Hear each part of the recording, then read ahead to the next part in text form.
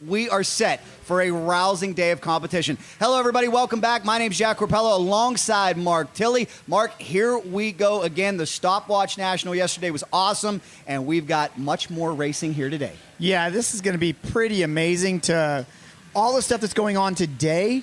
Like, this is the biggest day of Motofest with the amount of sheer things happening. I mean, we got drags up the hills on Harleys. We got AME. We got the showcase races that we're about to see, and then there is NGPC stuff going on all day long. Now we're normally at NGPC and we know all about it, but man, we're gonna try to get on that track and see, and hopefully you guys will be able to see what NGPC is all about. And hey, if you're a pro and you want to come out tomorrow and ride, you're here today. We will find a way to make sure your entry's paid and you can go. We're still trying to get Colt Nichols up. I love it. Yeah, speaking of Colt Nichols, if you didn't watch our coverage yesterday here live on the Dirt Bike Magazine YouTube channel, Colt was the man to beat. In fact, he's got quite a streak going because he has not been beaten at this event. This is the second annual Motofest. He swept it last year. We thought he might have been vulnerable yesterday with a 2-2, but because of his consistency, he was able to get the #1 spot overall, which means another $10,000 in his pocket. Yeah, he's definitely the one that's taking all the money away from this event. He might not take all the Moto wins, but he is taking all the money away from this event. So we'll see if Colt can come back today and do it. Now, what they're doing, too, is there is a 250 and 450 Pro class, but they're running at the same time. So 450 first gate, 250 second gate. And so you're going to have all these talented guys. I want to see if there's any 250s that are going to be able to actually catch the 450. I mean, I know they're not going to catch the front runners, but they're definitely going to catch some of the back of that pack and be dealing with quote-unquote lappers right away.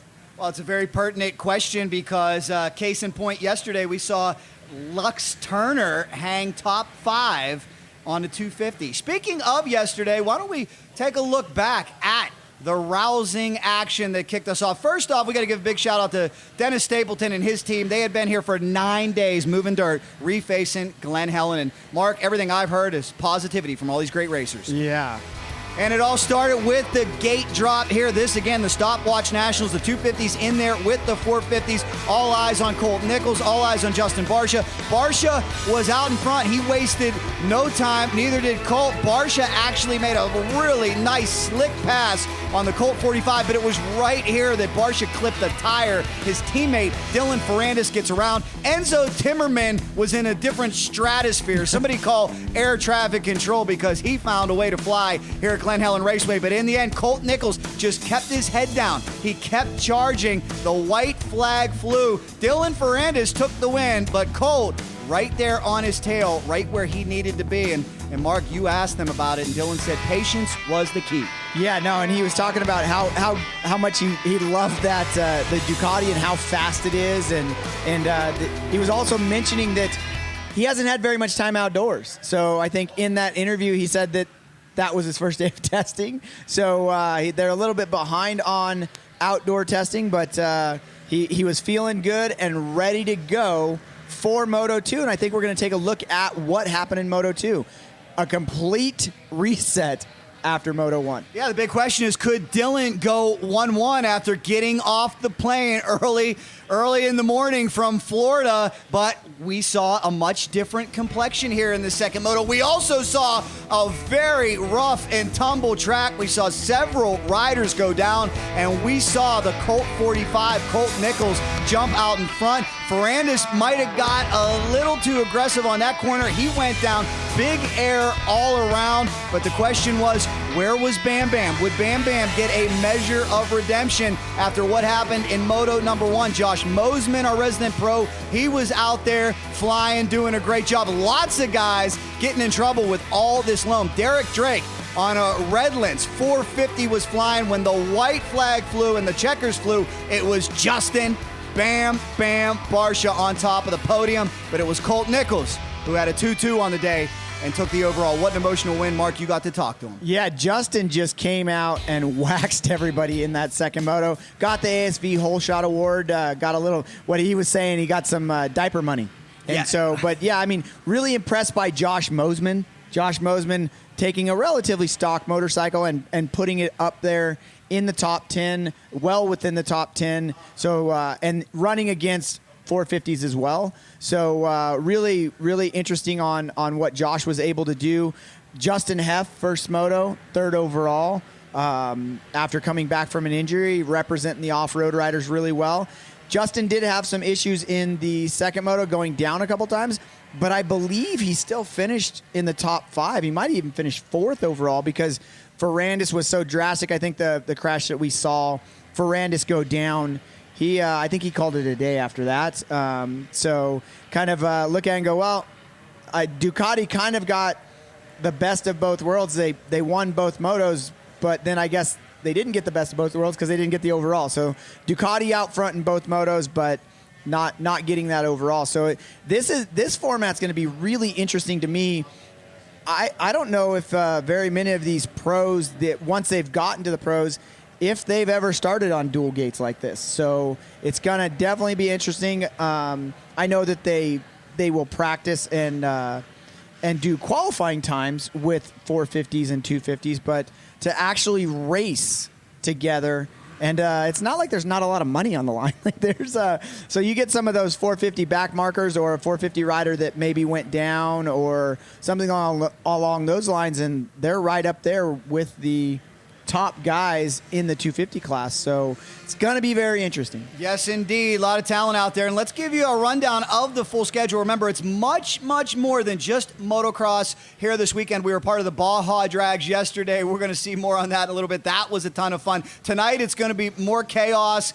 Good Lord, I might have to go to bed early. I don't know if I can handle the 3 bands coming in from Huntington Beach, California. Troy Lee's boys said they're going to throw a party. We got the Great Escape Ride. Before that, AME Mini Cross. And, of course, that sets the stage for tomorrow's big NGPC. We'll also mix in a little NGPC today. So a lot going on here at Glen Helen Raceway. And talking to Bud Feld Camp this morning, big smile on his face. He's saying this event, bigger than last year. Jody Weisel was with him from MXA. He concurred, so I think they're really onto something here at Glen Helen Raceway with Motofest, the race that is affectionately being dubbed the non-national national by Bud. That's what he told me. And there's the 51 out there. We'll see if Bam Bam can get it done once again. What a success story. Just 5 months after his devastating crash, Justin Barcia back here, not only on the gate, but winning on the gate. Looks like next to him, too, the 171 of Josh Mosman. Mark, I got to correct myself because I put my foot in my mouth by accident, and Josh's wife wore me out this morning. Shout out to her. Now, when I said Josh is about as close to a pro as you can get, Josh is a pro, and I want to make that clear. I just meant factory pro, right? Like he's not a full-time KTM guy, but he is a pro, and he will be entering Paula, and he is awesome, and he is fast, and his wife has sourdough for sale, but she grabbed me. She said, hey, don't you not be calling my husband a pro. He is a pro. Not only is he a pro, he's also a test rider, so if I he's ever... actually, he has the same position at Motocross Action as I have at Dirt Bike Magazine. His technical title is managing editor. Managing editor. So he not only does he do a lot of the testing and a lot of the stuff for MXA, he does all the videos for like the weekly report on what's going on. So Josh doing a great job over there and being able to hold down, helping with some of the sourdough making and all those treats that his wife has down at the Mosman Sourdough. I believe it's that white tent right next to the museum there. But yeah, he is a full-fledged pro. But yeah, we kind of know what you meant when you were saying that. Thank goodness. Well, if I, as you ad-lib endlessly up here as an announcer for 6 hours, if I ever butcher anybody's name, if I ever offend anybody, feel free to come slap me around. It's okay. It happens from time to time. Just look for me. My name's Mark Tilley. I'm wearing the Dirt Bike Magazine T-shirt if you need by me. the Dirt Bike Magazine motorhome, and it's a sign saying, come over here and slap me. Now, Mark, just so I don't ruffle any feathers with you, are you a pro? How do I refer to the great Mark Tilley? Because I know you're fast as fast can be. I'm just old. Well, yeah, but you're I think you would call that a former pro. Former pro. Okay. Because I haven't been in a pro class or on a pro gate for years and years and years now. So, well, still lightning fast. I did get to ride this course. I rode it yesterday after everybody did their 2 motos. So I got to ride on the track and then got to ride on the NGPC. All right, sometimes you get that magical countdown in your ear and you gotta love it. You can't even hear what's going on. But hello, everybody. We are here once again, Glen Helen Motofest, and we are ready to rock and roll with the 450, 250 showcase coming up. Did somebody just send you a secret message? You get a tip? I don't know. We're getting those things in the ear. I just wanted to make sure we weren't talking over the national anthem. Oh, do we have? Let's make sure we definitely. Okay, so we just want to make sure we don't disrespect anybody like that. Amen. So, amen. So I got to ride on this course and got to see what these guys were riding. And I raced nationals back here in the day in '99, 2000, and it's deeper than when we did that.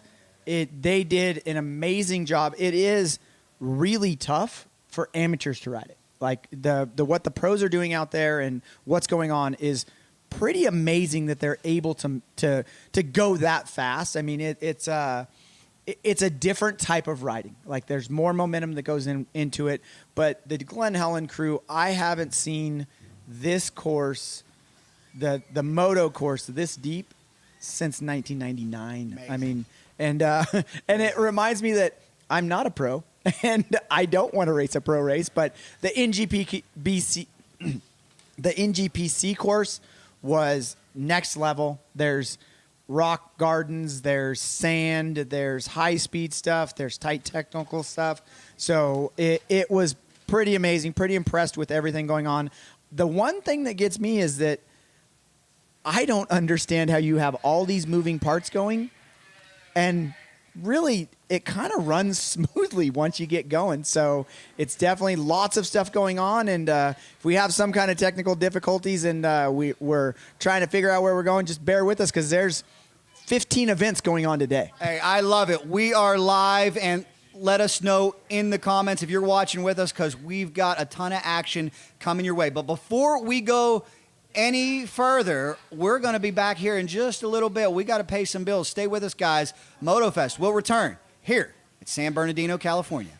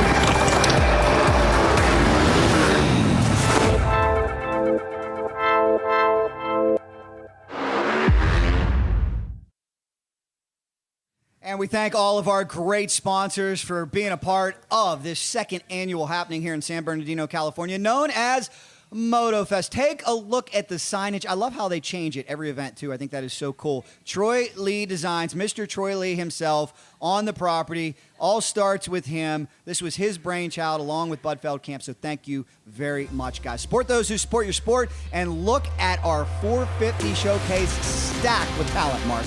Yes, it is. We got Dylan Ferrandis, Giacomo Redondi, Alvin Hillian, Phil Nicoletti, Filthy Phil back, Trevor Stewart, Justin Barcia, Grant Harlan, Justin Rodbell, Enzo Timmerman, and Derek Drake. Yes, indeed. We'll see if Derek stays hot like he was yesterday. Logan Edwards behind him, Devin Ruth, Alvin Hillman, Filthy Phil Nicoletti in the house. How about that? Dylan Schwartz, Parker Ross, all the Toyota of Redlands Bar X guys had a really good ride yesterday. Again, I got to meet Bradley because he was amazing. This is the 250 class, by the way. Yesterday they were hanging with the 450s, so keep an eye. You know who I'm really going to be watching? Lux Turner. I have become a major Lux Turner fan. The way that he finished the Supercross season, the way he battled the 450s yesterday, keep an eye on him. And it seems like it's a freight train with these Bar X guys. They'll just get nose to tail, and Dylan Schwartz and Parker Ross will follow them all the way on up. The one guy on that list that I'm really interested to see what he's going to do is Aiden Kiefer. And we know his dad and from Kiefer Testing Inc. So Aiden is, I believe he's going to be on a brand new bike. He's been on a Kawasaki up until now, and I believe he got a ride with the Phoenix Honda team. So this might be a little bit of a debut for Aiden Kiefer on that. So hopefully we will get to see him. I'm interested to see. I know I get to see him a lot while we're testing, because we do lots of testing at the same time that Kiefer Testing Inc. with Chris and his wife. I'm sure they're down there on the line and rooting him on. I know that I see a Justin Heft on there. I didn't remember reading his name off, but Justin Heft coming back, and you will also see Justin Heft tomorrow in the NGPC. You'll see him later on today too. If you're at the event, you'll see him on course in the AA class, and then I believe that Ryan Surratt will be down there. I don't think. Yep, there he is, right there, 951. Ryan Surratt on a bike that we built for the magazine. That's a full off-road bike right there. He's got a big tank on. He's got stabilizer. He's ready to go. Johnny Campbell helped out with that build. So you see Darren Heft behind Justin Heft right there, making his presence known. So Derek Drake on the far inside on that Bar X Yamaha. So it's going to be pretty exciting. It's definitely a rookie making a little bit of a debut, and then here's some crafty veterans that were out here yesterday, and we're going to see what they can do today. Well, speaking of veterans, how about the man to the right of your screen, 37 years young, Filthy Phil Nicoletti, the Husqvarna ambassador here with us. So good luck to him. He's got his tuner and his teammate out there turning the wrenches on that squad. Also, new mechanic for Justin Heft and Pro Circuit Off-Road. So welcome to Colt Tompkins. We'll see what they can do. But the big question for all these 450 guys is, can anybody stop Troy Lee Red Bull Ducati? Because yesterday, Dylan Ferrandis, Justin Bam Bam Barcia, 1-1 on the day. But Mr. Consistency, the Colt 45, gets it done once again and takes the win. So this is going to be awesome. I'm really interested, too, in all these bikes being out there at the same time. I thought we might have separate motos, but, boy, with that many motorcycles out there, I think we're going to see this track change big time. Well, ladies and gentlemen, before we go any further, we ask you to please remove your caps. Please rise as we honor this great country that allows us to enjoy the freedoms of what we love, motorcycle racing, here from Glen Helen Raceway. Please rise for the national anthem.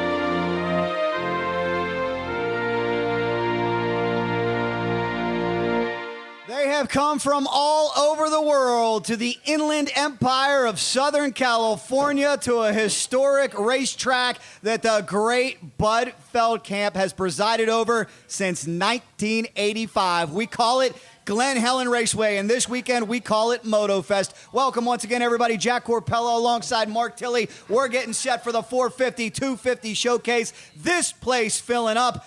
Bud calls it the non-national national. I'm just calling it a national because this is unbelievable. All the top 250, 450 pros are here. They just finished Supercross. They're getting ready for Pro Motocross, but Glen Helen, an important stop along the way. Yeah, I can't wait to see how this dual gate drop's going to go. I know that right now we still have some of the NGPC competitors on the course, so we might be going a little bit longer, but this dual gate drop is going to be really, really interesting because they're, again, 250s and 450s on the line. I think what the legend Disco Dave down there, the starter for Glen Helen, I believe what he's going to do is he's going to wait for them to start coming down either Yamaha or going up Mount St. Helens. So they got this kind of stuff down, but it's going to be interesting for us to see exactly how this start's going to go. You see them kind of dual staged in there right now. And the other thing I'm surprised about is they brought their grates back. Yes. They brought the grates back from yesterday. So that's kind of interesting as well. So where they can get now, are the nationals on grates as well now? Yes. Or? Yes, they are. And if you take a look at your screen right now, here's something that's unusual. May 16th, Southern California. Look at how cool and comfortable and overcast it is. You never know what's going to happen out here. And believe it or not, rain. Last night, it does rain in Southern California in May. It's incredibly rare, but it was just a nice drizzle, and it has made this track even better. Miss Disco Jr. is out there with the 30-second card, and right now, all these 450 riders got one thing on their mind. That is getting the Talladega turn first. Card goes sideways. Who will get the whole shot? They've all talked about how important the start is here at Glen Helen Raceway. Miss Disco coming off. It is time to go racing. Saturday morning, Motofest is off. Who will have the whole shot into Talladega turn? Look at this land rush. We got a bottleneck. Is that Timmerman? Is it Timmerman? Here comes Barcia. Bam, bam, Barcia. Where's the line at? He had the ASB whole shot award yesterday at least once. Trying to get another one up. Mount St. Glen Helen we go. We got a lot to sort out. Yeah, and then now we're going to go right back to the start because there's another gate drop. Barcia in another zip code. Gone. Man. It looks like, if I had to guess from this vantage point, don't quote me just yet, Barcia, Colt Nichols, and second is the White Husky. And here goes, I'm not sure, it comes the 250 gate. Whole shot, gates down. Look at all those Barcia guys. Look at all those Yamahas. Keep an eye on Lux Turner. Keep an eye. Parker Ross, Rod Bell. I think it's that Rod Bell in the 83 SLR Honda battling with Parker. Tons of RX guys out there. Massive, massive turnout for this 250 class. We have got a lot to sort out here, Mark. Yeah, there's a lot going on right now. It is a Honda out front, Yamaha in second, followed by KTM, and then another Yamaha. So we're just going to assume that if you're on a Yamaha, you're on that BarX team. And if you're on a Honda, you're on an SLR Honda. Not sure who. Whoa! Early in the, and get a load of that. That might be Aiden Kiefer. And that's after thorough track prep. So because it's still rough out there for sure. So what's going to happen 25 minutes from now? Because we are going, I believe it's 30 plus 1 again today. Unless it's 30 plus 2, I'll check with Tia. 30 plus 2? 30 plus 2 today. We were 30 plus 1 yesterday. We've added another lap for good measure. Wow. Those guys, that is a long way. That's a long way for a 250 to go. We need to bring Dennis Stapleton up here because when he told me the track was so mild with no big jumps, I think they found a way. Yeah, they were saying no big doubles. There was lots of tabletops, so maybe that's just a big, long. I don't think that they meant for them to jump that, but we'll see. So this is a rider out front, and I didn't see any numbers on his bike. We might get a closer look at that, but we'll know when they come through live timing and scoring. The Phoenix Honda guys do run those color wheels, so that I would be crazy impressed and happy for Aiden if that is him out front, because these Bar X guys were all over the place yesterday. And Mark, check out the running order. Believe it, I was right. You got Blind Squirrel, gets lucky every once in a while. Filthy Phil Nicoletti up the third on the start. So it's Barcia, Nichols, Nicoletti, Rod Bell is on the 450, excuse me. He's in fourth. Smith in fifth. We didn't see Smith much. How about Haynes? Talked to him yesterday. pre-race. He said it was all about the start. Hep in seventh, Derek Drake ninth, and Hillian, who you mentioned moments ago, ninth. Josh Mosman rounding out top 10. Oh my goodness, guys goes down. Once we get live timing and scoring up for that 250 class, I believe we could be seeing Colt, the 250 All-Star class. So yeah, Kiefer. so Kiefer is leading. We've got and that's Chris on the side. So Aiden Kiefer spends a lot of time here, and he looks great on that brand new Phoenix Honda. Yes, he does, as he continues to give it a fistful of throttle around the baddest, roughest track in the land. It's pretty soft here this morning, but those ruts will get deep. We saw it yesterday. Just give it time. 30 plus 2. Kiefer, our leader in the 250s. Barcia, I don't know if Barcia's trying to just ride this thing down to Paula and Temecula or what. He's in another zip code. I can contest to that too. That is huge. Woo. He's got to come out of that turn and just leave it pinned on a 450 to make that triple. I know when Stapleton and those guys were designing this track, they didn't think about that being a triple, because I doubled that this morning and was like, yeah, I'm good. This is so yeah, Filthy Phil on that FXR backed Rockstar Husky is inspirational. Definitely. 37 years old. Yeah, He is the guy who won. I mean, it's hard to believe he's a vet. He won the Vet Nationals here a couple years ago. And he's kind of cleaned up his. We might have to call him Clean Phil, because since then he's become a brand ambassador for Husqvarna. So shout out to him. He got picked up. He said no longer is Coors Light his energy drink of choice, as he told us at the Vet Nationals. But boy, he is moving. You're talking about a guy with a heck of a pedigree. Got on the podium in pro motocross before. He said 2018 Unadilla was the moment of his career. Looking for another moment here. Could you imagine if he gets on the podium with this assembly of talent? Yeah, no, it's definitely a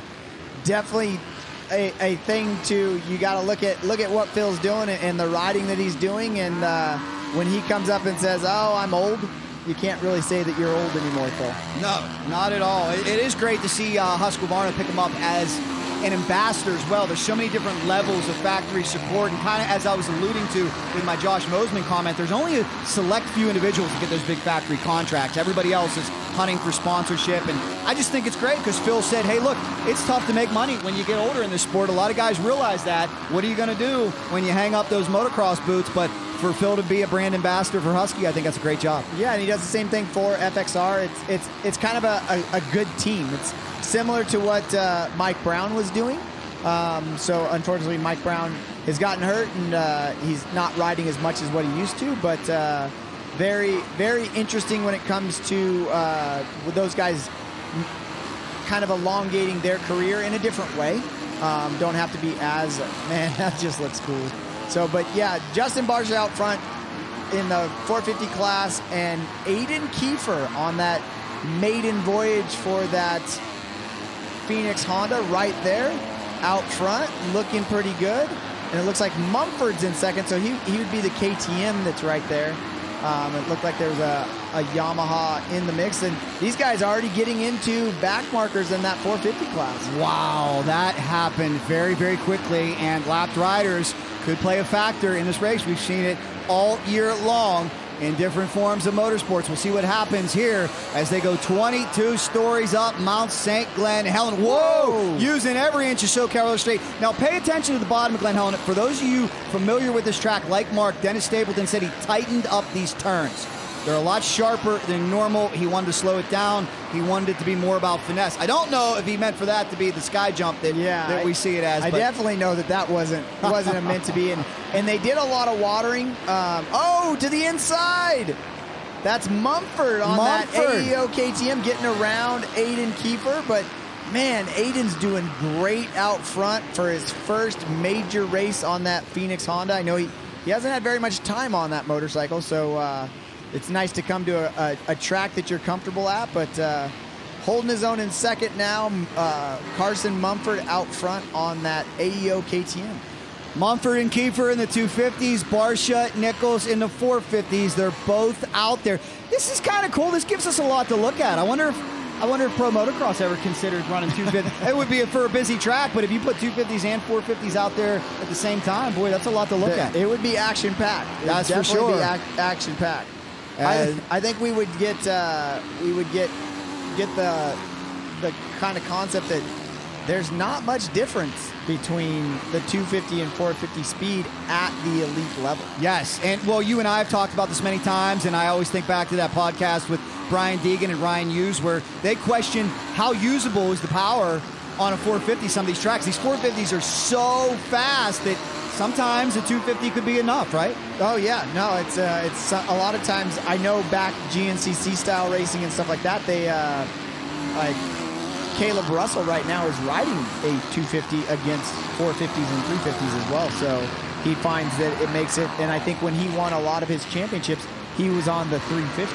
So well, that was the interesting story too that we heard Weege report out of the Ken Roxon camp that Jamie from Twisted Development, who is here, very acclaimed motor builder. We've watched him do all kind of crazy stuff with Carson Brown and top teams. He squeezed 5 more horsepower out of Roxon's bike, and initially Roxon said, this thing's way too fast. I'm overshooting every corner. I can't do it. They went back to the fast motor, and that's what led Roxon to a championship. So he figured out how to ride with the extra power and was actually faster. Yeah, no, it's definitely, it's not always, if you have all that power and you don't know what to do with it, or you have all that power and you can't harness it, it doesn't do you any good. You just got wheel spin. So it looks like we're looking at the Bar X team just like yesterday, a kind of inter-race scrimmage. A little early for a look back, isn't it? Like that's those guys. I know Lux Turner yesterday was kind of moving back and forth on that on his 250, keeping people behind him and looking back. So these are the Bar X guys, and definitely doing. I believe this is 3rd and 4th because I saw Aiden Kiefer in the. Woo! Man, that just looks cool. That gives me a stomach ache. I'm glad I'm sitting here watching it. It is entertaining. These guys are fearless. Top riders in the world. Getting ready for the Pro Motocross season. Just finished Supercross. Mumford, Kiefer, Ross, Turner, Schwartz. Look at that. As predicted, it is a Bar X freight train out there. Bradley's got to be very, very happy. We got to talk to him. But they've got to get by Mumford and Kiefer. Those are the stars of the show here in 250. Well, I'm sure we'll give you a 250 running order as well as we get data on that one. We'll keep an eye on the 450s. Barcia, Colt 45. Now, yesterday I kind of alluded to it, and I don't want to speculate, but based on how the day went for Colt, with Barcia checking out, how aggressive do you think Colt's going to be here? I think for him, he's a thinking racer, and he's going to kind of see what Barcia has, but he's not going to push it definitely in the first moto because it's first is as good as the second in the first moto. So second moto, he might have to come out and lay it on the line a little bit more. But like I said, Colt's a thinker, and he's always thinking about what he needs to do. So we'll see what he figures out. Look at this battle into Talladega. There goes the 92. Making a great Timmerman. I think he's gone to the 250. I think he broke his 450 yesterday. Oh, no. I think that was what happened in the first moto. As long as he didn't break himself. I'm glad he's okay. So, yeah, we got Barcia, Nichols, Nicoletti, top 3. That's Mosman. Oh, no, Josh Mosman, our resident pro. Let's hope he's okay. We know that Josh is tough as they come. He really said great things about this track, like this track this morning. We'll see if we can get him back on the pace. That just shows it can happen to anybody, somebody with as much seat time as Josh, especially with how different this track is. Yeah, well, and at the bottom of those hills, the outside lines, they did a lot of watering overnight. When I went out for the sight lap on the NGPC course, the bottoms of the hills there was standing water in them. So I think they were trying to drain those. So instant replay, we get to see what happened to Mosman. Oh, man. Front end just tucked on him. And I think you got to attribute that to just how different the terrain is here. Probably those instincts kicked in with, you got to figure, I mean, between you and Mosman, you guys got like more seat time here than anybody. He's probably just so used to the old Glen Helen, and now it's way different. Doesn't seem to be bothering this man right here, Bam Bam Barcia. Yesterday, he clipped the tire and went down, won the second moto, and right now he is leading by a wide margin in Moto number 1 here on Saturday. Bam Bam Barcia, what a success story. Got the whole family here, camped out all weekend, having a great time. Really comfortable on that Ducati. And I think these, I don't know what you think, Mark, but I think these guys have good things in store for them for the next couple seasons. It was such a tough start in Anaheim 1. Your heart bled for Justin Barcia and all these guys after a devastating crash. Everybody was so excited to welcome Ducati. As we've got a check coming in. Here comes the one and only Colt Nichols. Colt Nichols on the 45 Suzuki giving chase. I think Colt might be content to stay here, and that old cliche I talked about yesterday, 2's as good as a 1 in Moto number 1 with Justin Barcia running like this. I think Colt knows it's going to take a mistake, but we'll see what happens.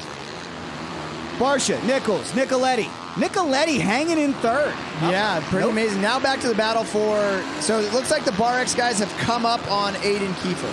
So Aiden maybe feeling a little bit of that pressure, getting used to that new motorcycle, but he's surrounded by Yamahas right now. They are catching people, slower riders of the 450 class, but that's the BarX crew is freight training, and Aiden Kiefer looks like he's on their list of people they're going after. Whoa, big time aggression outside for the 40.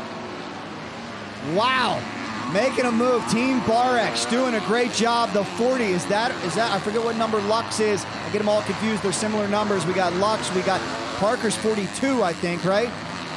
Yeah. I have my roster in front of me. We'll try to get, I think it's right under there, Mark, actually. if you, there we go. We'll get you some information. It looks like we got a transponder problem here with our 250s. So there we go. There we got Mumford, Kiefer. So that's Parker Ross. Turner's behind him. Turner's 43. And it's hard because then Swartz on the same team is 42. Gotcha. So, yeah, like I said, they all look the same, similar numbers, and they're all about the same speed. Another look back for Parker Ross. What is going on, Parker? He was probably trying to see if it was his teammate or not. So somebody, who's that Honda coming up putting the heat on him? We passed moments ago. I didn't even see a number on the side of that thing. We'll have to get a When you look at on the outside of that, all those guys are going to the inside because that outside is just pure mud. Big air. We got to come up with a name for that Sky Coaster-esque jump right there that I think was unintentional, but our pros showing what they can do. So glad you guys are watching with us live here on the Dirt Bike Magazine channel. Let us know you're there. Drop us a comment. Big audience yesterday, and why not? We know you love Moto like we do, so it may be an off week from Supercross. It may be an off week from Pro Motocross, but not for the dyed-in-the-wool loyalists like us, right? Yeah, no, it looks like Parker Ross, once he's got around Aiden Kiefer, he's kind of checked out a little bit, and Lux Turner and Swartz weren't able to go with him, so not sure if there was an issue or something like that with those guys, if they hit a turn wrong or what, but seems like they've stretched that out.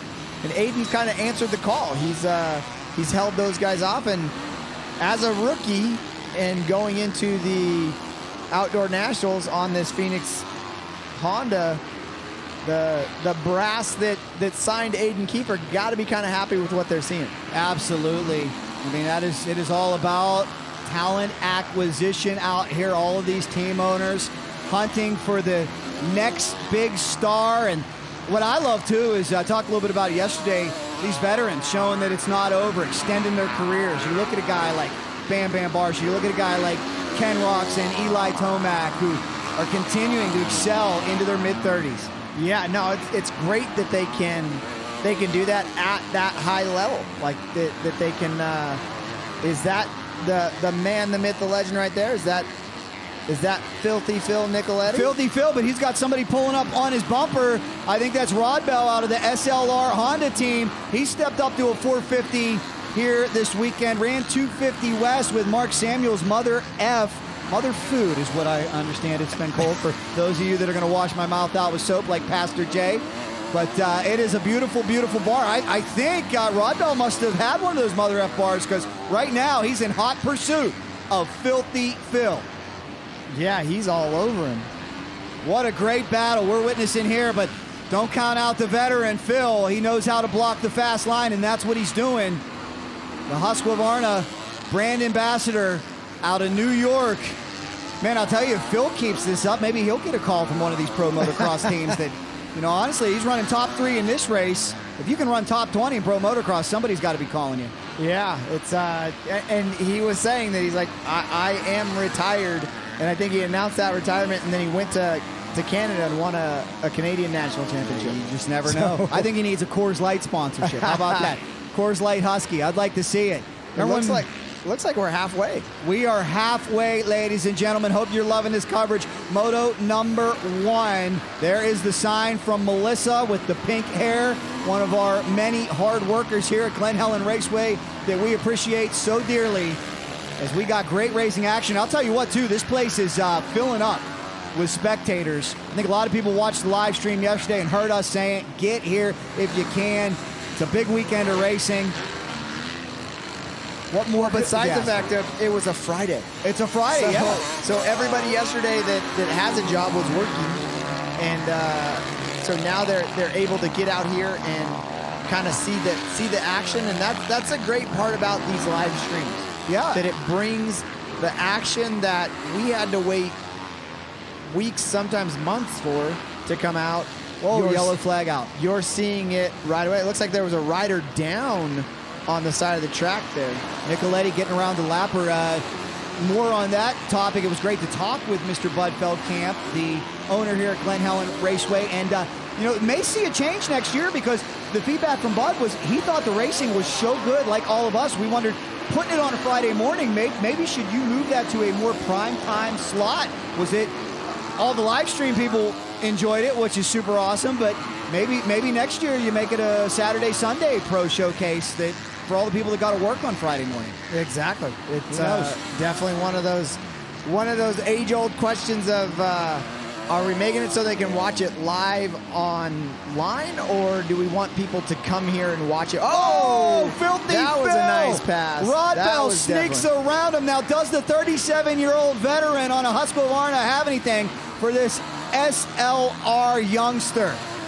It's a Husky-Honda battle for the 3rd position here in Moto number 1 of Motofest. That was just a nice... he's Phil. looking back. He's throwing out the anchor. He's definitely looking back to see who's coming and man. how fast he actually has to go. Well, let's hope Phil doesn't concede. Let's take a second look at this pass. Rodbell had been just lurking, to the studying, inside. Takes that inside line, saw that Phil left it open. Phil gets loose out there, which has been a problem for a lot of these racers here this weekend in this deep loam, this reconstructed Glen Helen Raceway, and we've got a Honda running through. What a feather in the cap of Rodbell. Yeah, and that was a clean pass. That was a really clean pass, but Justin Barcia is just on rails today. Gone. Is Dylan Ferrandis not out there today? I don't think so. I think he flew back. Oh, okay. So Ferrandis not out there. Good to know. Parked the 14. He was able to get the valuable time in yesterday that he wanted, made a big impact, and he'll get ready for the Pro Motocross season opener in Paula. As for Bam Bam Barcia, he's here with his camper. He's got his family. They've been playing in the dirt all weekend. If Bam Bam's not out there racing, they're out there building sandcastles and having a ton of fun. Exactly.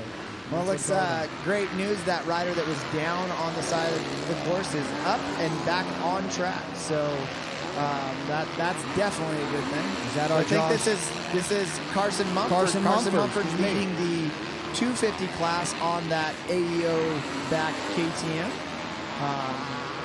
AEO coming on the scene a few years back with KTM and a factory sport. They have a couple different dealerships, some in Arizona and some in California.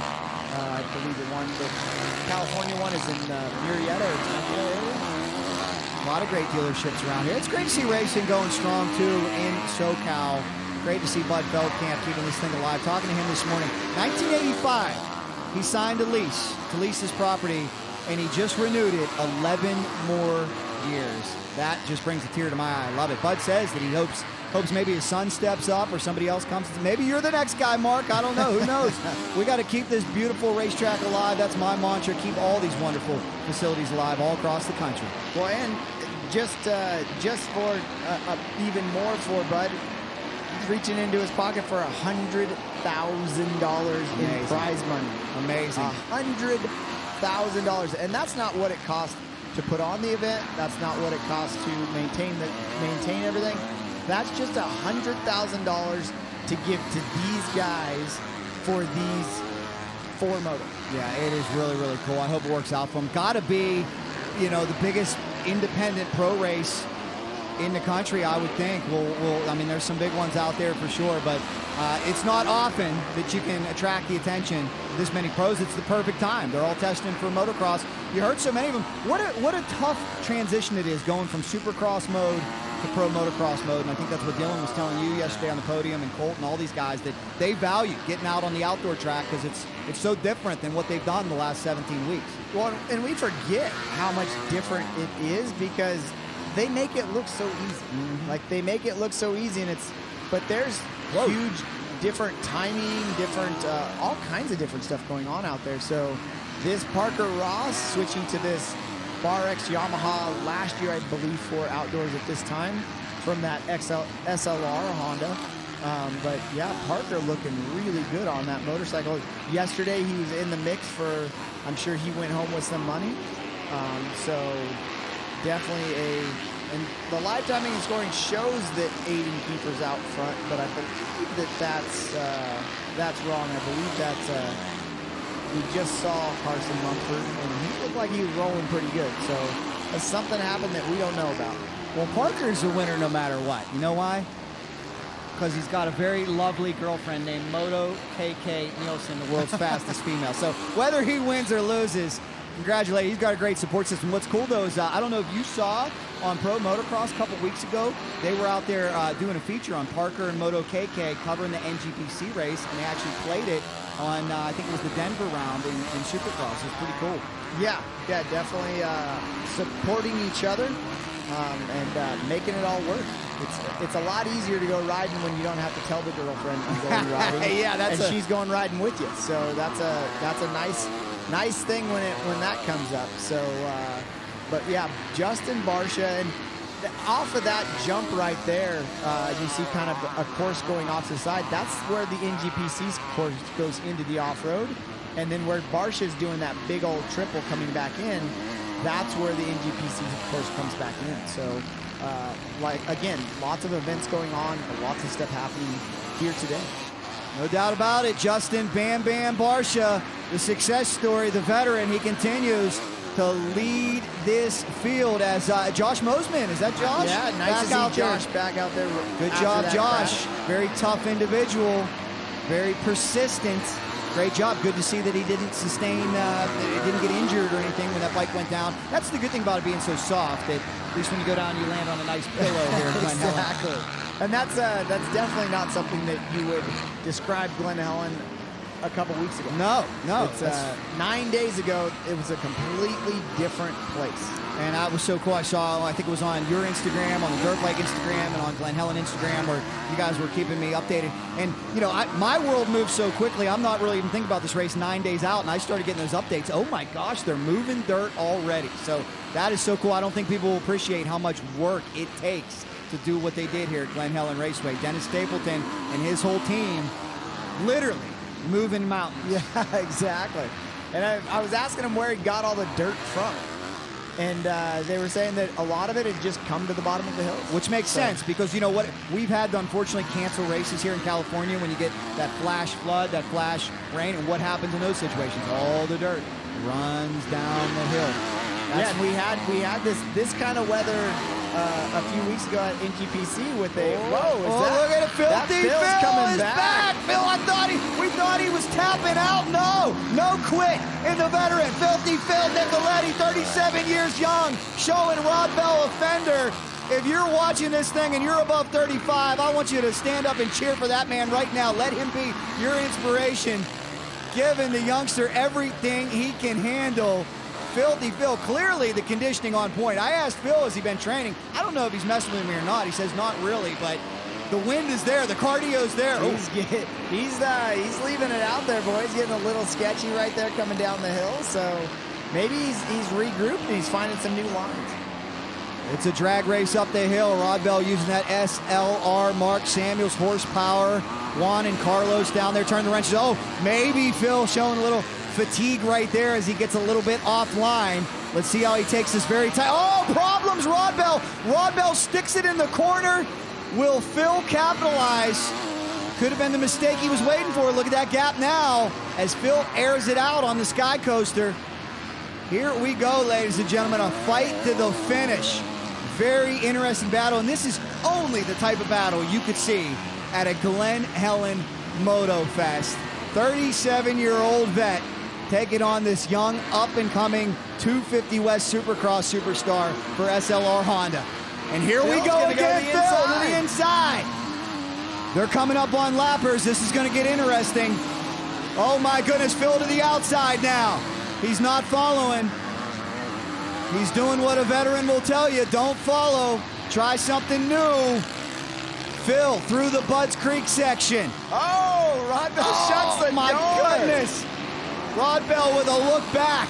Rod Bell's like, man, I thought this guy was done. Not by a long shot. Barcia, Nichols, Rod Bell, Filthy Phil Nicoletti, Justin Heft, your top 5 here this morning. Oh, little mistake right there from Phil, letting Rod Bell get out. He does keep looking back, though. He keeps looking back. I know he wants to make sure Heft doesn't creep up on him. He's got a lapper in between them now, but man, what a flurry, what a battle. And we do have live time, according to our live timing scoring, Lux Turner has worked his way to the front in the 250 category. So remember that name, Lux. I mean, he's going to be up in the 450s before too long. I think he's going to be a top 10 guy in Supercross before too long. That's my bold prediction. Play this back in 3-4 years. Flying. Yeah, it seems like Rod Bell, once he got a little bit of distance between him and Phil, he doesn't have to think about Phil and where he's going to come after him. But got to be impressed with Phil coming back. He didn't just lay down, and he's not gone. No, he is not. That's what Phil. I think he must have a talk with himself, or it must be like that interval training where he takes a little break and then he just hammers it again. We've thought he's tapped out and conceded 3-4 times, but no, not the case. And there is the 71. Yeah, that's Carson Mumford. Carson Mumford was leading, so I'm almost positive that he's still in the lead. So yeah, Carson Mumford is leading this race on his AEO KTM. Shout out to Jeremy Sism and the crew at AEO. Your guy's doing good. So I think what it is Lux might have got into second and Aiden's in third. Letting the other rider know that, hey, thanks for letting me by. We will sort it out for you guys as we hit lap number 10. Final stages of Moto number 1 of Motofest. And guess what? If you're watching us and you found us here this morning, we're going to do it again later today. A big Moto 2 coming up. A lot of cool stuff in between. Mark, I even understand you're going to throw the helmet on in between? Yeah, if we can do it, I'm going to go ride the 30-plus class out on the NGPC side. So if you're up here and Jack's looking for stuff to talk about, we might even go to that race on track. So hopefully cool. get out and go throw on the helmet. That's the one thing we were joking about the other day. We all get into the motorcycle industry so we can ride motorcycles, and we end up not riding motorcycles. So it's definitely something you got to pull aside and say, yes, I want to do this. It makes for a fun, enjoyable weekend, that is for sure, as the 40 grabs a fistful of throttle. We'll keep you posted on that. We've also invited a few special guests up here. Hopefully we hear from the man, the myth, the legend himself, Mr. Bud Feld Camp. I told him he was being humble and didn't want to be on camera. I said, you got to come up and give us 10 minutes here today. He said, I might just do that. He's feeling good. We're planning on having Tony Alessi in the booth right around 11 o'clock, somewhere right in there. Super cool. So Tony can tell us kind of everything that's going on with the AME track in the back. All the events that are planned for later tonight. If you're a mini rider in the vicinity of Glen Helen, there is an event for you today. So get mom and dad to load up the bike and get down here. Yeah, not too late. That's what we've been telling you all weekend. Get down here tonight. Bunch of bands. Max Lee has brought them in Huntington Beach, California. And it's going to be wow. I might have to, I don't know if I can handle a party of that magnitude. I might have to go to bed, drink my milk, and get ready for the morning. I don't know. I know Mark Tilley's a big party animal. He might be out rocking and rolling all night. Yeah, I don't think I really have a choice because the motorhome is parked right behind. Oh, yeah. But the cool part is the motorhome's behind the live band. Yeah. So maybe it won't be as loud. Yeah, you and Justin Barcia are getting a concert whether you want it or not. How about that? And speaking of Bam Bam, there he is. The 51. I just, again, am just so astounded, not only about how quickly Barcia returned, but how quickly he returned to form. I don't know. I'd have to ask him, but I mean, it seems like he's even faster than he was in the beginning of the year. Yeah, and that jump that he's doing right there, he's one of the only guys doing it. But yeah, it's. I was talking to him a little bit yesterday, and he was saying that, you know, I was surprised that he was able to come back and make a dent in some of the Supercross events that he came to. So. Yeah. I saw him in, I think it was Philadelphia when he made his return. I couldn't believe it. I about fell over, man. And I told him, I said, this is the greatest interview of the year for me that had a big impact on me. I was standing right there when he crashed. And I've seen a lot of scary things in motorsports. That one is right up there with all of them. But you know, white flag out, Barcia. Maybe we learned something, and maybe Mark, this is good for you and everybody else learning that Barcia keeps touting that airbag suit, says it saved his career, might have saved his life, and maybe that's something that a lot of us really need to look at. Yeah, no, and it's amazing the technology that we have now. That him and Malcolm Stewart both go down really hard, and I mean Malcolm was back a week later, I think. So it's pretty amazing. Troy Lee doing a lot of investment in the equipment that his riders are on. I know that they put a lot of investment into the Troy Lee Designs helmet. But yeah, the brand new airbag system that Alpine Stars has come out with is just amazing. Like it's just great that we are in a time to where we can have that kind of technology. Well, when unfortunate incidents like that happen, you're always learning, right? We may have learned something, and I'll say even for the casual weekend warrior trail rider, I tell you, slow as I am, I might be looking at that airbag suit if I bounce off a tree or something after hearing what Justin Barcia said. Safety gear is worth every penny, right? Good safety gear. This is Phil right back up on the rear tire of that SLR Honda. Filthy Phil, we got a battle to the finish. Does he have enough racetrack to reel in Rod Bell? Right now, it is Barcia, Colt Nichols in the battle for third that you're watching on your screen right now. This is it. Final lap from Glen Helen Raceway, Moto number 1 of Motofest.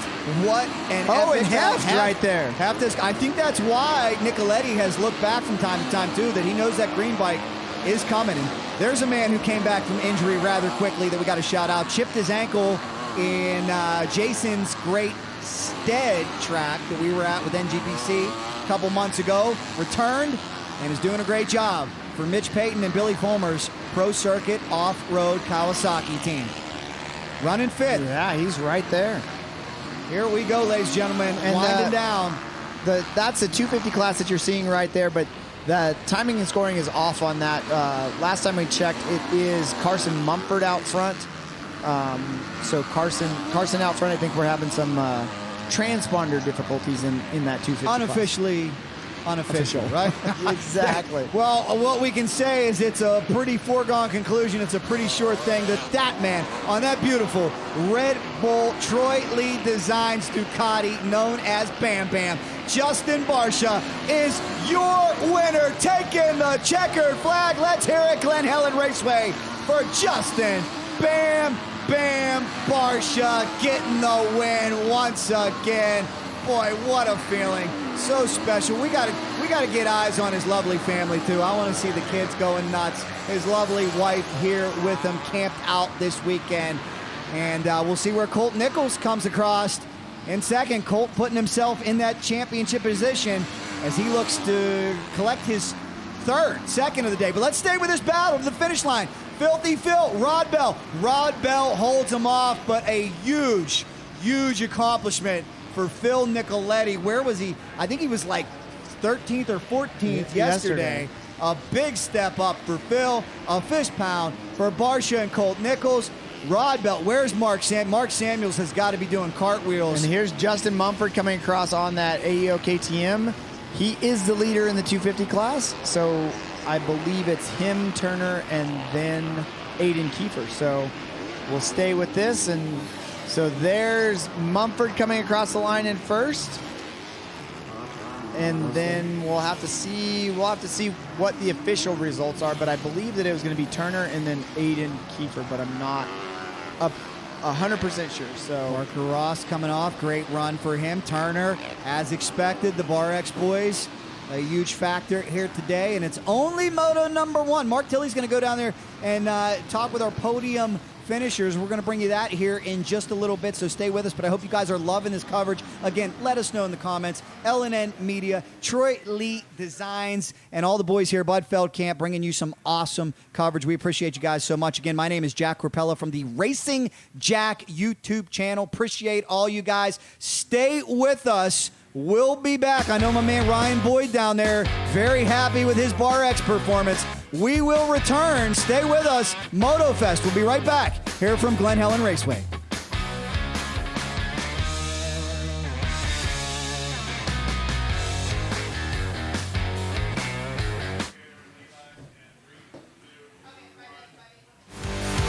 The second annual Glen Helen Motofest, presented by Troy Lee Designs, is brought to you by ETS Fuels.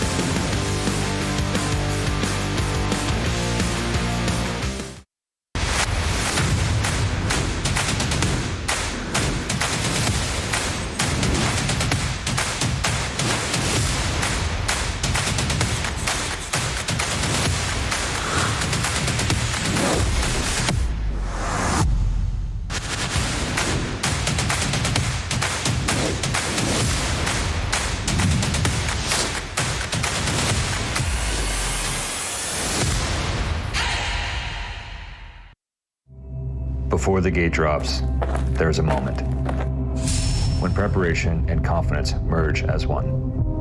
ASV's S1 Series single pivot adjustable reach levers are forged for maximum strength, backed by a 1-year unconditional guarantee. Because when that moment comes, reliability is everything.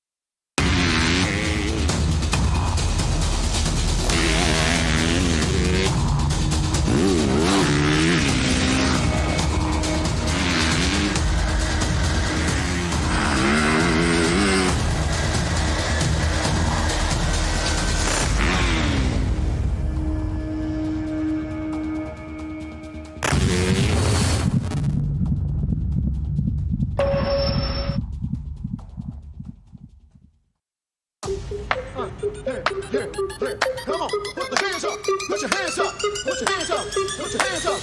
Let's go.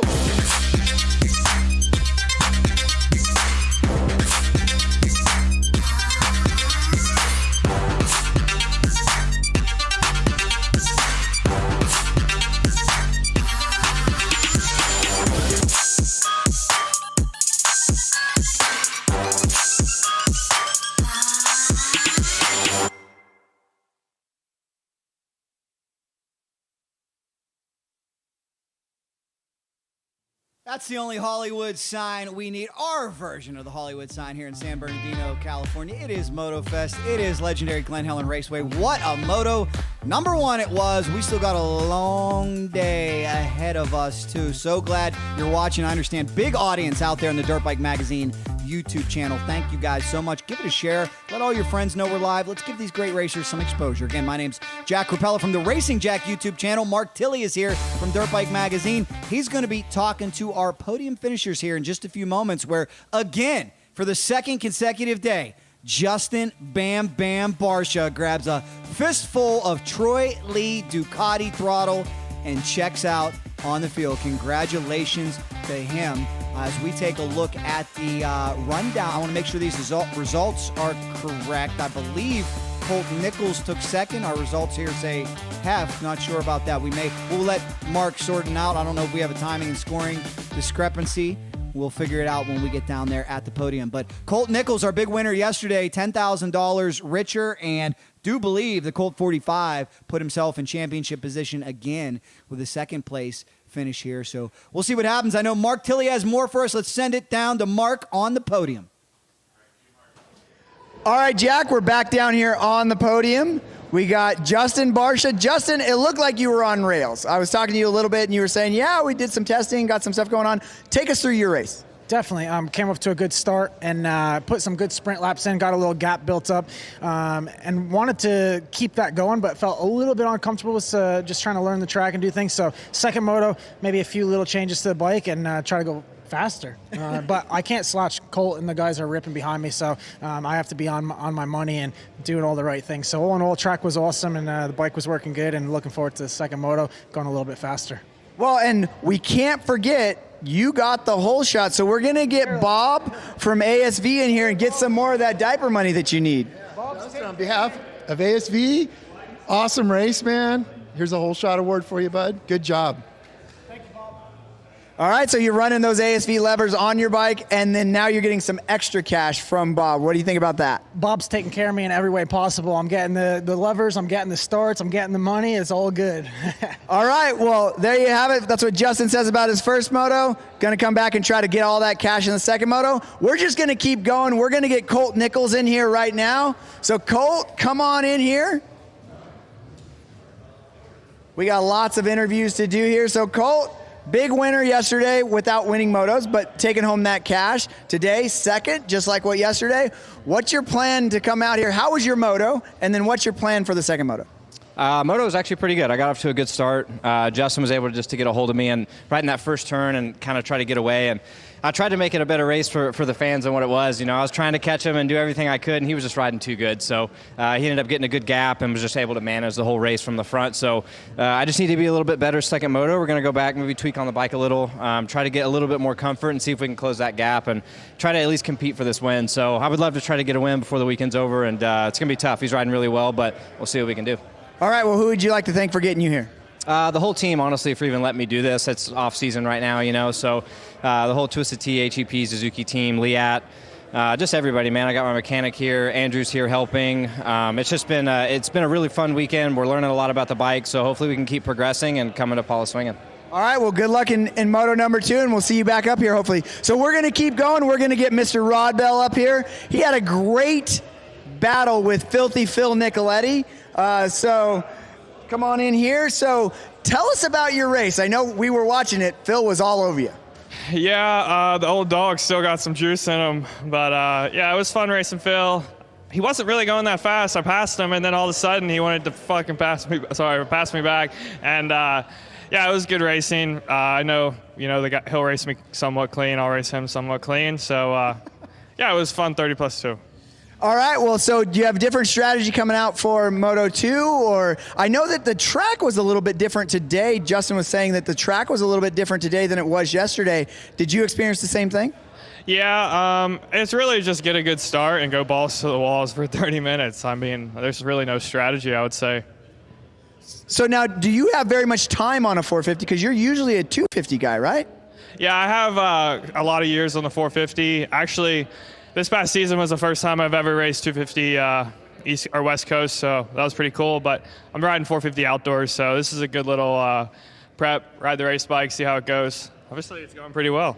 Yeah, you're doing pretty good, taking home some cash. So congratulations on third. Who would you like to thank for getting you here? Yeah, the whole SLR team. Without them, I wouldn't be here. Mother F, get yourself a bar, try it out. Bayview Builders, my guy Cody back home. Flu Art Mechanical, and everyone else, thank you. All right, well, congratulations. Good luck in Moto 2, and hopefully we see you back up here. So we're gonna keep going. We're not gonna keep going.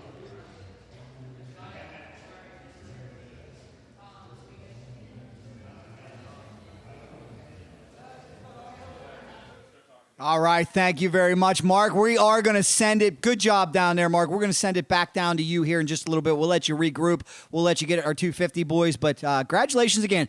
Justin Bam Bam Barcia, big smile on his face. So happy to see him here at Glen Helen Raceway with his entire family putting on a spectacle. But don't count out that wily, consistent veteran by the name of Colt 45, Colt Nichols. He knows he's in position to do it again. If he can get a 1 in Moto number 2, he will win his 4th consecutive race here at Glen Helen Motofest. Great job by Rod Bell out there as well. Mark Samuels got to be happy with that. I think I know why they call it the Mother F bar now, though, too. Hopefully you guys were able to beep your YouTube. No problem. He's amped up. He's excited.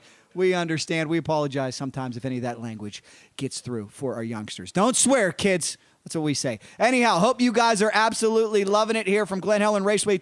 250 podium is set. Let's send it down to Mark Tilley. I think he's got our 250 podium ready to go. Okay, back down here on the podium, we're with Carson Mumford, part of that AEO KTM team. Now, you're new to this team this year, doing Supercross, doing outdoors. Hopefully, take us through your race. It was pretty good. I got off to like a third place start, lined up pretty far outside, so it was good. I came out good. I knew it was going to be a long race, so I tried to just be really patient the first few laps. Lux ended up going down, and I made a good pass for the lead on the second or third lap.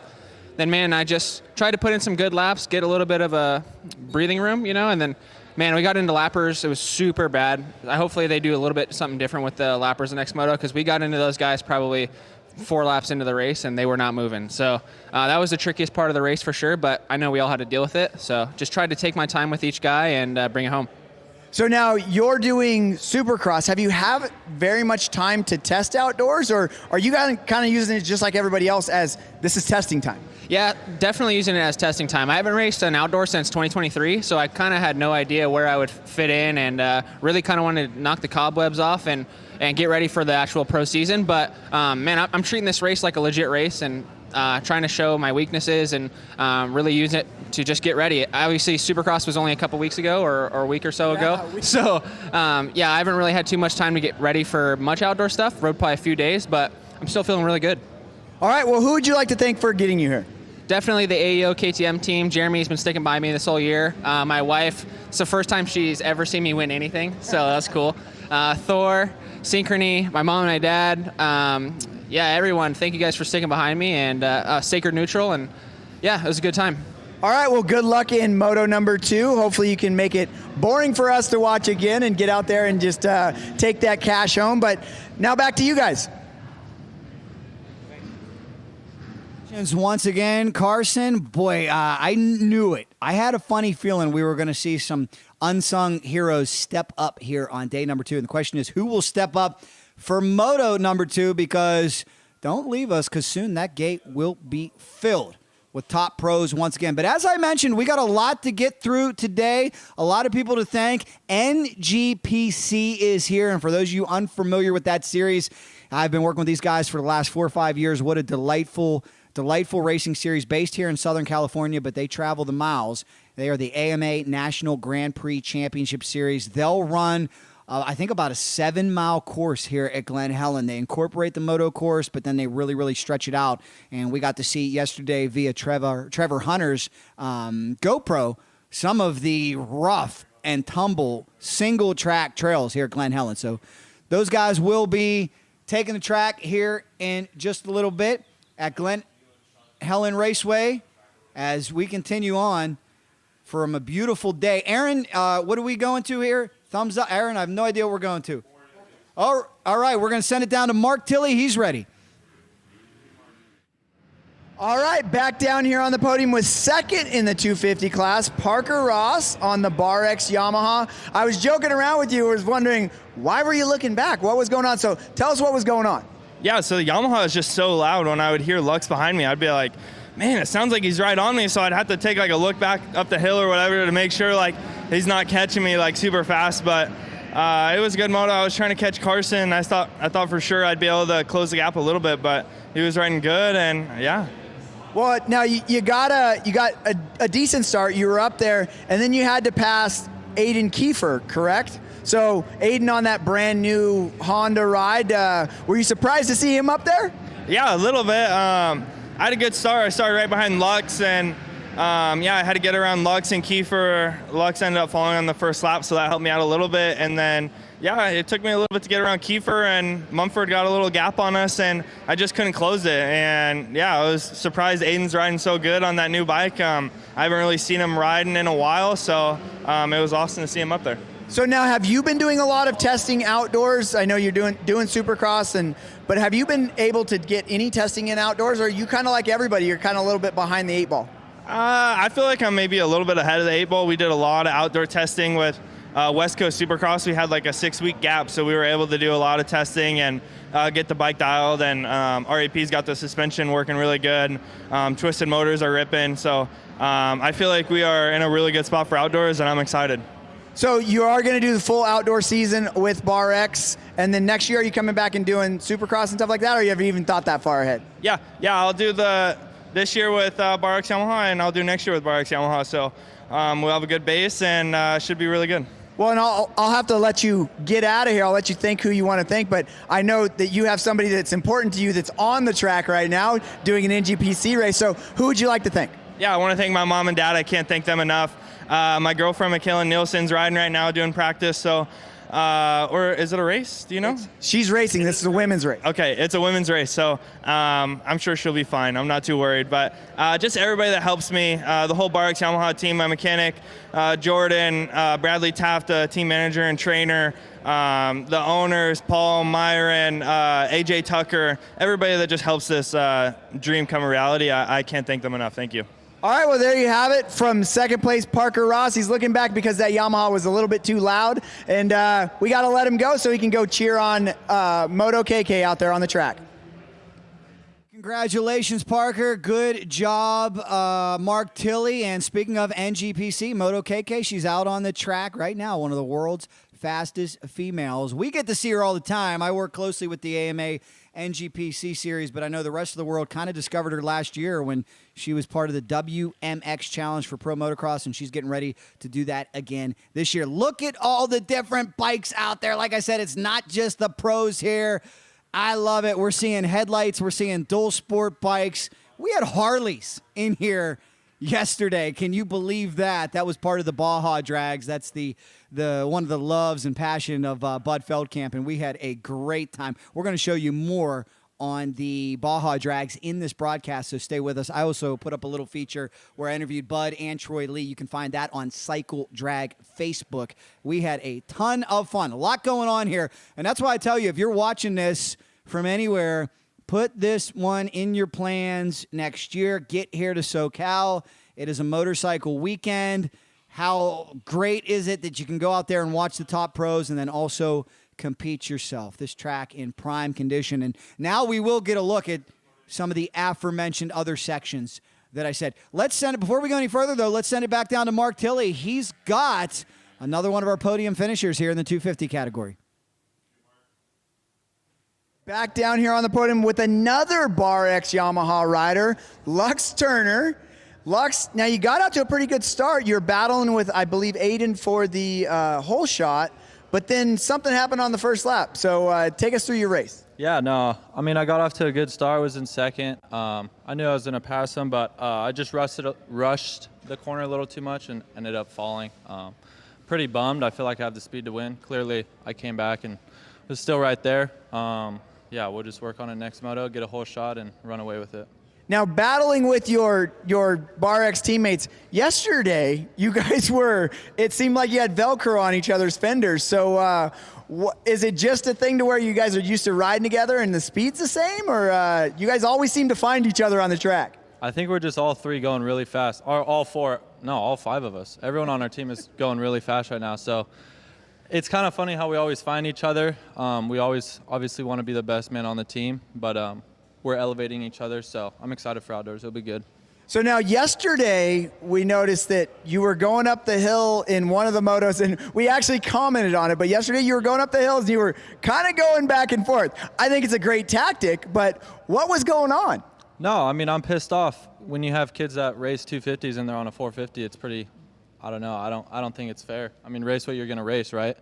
So yeah, I was moving over on him because I don't want him to pass me. I passed him 3 times that lap, and then he passed me up the hill. So, I mean, you got to do what you got to do. Yeah, hey, as long as you're not cross jumping in the air, I mean, it's fair game. Well, yeah, and it was definitely entertaining to watch, and we kind of thought that might have been what you were doing. That's why I had to ask Parker on his interview why he kept looking back, and he said that, hey, those Yamahas are just a little bit on the loud side, but it sounds like you guys got these bikes dialed going into outdoors, so it's going to be great to see what you guys can do. Yeah, no, our bikes are amazing. I would like to thank the whole Toyota, Redlands, Bar X, Yamaha team. They've been amazing, and I'm excited for a good summer. All right, so second moto, you're going to come out swinging. Yeah, no, I'm going out there to win. All right, well, there you have it. Lux Turner, he's going out there to win in that second moto, and it's a lot of money on the line, so I would say he's going to do it. Back to you, Jack. Thank you. The gloves coming off, the brand rivalry. Storylines aplenty heading into Moto number 2. And you've got a front row seat because that's coming up later on today. But right now, AMA, National Grand Prix Championship racers out there. Look at this. This is the off-road track. Little flashback for all my Lucas boys where we used to watch Pro 2, Pro 4, UTV trucks fly around this racetrack. Well, it's part of the NGPC course. Before we go any further, though, let's take you back to this special recap. Big shout out to my man James Burtock putting these together very, very quickly for us, doing a fantastic job. This was moments ago, getting ready for Moto number 1 of the 450-250 showcase here at Motofest. Beautiful day for racing. Cool, comfortable, 60 degrees, overcast skies. The gate drops and all eyes on Bam Bam Barcia.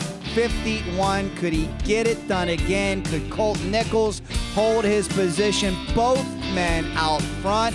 Keep an eye on that Ducati. Sneaks around him as we watch gentlemen skying out on the jump that really wasn't supposed to be a sky coaster, but is. Great battles all around this racetrack for sure. Top talent here from all over the country competing for more than $100,000 in cash prizes. We got $70,000 to be paid out today. Great racing. Enzo Timmerman was on one. He was flying. We saw the track, the Phantom, here at Glen Helen Raceway, reach out and grab a few racers with that deep loan and that resurfaced facility that they spent 9 days tilling and working on. And boy, it provided some entertaining bar-to-bar racing action. Speaking of bar-to-bar, the Bar X guys flying on the Yamahas out there. Rod Bell and Filthy Phil Nicoletti gave us a great treat.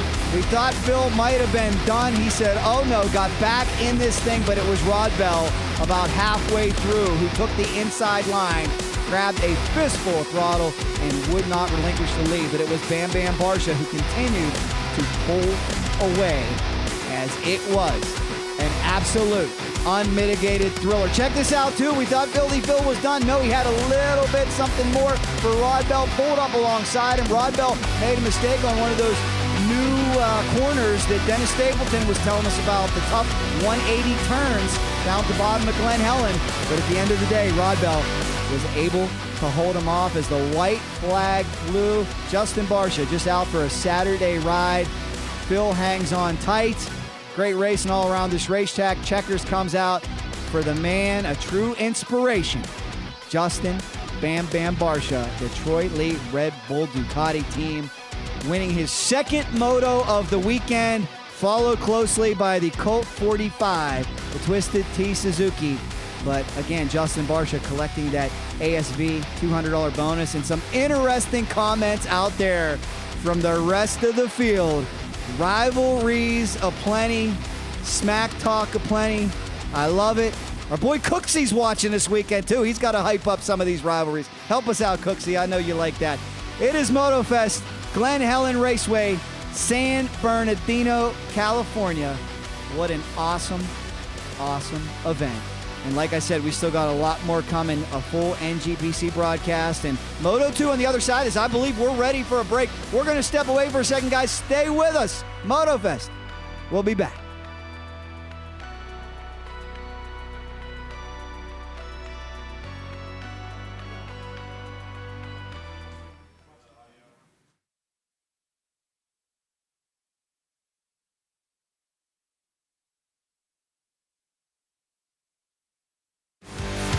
The second annual Glen Helen Motofest, presented by Troy Lee Designs, is brought to you by Actory Effects.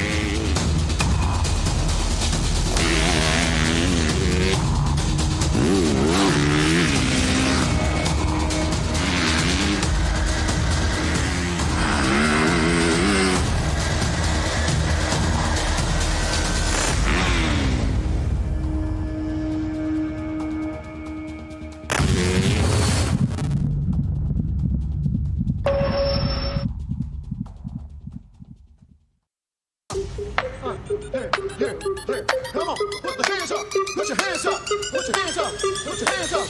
Let's go!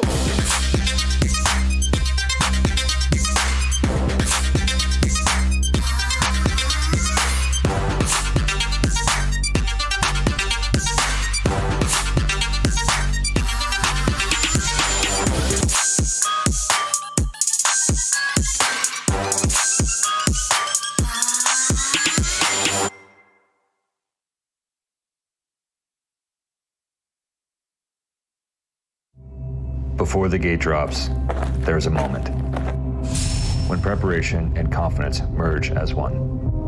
ASV's S1 Series single pivot adjustable reach levers are forged for maximum strength, backed by a 1-year unconditional guarantee. Because when that moment comes, reliability is everything.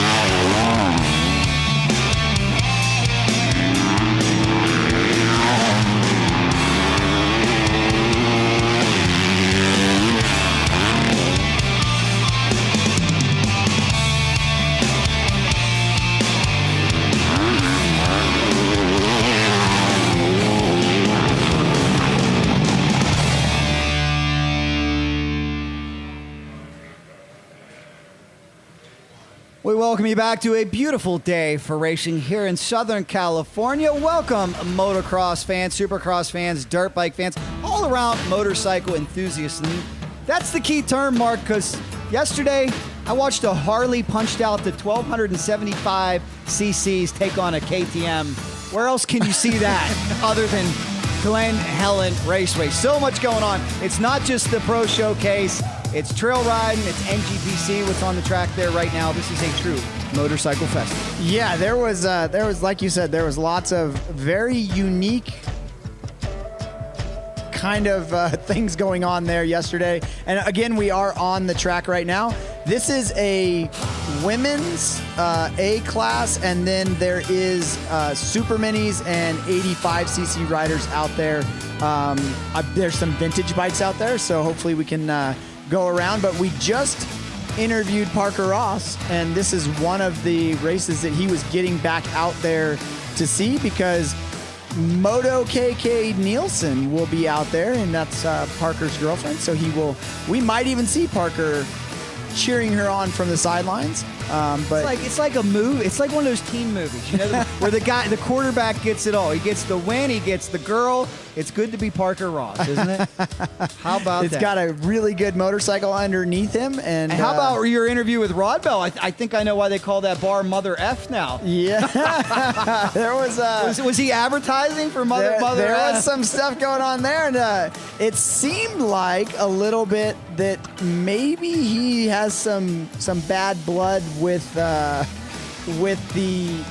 Mr. Nicoletti, because he said, yeah, we're gonna race each other kind of clean, and I'm gonna race him kind of clean, and he's gonna race me kind of clean. So not sure. We might just be looking into that a little bit more than it actually is. Well, I think it's safe to say when your opponent has the nickname Filthy, you cannot expect clean racing. He should expect. And you know what? Phil did keep it relatively clean, but I'm so impressed with Phil. I'd love to know. We got to try to talk to him. What changed from yesterday and today? Were they able to dial the bike in a little more? Is Phil just feeling better? Because, I mean, to move from 16th to 4th, that's a heck of a move up. Yeah, definitely. He's going in the right direction, that's for sure. He's also interesting, very interesting with Parker telling me why he was looking back. I didn't even think about that. Now, the reason why Parker was looking back and the reason why Lex Turner was looking back, two completely different things. But definitely Lex was looking back because he wanted to, and that's what we were alluding to yesterday. If you haven't seen the live stream, you can go directly on this YouTube channel, Dirt Bike Magazine, there is a live stream from yesterday, and you'll be able to see what we're talking about. But Lux was just going up, and he said that basically he'd passed that person, whoever that was, that he was on a 450, he'd pass him in the other places, and then he'd get past going up the hill. So he was doing the old block pass move going up the hill just to keep that rider behind him. So definitely interesting. Check this out, Mark. This is what warms my heart. This young lady out there getting it done. And this is what is so cool about the sport. This is why I love motocross, how inviting it is, how there's a place and a class for everybody out here. I cover a lot of different forms of racing. I can tell you this. When I was covering King of the Baggers in the Daytona 200, they didn't let a lovely young lady come out with a motorcycle right after the top pros. She's on the same track that Justin Bam Bam Barcia was on, that Colt Nichols was on, that Phil Nicoletti was on, and look at that, just learning the ropes and doing a great job. See, look at the difference. How we were saying that. How we were saying when it comes to these guys make it look easy. That's what a normal person is right there. That is a normal young lady who is getting on her 85, and I believe that's a Yamaha YZ85 LW, which it stands for large wheel, so that would be their super mini model. But look at the difference. And there is Michaela Nielsen. Yeah, there's her inspiration. We got to get that lady's name who's on the screen moments ago, because she's a queen. She just powered right out of trouble, and she could be on her way to becoming the next #1 Moto KK Nielsen. Moto KK so fast, I think she might need to jump in the showcase race. She might be able to hang with some of the boys. You never know. She might not want to mess with Parker's ego when it comes to that. I bet there's days where she shows him a fender. So you look at it, and she is one of the best women riders in the nation right now. She won a national for a WMX national, and this is the difference. This is what she's riding, like you said, the same exact course. She's on really good equipment because it's that SLR Mother F team, but they're on really good equipment on a CR250F. So definitely that's the difference between those top pros and even one of the fastest women riders in the world. I look at, I'm going to draw a comparison here. I think women's motocross is where UFC MMA fighting was 20 years ago, and that there wasn't really a spot to be a pro, right? Until Dana White took the UFC to a whole new level. Now you got guys out there that were able to make a living out of it. I think with pro motocross doing a great job adopting WMX, maybe there's an opportunity for somebody like a Lala or a Moto KK or an Ava or one of these girls to get a full factory deal. I don't know, 5-10 years from now, maybe we could see it, because I know it is tough talking to Moto KK. She's so fast. She's dedicated her life to this, but she's the common folk like us. It's not like she's making $20,000, $30,000 every time she goes out there and races. She does a lot of this out of her own pocket. She does have some sponsors. She's on a great team, which helps out big time. Honda helps her out big time, but I don't think she has the Jet or Hunter Lawrence contract, is what I'm trying to say. Yeah, no, I'm definitely thinking that you're right on that one. I know that there's a lot of skeptics on the side of, oh, well, they have to have the draw, they have to have the, I hear it all the time with the WNBA, and I don't watch WNBA, so I don't watch basketball. Like, if it doesn't have two wheels and a motor, I'm not watching it anyway. So, but I think that is, I think you're right. I don't know exactly what the answer to doing it, but man, the WMX is doing a great job making them part of the show, getting the eyes out there, because again, you never know with somebody like Moto KK or Lex's sister, Lala Turner, that there's so much going on there, and these they're not just fast for women. They're fast. They're flat out fast. So I hope you're right, and I hope that it's something to where we give them a platform and it takes off, because I think there is a lot of younger ladies and little girls out there that might want to ride their dirt bike and get paid to ride their dirt bike.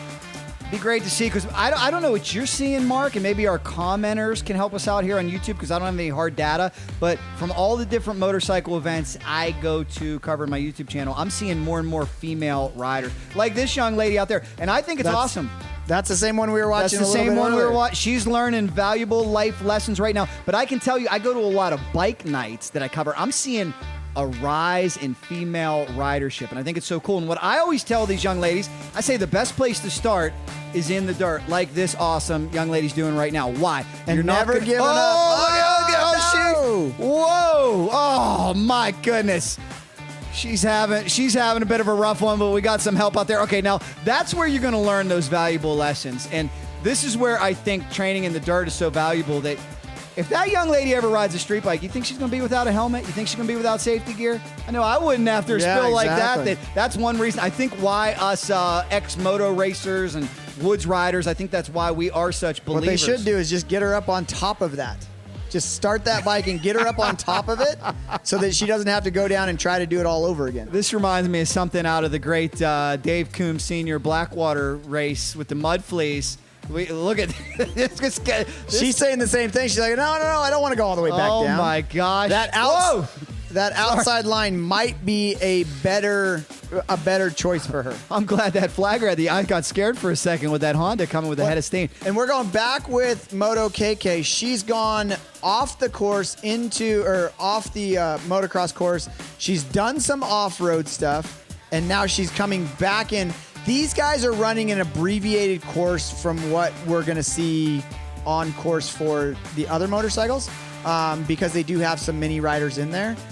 So she got back. Now this is in what we would call the REM track, coming down and coming into the backside of the REM track. You'll see lots of off-road stuff on where they're coming in from the other side. But so now she's going to do this. And then once she goes through the rest of the REM course, she'll go off to the left and we don't get to do it very often, but we're doing the wash. And it's essentially a wash that runs from Glen Helen all the way down to the ocean, basically. It goes behind my house in Norco and then just keeps going along the 91 freeway down into Orange County, and then eventually goes right by Anaheim Stadium and then goes to the ocean. So we're getting to run this wash, and you'll see she'll kind of come up here, and this is what they call the vet track or the Arroyo track. I call it the REM track because REM used to run there all the time. And so this is on the outside of the fence, and they're going down this on the... what do you mean REM used to run there? REM was a sanctioning body. Okay, so I'm thinking about the band. Yeah, I'm thinking about, what's the frequency kind REM of... motocross. Okay. The Thomasons... you never know what stars will show up in Exactly. SoCal. I could see that REM for a long playing. time. So they were the ones that did Commotion by the Ocean and all those races down there. So great family, ran it for a really long time, and they're not doing it anymore. So... Did they lose? Is it possible to lose your religion on that section? Sorry, bad joke. That's a dad joke, and you're not even a dad. I'm here all week. So this is that. They go off to the side there. That's crazy rocky, but you have a section in there that they just put banners in that basically, and we don't do this very often for NGPC. This is more like hare and hound type stuff. So we're bringing in incorporating in some other race series and stuff like that. But then you come back on. Now she's on the truck track. I know you're familiar with this truck track. You've called races on this truck track. Have. So yes, I now have. they're going to do pretty much the whole truck track, and this is definitely an entertaining thing when it comes to when this gets wet later on. It's like snot. But there's what impresses me is that's a really fun section on a dirt bike.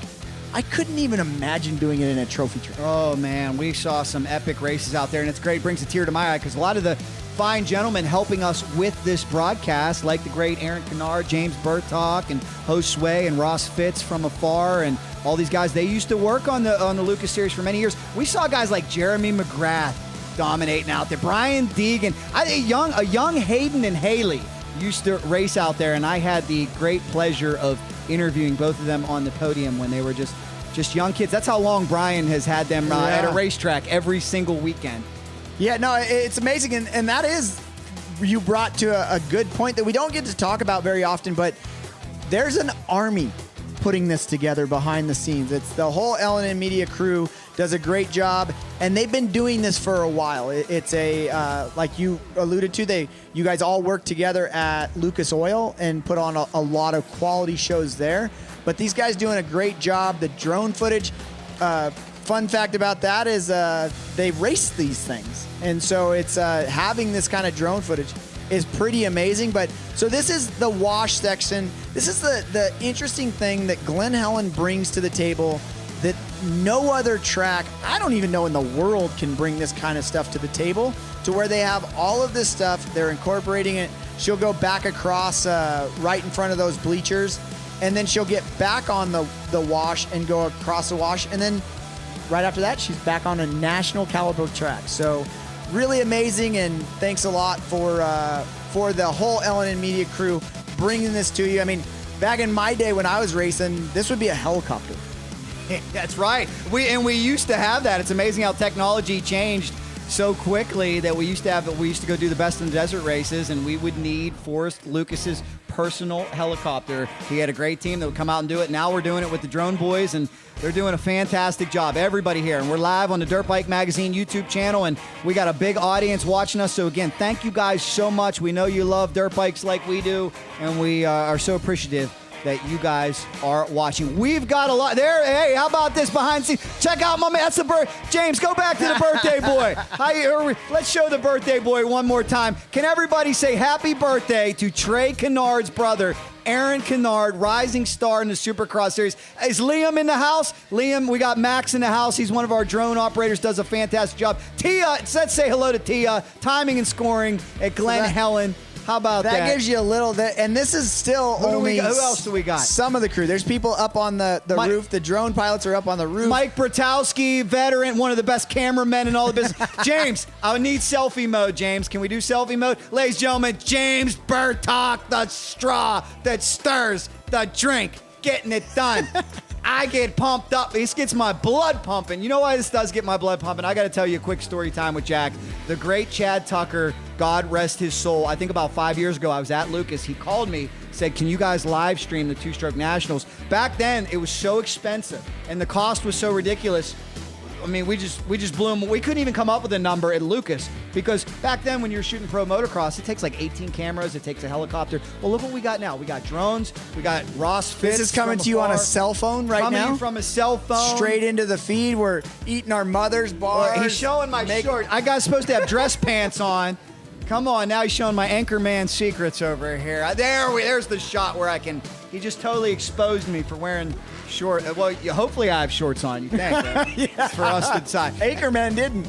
On that note, we're going to step away, but stay with us, ladies and gentlemen. This rousing broadcast will continue from Glen Helen Raceway. Moto 2 on the horizon. Don't go anywhere.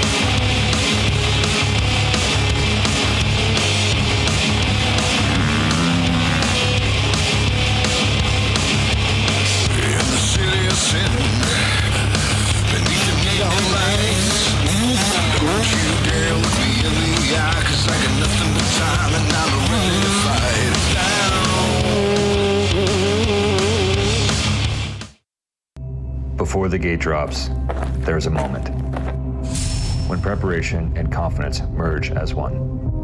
ASV's S1 Series single pivot adjustable reach levers are forged for maximum strength, backed by a 1-year unconditional guarantee. Because when that moment comes, reliability is everything.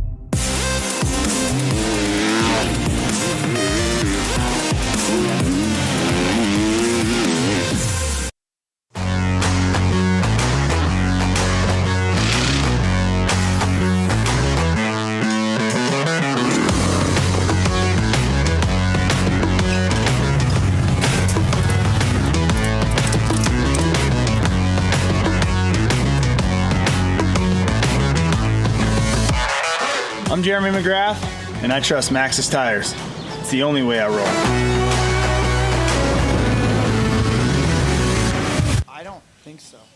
I think that it's Getting you set for Moto number 2 from a beautiful day for racing here at Glen Helen Raceway, San Bernardino, California. Big audience out there on the Dirt Bike Magazine YouTube channel. Hope you guys are loving the live coverage. We're having a great day. We're having some fun, and we're not even halfway done with this weekend. Again, this is just the warm-up.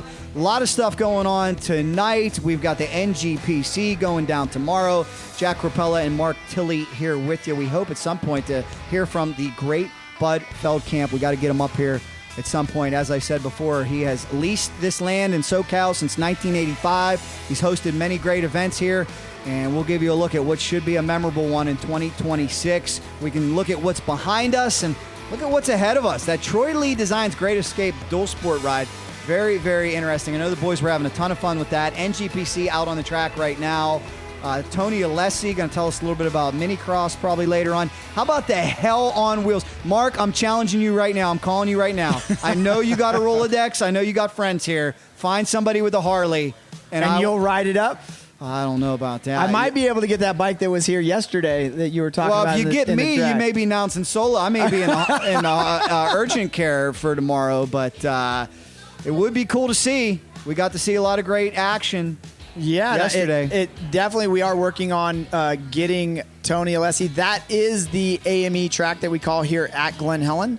But getting Tony Alessi up here to tell us about all the action that he has coming on for that track later on tonight. I believe that's just kind of practice, hanging out and making things happen. And tonight it'll look a lot different under the lights after we get the Great Escape dual sport riders back in town and get those bands fired up. So Tony is working his way, a very busy man, working his way up to us here in the announcing tower. Definitely a cool thing to see, but lots of stuff going on. Like you said, there's hill climb, the Hell on Wheels hill climb. There's AME. There's stuff going on with Troy and his crew going off. We got another Moto. We got another pro Moto and we got some special stuff coming up for maybe the podium interviews for there. Maybe move it outside a little bit and try something a little bit different. So if there's some difficulties on that, then bear with us. But we're just trying to show you exactly what's going on here with all the people. There was a huge crowd, and then we took them in the museum and kind of took them away from everybody. So definitely want the crowd to be able to see what we're doing, and then you guys on the live stream to see what's going on. It's such a fun event, and I'm so pumped for Moto number 2. Like I said, gloves coming off in the 250 category. We got a lot of rivalries and a lot of smack talk going on there, as I alluded to earlier. And the big question in my mind, heading into the second Moto, the 450s, will be the battle between Colt Nichols and Justin Bam Bam Barcia. I think Colt was pretty content to hang back. You got to believe here for this second Moto, Colt's going to let it all hang out and probably try to take a shot at that Ducati to remain undefeated. He is the undisputed champ of Motofest so far. Justin Barcia looking to break up that dominance here in Moto number 2. Yeah, and Colt was a little reserved on the microphone down there, but yeah, nobody likes getting beat, and he's gotten beat by a Ducati every Moto. Luckily, yesterday he was able to take home the big prize, and even seconds nothing to sneeze about. I mean, there is a lot of money on the line even for today. That's why these guys are out here. Yeah, they get to test for doing some outdoor settings and that kind of stuff. When I was talking to Barcia, he said, yeah, I was kind of a little uncomfortable about mid-moto. And it was interesting to hear because, man, when we were seeing him, he was looking good. He looked so great. He was like, yeah, we're going to make some adjustments and come back and see what we got. And he was also saying that a lot of the kids on the electric bikes on the AME track, but he was also saying that the track is gnarlier today than it was yesterday. Wow. I can't see that being possible. You know, you would know better than me, but all I can figure is you had 9 days of prep, and then all of a sudden you had multiple motorcycles tearing it up. And that's kind of what, now that I think about it, that's what he was saying is that, yeah, there's a lot more rocks coming up. There's a lot more stuff coming up from maybe underneath of the brand new stuff. I didn't think about that. But he did mention that. So it's one of those things to where, yeah, the more you race it, the gnarlier it gets. But when I rode out there yesterday after the motos, it was gnarlier than what I wanted to be riding. Well, what I can tell you too, I'm certainly no soil expert, but I did stay at a Holiday Inn Express last night. What I can tell you is you never really know how this is going to lay, how it's going to sit, right? That even when you get the heavy equipment out there, you never know where the soft spots are. That's why a lot of these tracks haven't been touched in years. And normally when we come to Glen Helen, it's so hard packed and very, very consistent. When you move this much soil around, there's going to be some spots that are a little bit of a question mark. Yeah, and there's those rocks that are going to come up. There's lots of stuff that's going to happen. And you alluded to those soft spots. I hit some of those soft spots this morning because we were out there previewing the NGPC course, and you have to have the revs up and you have to be in that neutral position.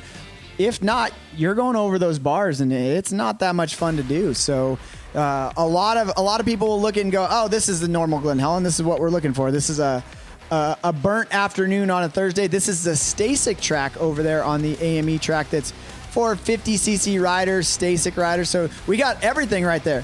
We got PW. We got PW50. We got a gas right there, and then we have a Stasic. So the progressions of how it goes. So good times right there. Who's hungry? Great product. I know you talked to Mark Samuels, the owner of SLR Honda. What a cool story in his own right. I always love his response of why did you start a team? He said, I always wanted to be on a team. Nobody asked me to be on a team. I started my own. Well, quite the entrepreneur. He's got a new bar called Mother F. Now, before you cover your ears, could be Mother Food, could be Mother. We don't know what it is. Mother F is the name of it. Take it for what you will. But what I do know, this is packed with everything you need to perform, and it won't give you a stomach ache, and it's all natural. I've been eating mine since we went live at 9 o'clock this morning. I've been chewing on it and getting it through, so they're good. Like when you talk about a meal replacement bar and you say good when you talk about it, usually it's like, yeah, it's all right. But let's hear what Mark has to say about it.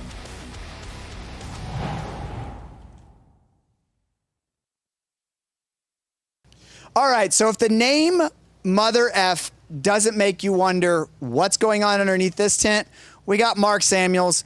Mark Samuels, what is Mother F?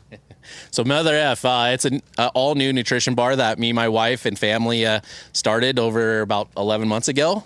And it's an all-organic whole food bar that's cold pressed, which literally means that it's just the organic raw ingredients pressed together in cold form, so it doesn't lose any nutrition value from overheating it or putting it in a process. So the only way that we preserve our bar is by honey. So it's got a lot of sugar in it, but it's purely from organic honey, and that's what preserves this. So we got a 6-month shelf life on this all organic food bar. It's naturally balanced with all the whole foods between your carbs, your fats, your proteins. It's an amazing bar.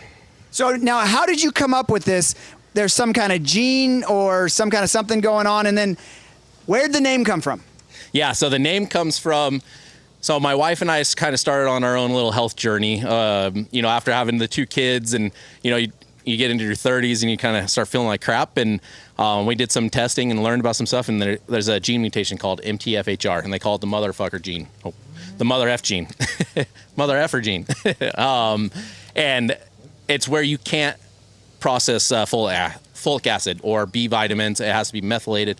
It's a whole story, but through that process, it causes you to have a lot of inflammation and causes a lot of issues internally. So through that, that's where we went through. I eat a lot of bars, like especially pre-running Baja and all that stuff.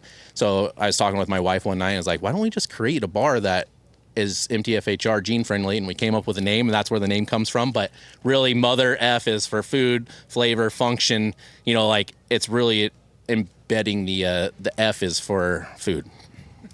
So now, where can people find out a little bit more about the Mother F bar if they want to purchase it, or just a little bit more information?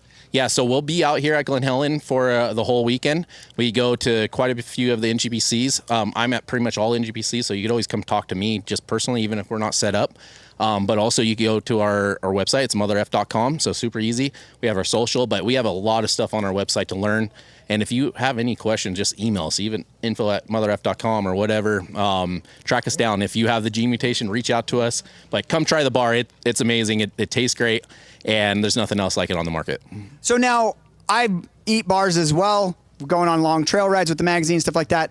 What makes this bar different than, say, a Cliff bar or a Power bar or something like that? Is it the ingredients, or what is it? Yeah, so, a lot of bars start off with like a good ingredient, but they put it through a process. Like they put it in like a hopper, and they spin it all up and put it into a mush, and it gets processed, like very processed down. So it loses all its nutrition value. And then they throw extra nutrition in there to like try to make up for it, but it's all processed bullcrap, really. So that's why it being a cold pressed bar, you don't lose any nutrition values, and you're keeping your raw ingredients of what it is, and that's the big difference.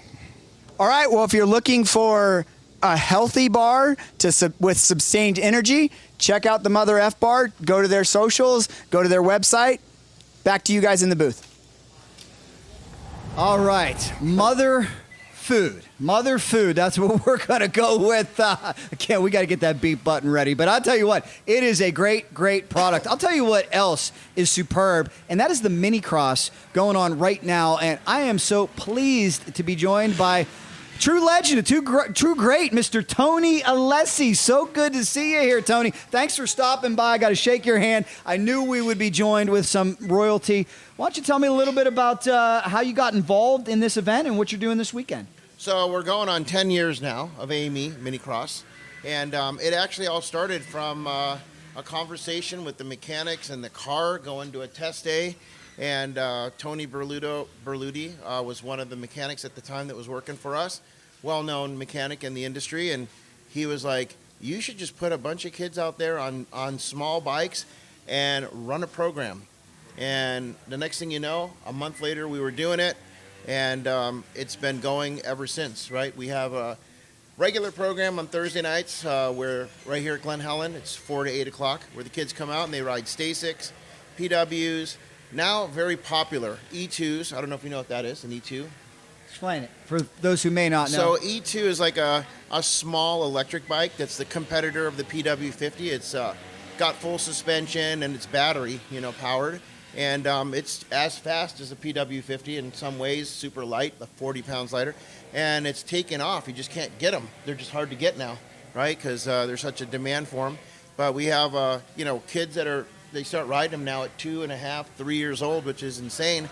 They're riding Striders at 1.5 to 2, then they're on Stasics from 2 to 3, and by the time they're 4, they're on E2s and PWs, and they're like little pros out there before they're 5 years old. I think that's so cool. And Tony, that's something I want to ask you about that I always brag on our great sport that we love here is there a motorsport out there that is more inviting to all walks of life, all ages, all genders than what we're watching right here? Well, I can tell you right now we have an extremely good family vibe down there. There's 2 tracks, a Stasic track, which caters to kids that are, like I said, from about 1.5 to 2 years old up to about 6. And then they graduate out of the Stasic track into the stadium cross track, and there they'll start riding PWs, 50s, 65s, 85s, and that's like ages right around 4 to about 9 to 10 years old. And the family atmosphere that we have there is great. We have very strict rules you have to comply to. There's no yelling at your kids, and there's no fighting, no drinking there. I like that. And it's very strict. It's like a no warning, right? You do it, you're banned, right? So it keeps the atmosphere and the crowd A+ all the time. I love it. I love the discipline. I love the coaching. I love keeping it clean. Is that one of the secrets to success that you've used for your own family? Well, I think the bottom line is, I think we all know if we keep our spouses happy, which is our wives, girlfriends, moms, right? If they're happy, which they will be happy when they come to the track and the dad's not yelling at the kid, right? And they know that they're coming to an inviting place where they can see the other moms and everybody's cool. And there's no, aggression going on. They know that that's the place that they want to go to. Very cool, guys. We told you there is something for everybody going on, all different ages here at Motofest. Such a great event. And Tony, I know you know the sport inside and out, so I want to ask you a little bit more about it. That it's so rare to see a track promoter, a track owner reach in his pocket, take $100,000 out for the absolute love of the sport and create his own national. What are your thoughts on what Bud Feld Camp and Troy Lee have created here at Glen Helen Raceway? Well, I mean, you're talking about legends. Bud Feld Camp is the actual true legend of this SoCal area. I mean, he's been running Glen Helen for many years. And, obviously, he has a lot of passion for the sport. And that's why he'd be willing to reach into his pockets and bring a purse and bring the best riders that they could find anywhere and put them on the track, which is the gnarliest, roughest track in the world, right? I mean, it's the best of the best.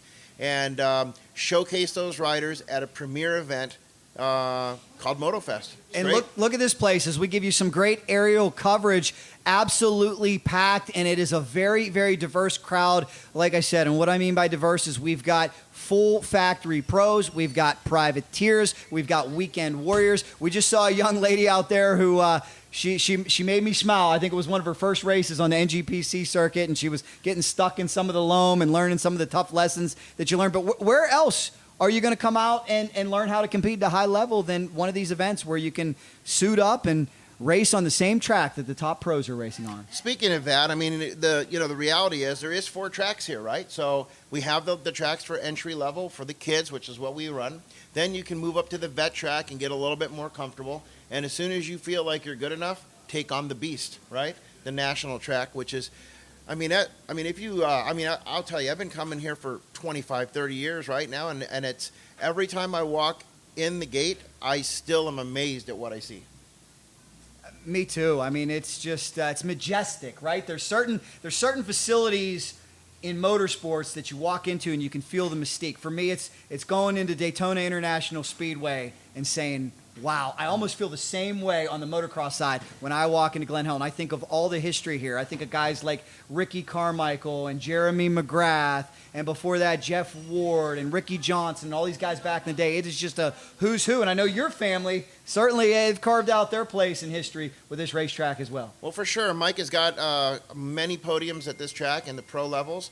We rode a Motocross to Nations here and led most of the race and almost won it. Cairoli was able to get by with a few laps to go. So we had a lot of epic times here, even when they were young kids riding 85s here.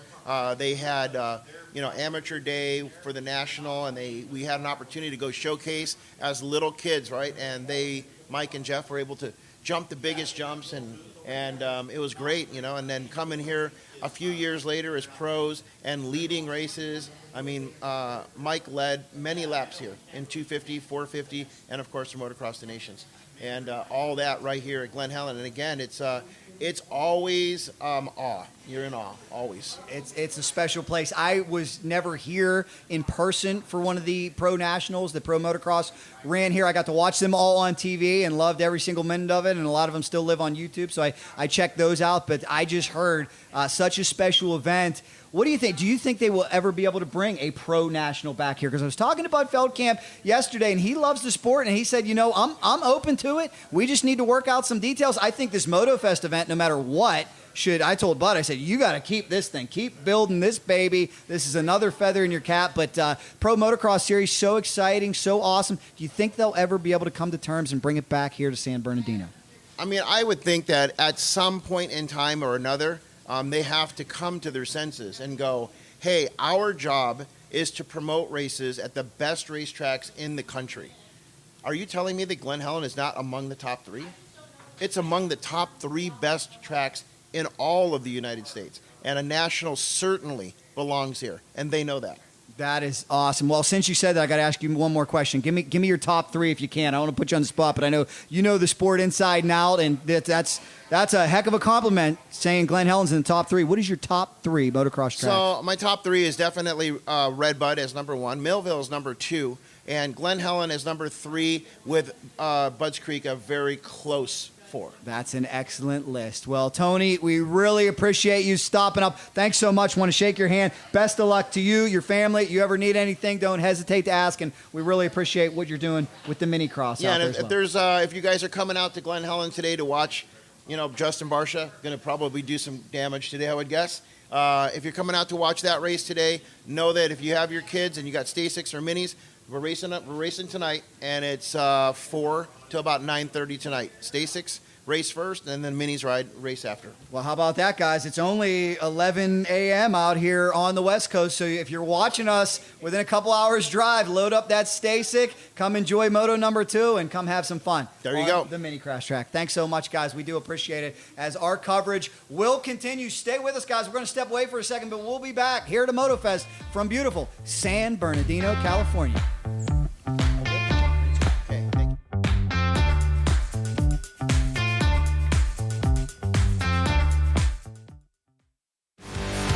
The second annual Glen Helen Motofest, presented by Troy Lee Designs, is brought to you by Mother F Foods.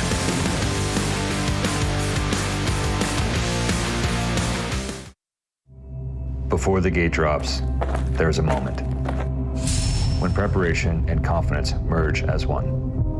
ASV's S1 Series single pivot adjustable reach levers are forged for maximum strength, backed by a 1-year unconditional guarantee.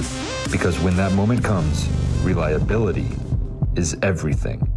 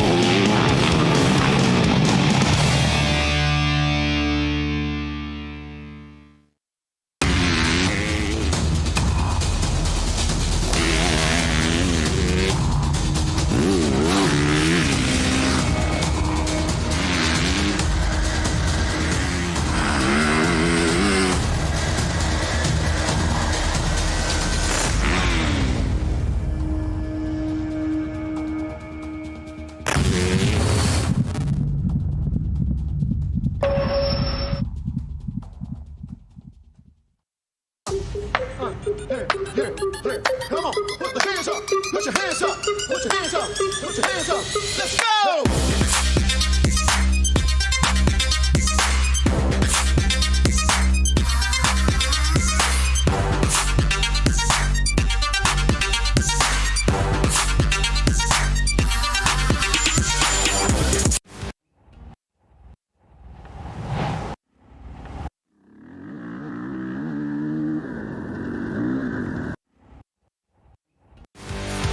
The second annual Glen Helen Motofest, presented by Troy Lee Designs, is brought to you by IWC Tire Pros.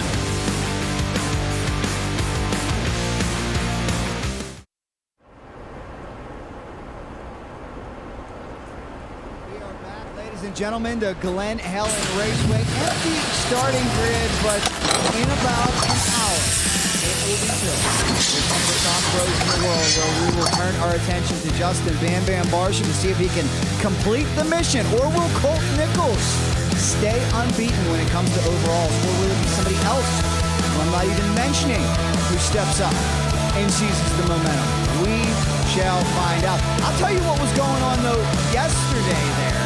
And that was the Baja Drags. Now, this was wild. This is something that I know Bud Feld Camp loves. It's a little bit of drag racing. It's a little bit of flat track. Kind of reminds me of how they used to race the monster trucks way back in the day. And I think, are we ready? We are ready, sir. Let's take you to a little bit of the Baja Drags from yesterday.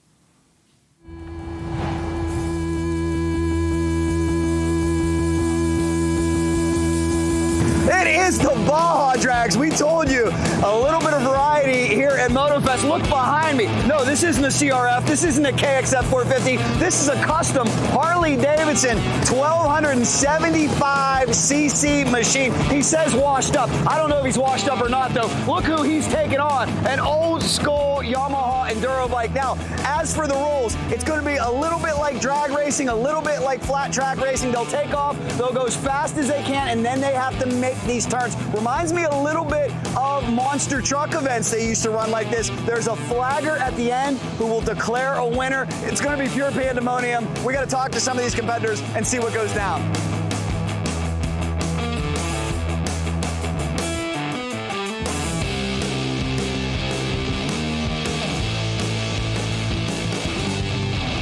Disco, could you give me a little bit of rundown of what we're looking at here? So we're looking at, it's kind of like skill, technique, and timing. Here's why. You got 2 equal head stops to the end. But then the right side is going to be a shorter loop compared to the left side. It's going to be a longer loop. People are thinking, well, it's not fair, but you got to remember, each rider has to do both sides so it's equal. The key point is coming into the middle. Are they going to collide? You're not going to collide because here's why. Once we go live on the gate, it's going to be totally different. The speed going down there is going to offset everyone. And it's all about corner speed. If you have the corner speed to get around it without laying down. That's the key point.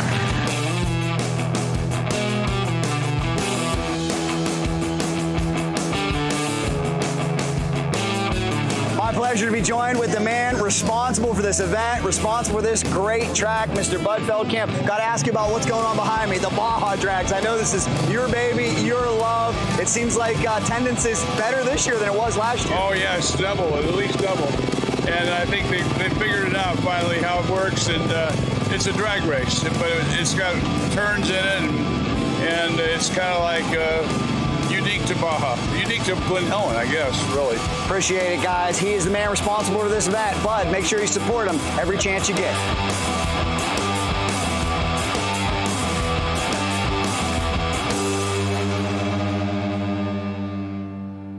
They're all here, ladies and gentlemen. Look who I caught up with, the legendary helmet painter, the tycoon, Troy Lee himself.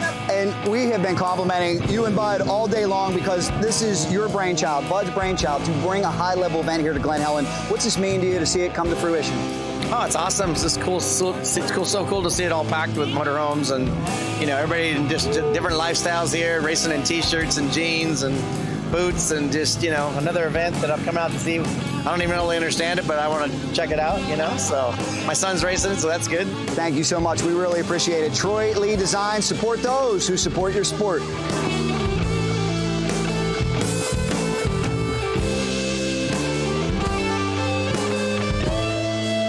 I'll tell you guys, I got roost in my hair, I got roost in my eyes, but it's all part of the fun here at Motofest, having an absolute blast. What did I tell you? What have we been telling you all weekend? It's not just a motocross race, it is a motorcycle festival. So if you were not here, make sure you are here next year. This is awesome. Thank you, Bud Feld Camp. Thank you, Glen Helen. Thank you, Troy Lee. Baja Drags was awesome.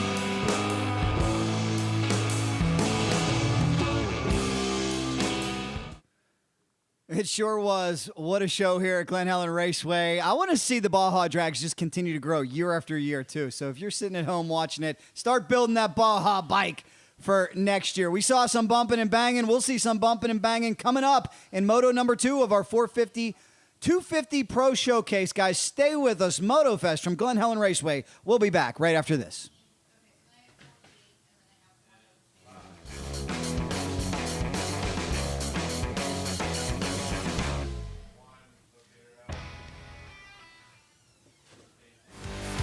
The second annual Glen Helen Motofest, presented by Troy Lee Designs, is brought to you by IWC Tire Pros.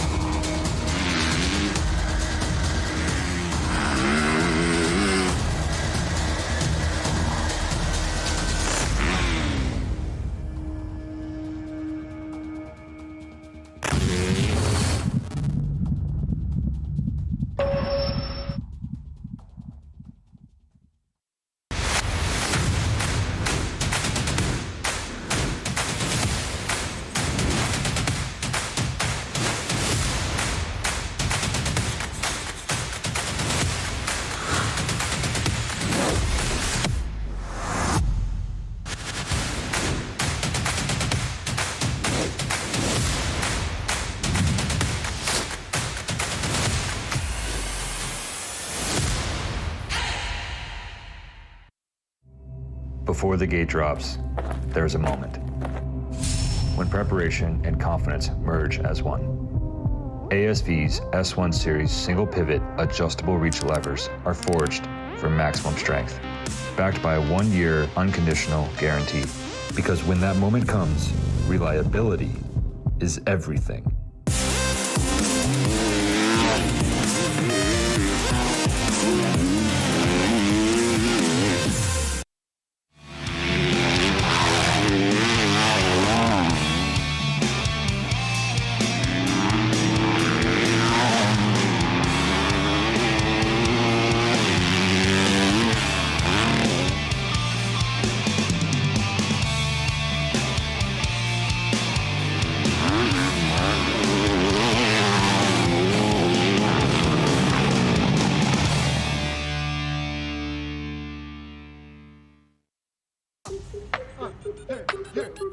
Come on, put the hands up, put your hands up, put your hands up, put your hands up.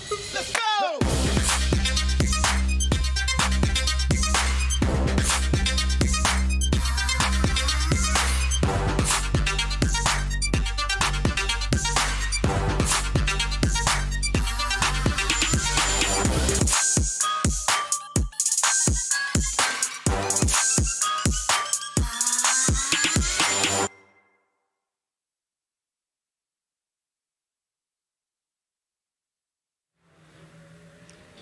We welcome you back to the scenic surroundings of this mecca of speed in Southern California, known as Glen Helen Raceway, San Bernardino, California. Hello, everybody. Again, I'm Jack Korpela from the Racing Jack YouTube channel. Where's Mark Tilley from Dirt Bike Magazine? Well, that lucky dog has strapped on his helmet, and I think he is ready to go out there and turn some laps with his NGPC boys. So who do we have in the booth? I am pleased to welcome in my man, Mr. Trevor Hunter. Good to see you. Son of the Dent Doc himself, Mr. Craig Hunter, and also very accomplished racer in the NGPC series, doing a great job. And I believe, what is it, A class that you run? You run the one that's right down from the top pros, which is 25A. 25A. You do a great job in that class as well, which I kind of been talking about it, and I'm glad you're up here to help BS with me a little bit. And you know what? I'm going to let you take, if you want to take any fun shots at Mark Tilley. He always likes to make fun of you, saying you listen to Taylor Swift and Dua Lipa. We got some good stuff coming All right, from. we got some good Tilley material we'll get to. But anyhow, in all seriousness, I always talk about how inviting this sport is to everybody, all different levels. And you certainly represent that, being right on the cusp of going pro. You know it inside and out. What would you say to anybody out there maybe on the fence about entering one of these things? I mean, to me, it's some of the most fun you can have on a dirt bike. You get to ride off-road sections, but it's prepped, it's watered. Sometimes it's graded. It's really, you can't replicate. If you go trail riding or whatever, you're always worried about people coming the other way, or, you kind of finding your way where this is. It's a marked course. It's all prepped. You go fast, you can go slow. This are classes for all skill levels and ages. It's really hard to beat this kind of racing. It really is. And guys, take a look at this, because if you're like me sitting at home, you're probably astounded to know that there's this much real estate here that they can use. The NGPC race that goes down here, it's the same week as Bike Week. It's in early March, and I believe you had 1,700 riders. And you correct me if I'm wrong, Trevor, because I know you know all the stats. And oh my Giacomo. God, is that Giacomo Redondi? It looks like it. Giacomo, as you can see out there, it's easy to overshoot some of these corners, but great catch out there. Trevor, what I was asking you is, I think you guys stretch this thing out to what, about 7-8 miles typically? Yeah, typically around there. Try to get at least 10, 12-minute lap times for the fastest guys, and up to 15 to 20 for the slower riders. That's super cool. And what we talk about too in these motocross races is how conditioning has to be on point. 30 plus 1, 30 plus 2. Well, you guys, the pros, they go 90 minutes wide open sprinting. How in the world do you train for something like that? It's tough. I mean, obviously the top guys, it's what they do for a living. But, in a sense, it's 90 minutes. It is a long time. But, depending on the track, to me, it's almost easier than a 30-minute moto on a motocross track, just because mentally you're not doing quite as many laps. In 90 minutes, you might do 8 to 10 laps, whereas on a motocross track, you're doing 15 to 17 laps. So just mentally, it's not quite as taxing, but physically it's pretty tough. Very cool. Now, what do we have out there right now? What classes are out there on the track right now? It's all the 30-plus vet riders, so expert, intermediate, novice. And I believe that's Mark Tilley battling for a podium spot. There he is, Mark Tilley. I mean, he's one of the top dogs. That's what's so cool about his gig, too, is he gets to come, he announces with us, but he also brings his son. He brings his big dirt bike trailer. Getting passed. Is that Tilley with the pass? He got passed. No, Tilley got passed. Tilley got passed. Oh, my goodness. Wow. Tilley got passed. I think you should stick to the booth. Well, guys, if it sounds like we're being hard on Tilley, we only got to give it back to him because he's given it to Trevor a lot throughout the years. How about your brother, roving reporter, giving it to Dante Oliveira's brother, saying how long is he going to be second fastest in the family? I mean, I don't know if I'm related to him. That's but Cobra Kai. We're not ready to put him on camera just yet. That was wild. Let's show a replay. Now, Tilley, who accuses my broadcast partner of listening to Taylor Swift and Dua Lipa, may have had a little teardrops on his guitar listening to some... what does Tilley listen to at this moment? Because he just got flat out passed. He goes left. His competition makes a very nifty move to the right. And now, all of a sudden... Tilley's got some work to do. What do you think he was listening to in his earbuds at that particular time? You know, he definitely wasn't listening to Dua Lipa.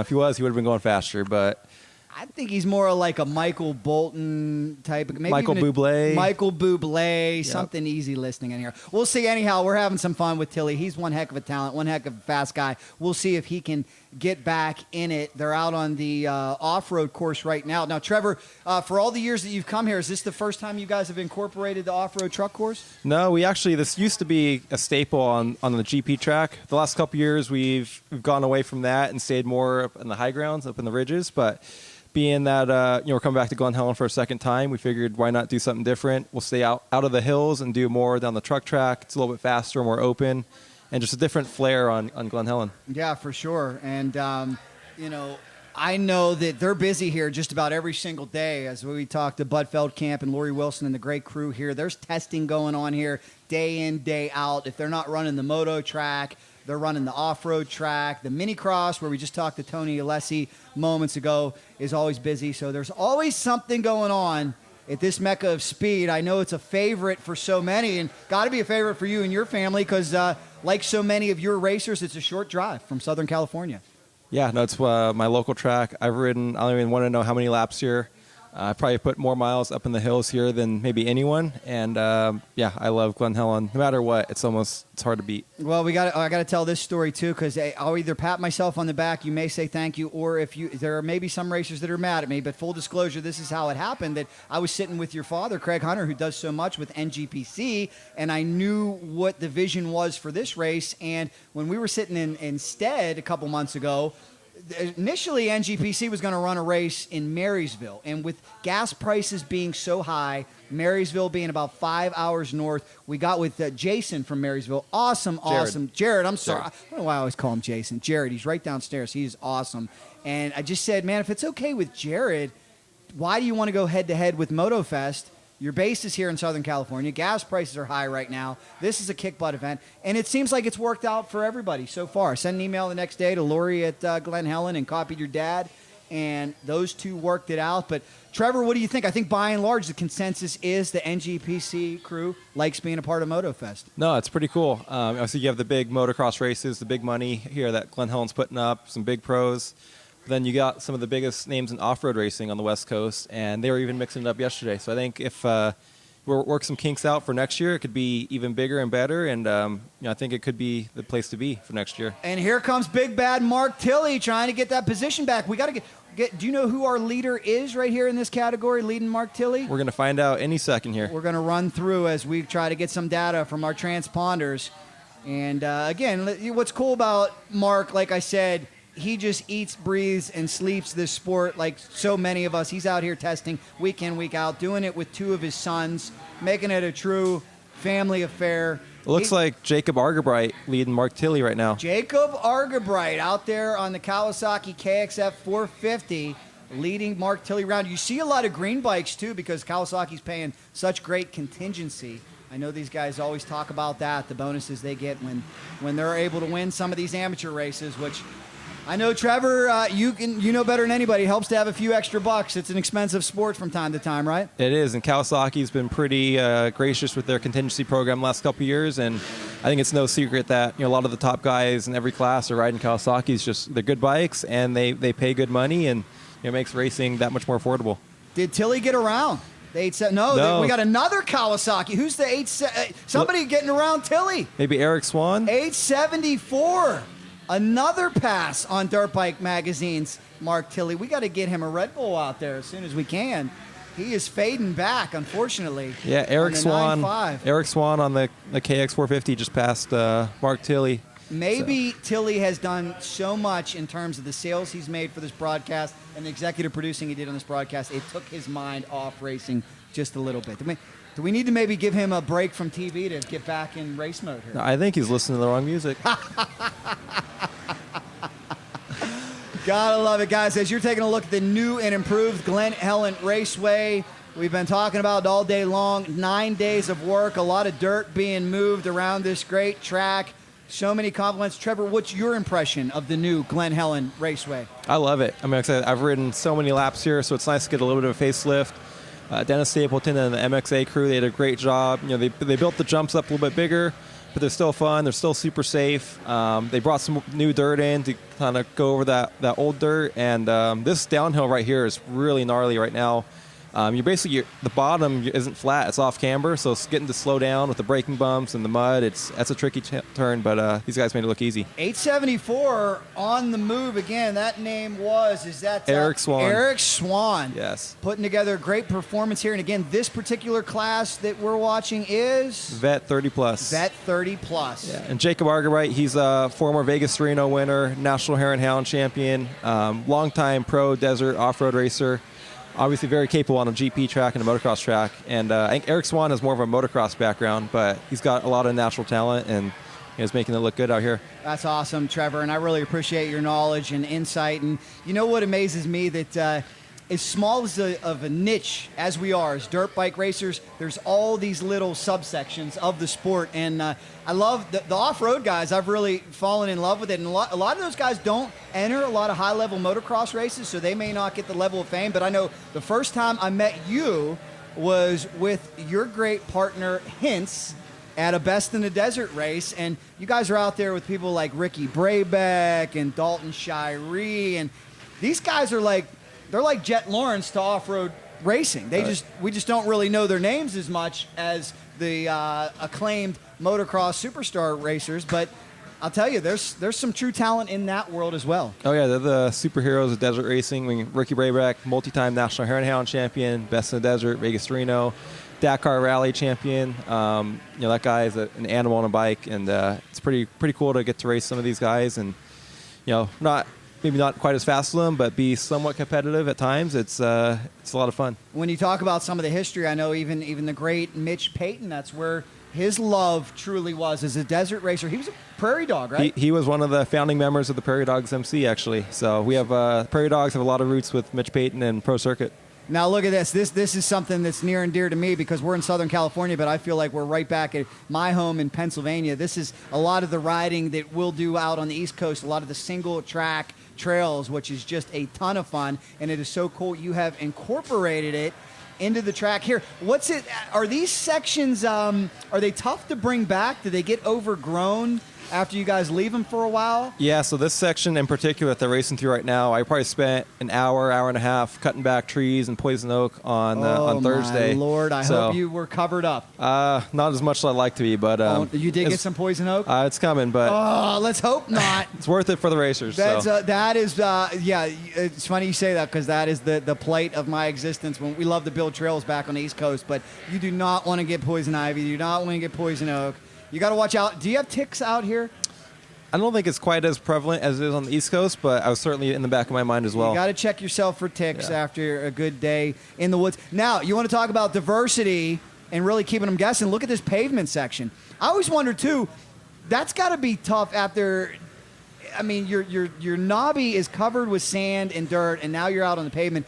You got to be careful to not lose traction, not lose grip out there. Oh yeah, for sure. No, that asphalt, it's got like gravel on top and whatnot. It's super slick, and you're spinning the rear tire, and I think it comes into play too. It's just how much pavement there is here. I think a scoop tire would be really good here, but with all the pavement on the track, that might tear it up too quick. And like Mason Simmons at Paul, I ran a scoop tire and it went away. I think the same thing here. If you tried to run one with all this pavement, it might not last the whole race. So. Well, this is so cool. I'm absolutely loving it. This is the NGPC here at Motofest. If you guys are joining us on the Dirt Bike Magazine YouTube channel, fear not if you're waiting for Moto number 2. Those riders are prepping the bikes, turning them around, getting ready to go. And Justin, Barcia, and Colt Nichols and company, they'll be back out on track in about 45 minutes, so stay with us. As for the Dirt Bike Magazine YouTube channel, I told you our faithful broadcast partner, Mark Tilley, out there on the 9.5, doing a great job on a Kawasaki. We'll try to get an update on him. But right now, it's the 874 of Eric Swan and some of the other racers that Trevor Hunter has called out that are doing a fantastic job out there. Talking a little bit more about NGPC. If you live out here on the West Coast, it's a 10-race tour that they can find more information about online. And welcome to enter any single race, right? Yeah, no, it's anyone. Like I said, we have classes from, smallest kids, 3-4 years old on PW50s. We have a 70-plus class out there.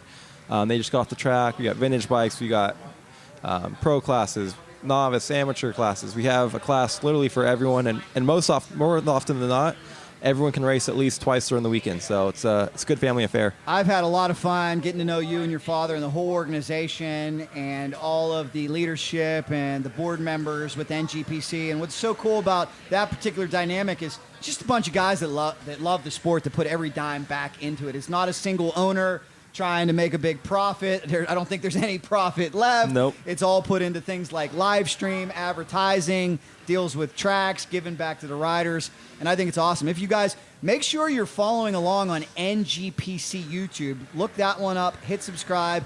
And then also, as we take a look at Ride Engineering right now and a code that can save you 25%, what we've been doing is we've been going live on Racing Jack YouTube for the amateur race. So do make sure you subscribe to Racing Jack on YouTube, because we're going to keep that tradition up. Not doing it here this weekend, but we will do it all of the rounds. And NGPC is getting ready to take a summer break. After that, we get back to action in the fall. And we're going to Idaho this year. We got a race coming up in Laughlin. We got, refresh my memory. Go to Idaho, then we go to Ridgecrest, California. Then back to Laughlin, and then the finale is in Mesquite, Nevada. It's a great series, and it's home to Moto KK Nielsen, who we've talked about. She is the defending champion in the women's category, and who I believe is one of the greatest dirt bike racers pound for pound in the world today, Dante Oliveira, who is racing in Utah today but will be here tomorrow.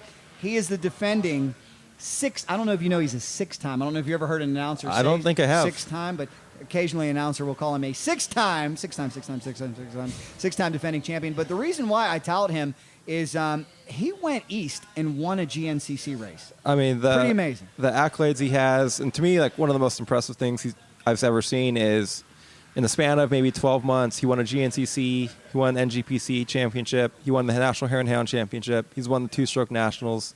I mean, the guy can literally win everywhere he goes, whether it's motocross, off-road, back east, west coast. The guy is just phenomenal on a dirt bike. Yes, he is. He is tremendous. So is his brother, Mateo. They will both be here tomorrow, all of our NGPC regulars. And we hope some of these motocross pros stick around. Have you been campaigning or advocating for especially some of the privateer guys? And you should go down there and get Parker Ross and all them Bar X boys to stick around for NGPC. Yeah. Now, Tilley, we understand, did Tilley just make a move up? Let's our own Mark Tilley, the Dirt Bike Magazine test rider, on the move. Tilley has found another gear. Let's watch this. The veteran who's got a lot of seat time here at Glen Helen. Got a sneaky line there, Mark. Sneaky. He didn't cut the track, did he? I think that was legal. All right. Well, we'll get Craig Hunt. We'll get a Dent Doc. We might need Craig Hunter up here to do the official review, and there might be a little rivalry going on between Tilley and Hunter, so I don't know. We're gonna have to wait for official word. But congratulations, Mark Tilley. I understand the music has been changed to Justin Bieber in his headphones. That's one of the reasons why he's on the move. I wouldn't surprise me. But going back to some of those motocross guys, like Parker Ross, when he was riding for SLR Honda, he came out and raced a couple on a 250 class. And he was a podium guy. He was a threat to win every time he showed up. So it'd be cool to get him out there. I know Derek Drake raced earlier this year at Glen Helen. So, yeah, maybe the Barks boys could step up and do some damage out there. Yeah, Lux Turner for sure. You know that your regular pro circuit guys will be there, like Justin Heff. It's great to see him back after coming back from an injury that he sustained at Stead not long ago. So we shall see. Is that we are high above Glen Helen Raceway now on the off-road track. Is that Mark Tilley now into? That looks like Colton Eck. That's is that the Cowboy? That looks like the Cowboy. The Cowboy, Colton Eck out there. What another tremendous success story. Talking about the pro circuit team, there is a man who sustained one of the worst Supercross crashes that we have ever seen. I think it was Arlington 2018. And just like Justin Barcia and all these other guys that put their toughness on display, he bounced back to become one of the top names in off-road. Yeah, I got a new up-and-coming name that we might be seeing at NGPC in a couple years. Let's hear about it. We got Moto KK dominating the women's class right now. Uh-huh. I think Moto Pom Pom in maybe 18 to 20 years, she might be dominating the women's class. Moto Pom Pom, who is that? She is the daughter of Ryan Nitzen at Cycle News and corner coach. Awesome. So she's going to be the next KK, and she's going to challenge that title. I tell you, I was talking to Mark before you got up here about it seems like we're seeing more and more ladies and young girls out there on bikes, and I love it. It's keeping the sport growing. But I know a few that come to mind. There's a young lady named Brooklyn who wins every single weekend in NGPC. And then, like 3 years ago, I met this nice young girl, Moto Macy. She's a ripper. And she's a ripper. She was in the Baja Drags yesterday. Oh, no! Eric Swan down. Eric Swan down. Does Tilley get around? Colton Eck got around. Where's Mark at? Come on, Mark. Where is Mark at? He's too far back. Turn that Justin Bieber up. Let's go. Shout out to him. As I said, well, you got to talk about Mark Tilley's family. His sons have been doing such a great job. He's been doing a great job coaching his sons, and I think they've got a bright future out there in this sport. Absolutely. They got some good genes on a dirt bike for sure. And, Swan working his way through the Yamaha scoring chute. This particular moto, Trevor, 45 minutes, right? 45 minutes and checkered flag comes out. 45 minutes, they throw the checkers. When we get into the pros, it'll be a minimum of 90 minutes. And you think a race like that might have some cat and mouse tactics and some resting tactics as the great Mark Tilley comes back into view. You know what I've been hearing from talking to all the top pros about how do you catch Dante? From talking to Darren DeMartille and Mason Simmons, they all say the same thing. It's not an ebb and a flow. It's an all-out sprint for 90 minutes. It's about sprint speed the whole time. You can't let up. You let up for 30 seconds, that could be the 30 seconds that cost you the race. 100%. No, guys like that at the front of the pack, they're special on a dirt bike, and there's not a whole lot you can do. Looks like Mark Tilley and Sean Lepanovich, one of Mark's test riders at Dirt Bike Magazine. They're battling it out. Let's see if Sean will get him. It's the student rolling up on the there teacher. Mark gives him a look back. Sean Lepanovich getting by Dirt Bike Magazine's Mark Tilley. I think maybe Mark should take one of Sean's riding schools now. We're going to be in trouble when Mark watches his back. There's going to be like, very, very unflattering articles published about both of us in Dirt Bike Magazine. Mark, we love you. We're talented. We're just having fun with him because, he's got about 2 years of digs in on Trevor Hunter. At least. we have got to playfully inspire Mark to hopefully take the lead again in this race. We'll see what happens as Lepanovich continues to put some great laps together. Yeah, he's coaching Jacob Argerbright as we speak, and there he goes on the inside. Wow. I know Jacob's been off the bike quite a bit, so it looks like he might be getting a little tired, maybe some arm pump. Maybe that'll fire up Mark Tilley to get back by him and chase after Sean again. We shall see. Now, are we going to see, talking about all ages, I know you push your father very, very swiftly, shall we say. Are we going to see the Dent Doc YZF 450 out there competing? He'll be out there riding in the race. That's beautiful. Yep. He told us top 10, and I think he was he in the top 10 in Paula? If there was less than 10 guys, then he was in the top 10. But tough crowd up here, ladies. Well, I'm just lucky they don't see me on a dirt bike. I'd probably be laying in a pile of roost right now. That's okay. All about the luck. My opinion, too, in all seriousness, if you got the courage to strap the helmet on out there, you are A+ in my book, no matter how fast you are. What I've noticed, too, is we get too used to watching these pros. They just make it look too easy. It's fun to watch even a fast guy in C-Class compared to what we see in the pros, you really get a feeling of just how effortless guys like Justin Barcia and Phil Nicoletti and Colt Nichols make it look like out there. Absolutely. No, there were guys in one of the morning races this morning. They they were getting stuck in the corners. They couldn't make it up the hills.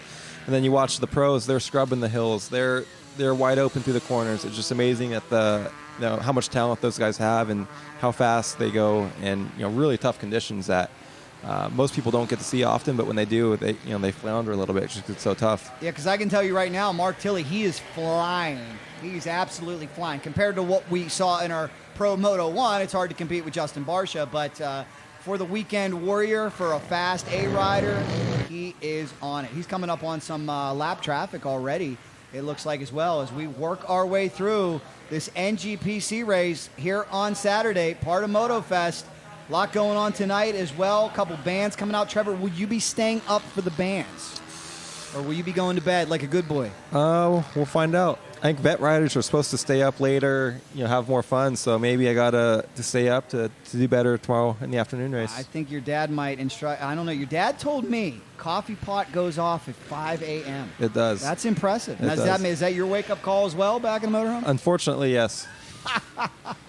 Well, it's cool what your family does, and I know you, not only are you a racer and you share this passion, you do a lot behind the scenes with promotion, media. I see you with the camera out there. What's that area of the sport like for you? That's a whole different thing compared to, everything you need to learn, all the discipline to go fast on a dirt bike, and then all the things you need to do to kind of push and promote a series. Totally, totally different. You do them both well. What's it been like behind the camera and on social media? Yeah, no, it's a lot of work, but it is also very fun and rewarding. Part of one of my side jobs is I work for dirtbiketest.com, do a lot of motorcycle testing, so I get to ride all the bikes and do that. And then this weekend I'm out here shooting photos for Cycle News during the pro motocross races. So they're helping them with photos and just route racing. All right, well, Mark Tilley continuing to put some fast laps out there on the Dirt Bike Magazine YouTube channel. We're going to step away for just a second, but guys, don't leave us. Give us some shares, give us some comments, and get ready because we've got Moto number 2 on the horizon. We'll be right back here to Glen Helen Raceway.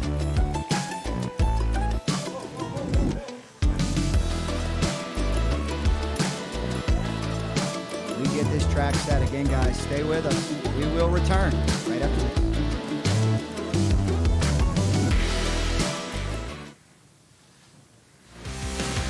Second annual Glen Helen Motofest, presented by Troy Lee Designs, is brought to you by The Ultimate Rider.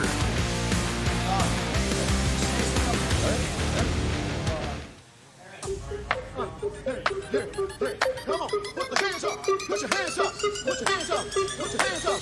Let's go!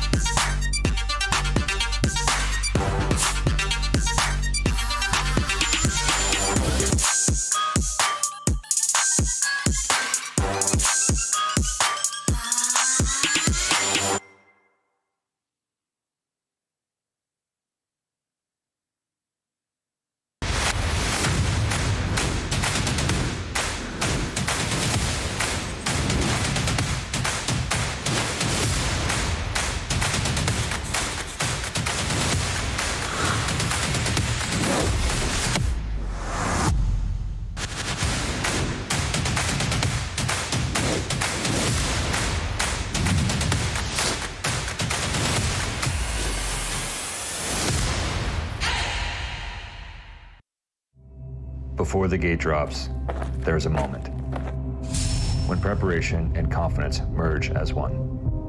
ASV's S1 Series single pivot adjustable reach levers are forged for maximum strength, backed by a 1-year unconditional guarantee.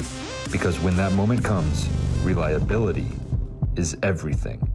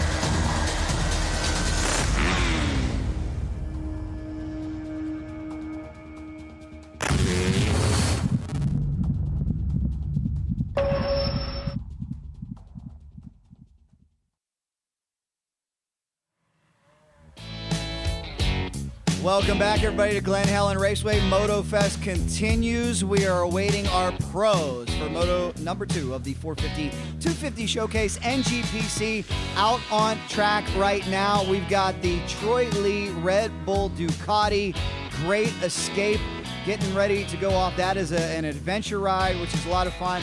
So happy that the one and only rising star of NGPC, the number 22, Trevor Hunter, up here with me. Trevor, how cool is that? That not only, let's just say you love dirt bikes and you're not a racer, you could get in this Troy Lee ride and just take off and have a good time. 100%. Some of the best times I ever had on a dirt bike is trail riding and dual sport riding, and going up. I think they're going up to Big Bear or something like that. Would be a pretty fun day. Yeah, no pressure at all, that's for sure. As again, my name is Jack Korpela from Racing Jack YouTube. He's Trevor Hunter from NGPC. This guy a stud when it comes to desert racing, when it comes to NGPC racing. So Trevor, I got to ask you, I got to put you on the spot, man. You are so close to breaking through to that pro class. What's it going to take for you to take that next step up and tangle with those guys, Dante and crew? I'm washed up. I've been there, done that. Definitely don't have the talent like Dante and those boys have, so I'm plenty fine racing 25 plus and just having fun with it. I wouldn't count yourself out, but I do like that. You do a great job in 25 plus. Let's take a look at Glen Helen Raceway. And again, I want to thank NGPC. I want to thank Bud Feld Camp and Lori Wilson. Again, this was just an idea your dad and I had under the tent announcing its stead a couple months ago.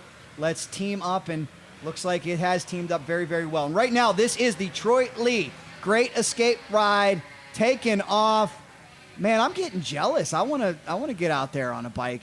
If Tilley was able to take a break and go racing, I should be able to. You mind if I borrow the Dent Doc 450 and take off with those guys? Yeah, I've got a Yamaha TW200 sitting there. That's a perfect dual sport bike for you. That would be a blast. And it is just a picture-perfect day here in Southern California. Some of you might be like, where's the sun? Well, they get the sun just about every single day. So overcast conditions on race day, not a bad thing. Glen Helen, when it's overcast, is some of the best dirt you could ever ride. So if it stays like this, I think that second moto is shaping up to be really good. And the rest of the NGPC day is it's been great with this overcast weather. Well, look at all the bikes parked under the Troy Lee Ducati assembly over there. That's also where the bands will be. That's where the fire pit will be later on. That's where they'll have the big party. We can't thank Troy Lee enough for what he's done. If you didn't hear the backstory yesterday, from what I understand, it was Troy Lee's love of the National here and the love of his home track that got him to approach Bud Feld Camp and said, hey, let's host our own National.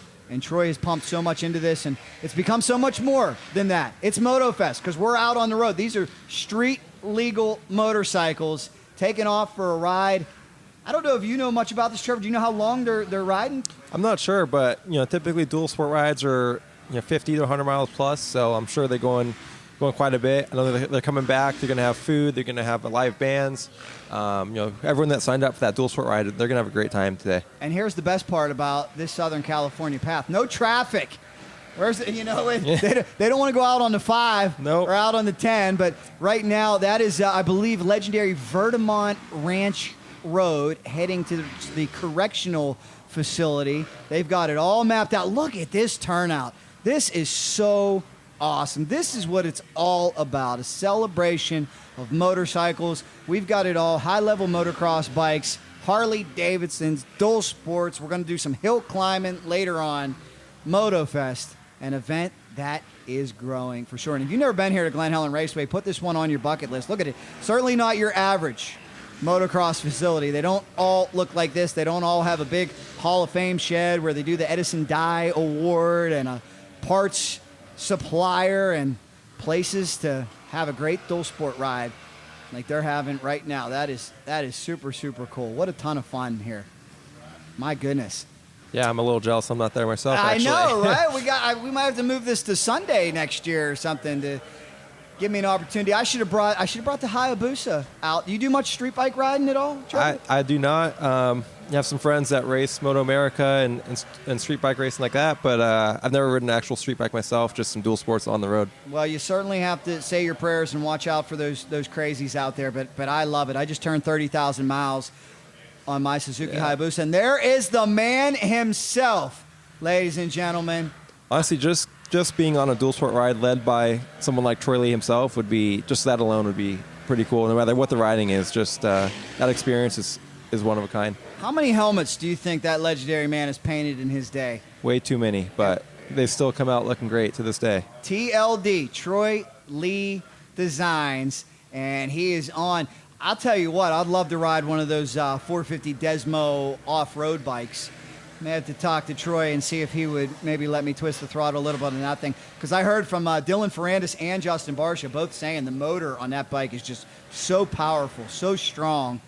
We know with what Ducati's done in other areas of motorcycle racing and street bikes, we know they make an incredible product. And Italian motorcycles, man, how can you go wrong? Just like our friends from Beta, Italians know how to make some great motorcycles.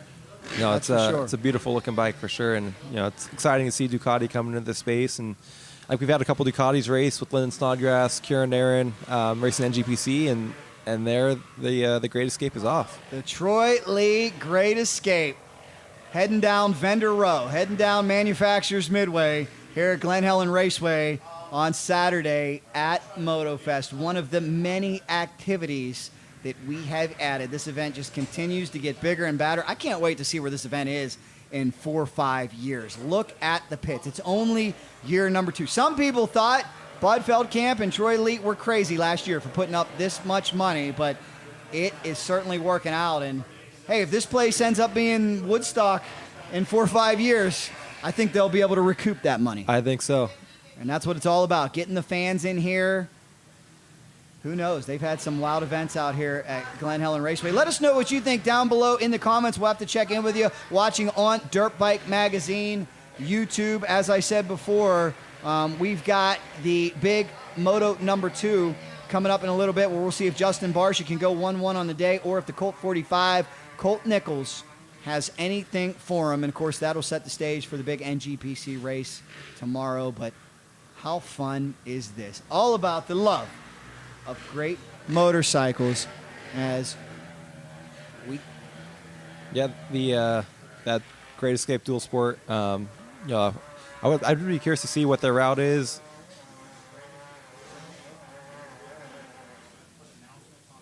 Okay. All right, thank you. We are getting James Burtock, our talented audio guy, giving us a certain message that a certain individual, aka your dad, might want us to announce a few things. So we'll stay abreast of that. But right now, what you are watching is the Troy Lee Great Escape ride taking off. A lot of KTMs, a lot of Ducatis. I see an adventure bike in there too, so that would be pretty cool to ride an adventure bike on this dual sport ride and mix it up with lighter weight bikes. You know what I always say, though, that a lot of people ask me because of what I do on Cycledrag and Racing Jack, that, hey, I want to ride a motorcycle. Where do I get started? I tell everybody, get a dual sport. Start in the dirt. Why I'm such a big advocate of that is I believe you will learn lessons out there on the trails, and you don't have to worry about anybody running you over. 100%. It teaches you so much bike control and skill, and you become a safer rider riding on the dirt. And it's hard to replace that. A lot of street guys, MotoGP guys, whatever, they race dirt or they ride and race dirt bikes themselves. The skills that you learn is second to none, and you might not think it, but it is actually all right, guys. All pros, and whatnot. And please report to staging. All pros for second you can go pro moto. Ride on the track, you ride on the dirt. Report to staging. You can ride around town even. So a dual sport really is a great do-it-all bike, and the modern dual sports these days are so good and so capable that I said you can ride a motocross track. You can do anything really on a dual sport bike. I know I've seen Blake Baggett's ripping around some of the SoCal tracks on his KTM dual sport, and that guy goes plenty fast on one of those. So it just shows how truly capable these bikes are these days, and how much they've come in such a long way. You are awesome, Trevor. I think we're going to try to kick it down to your dad. Is that what we're going to do here, James? We're going to try to kick it down to the Dent Doc, Craig Hunter. Bear with us here for a second.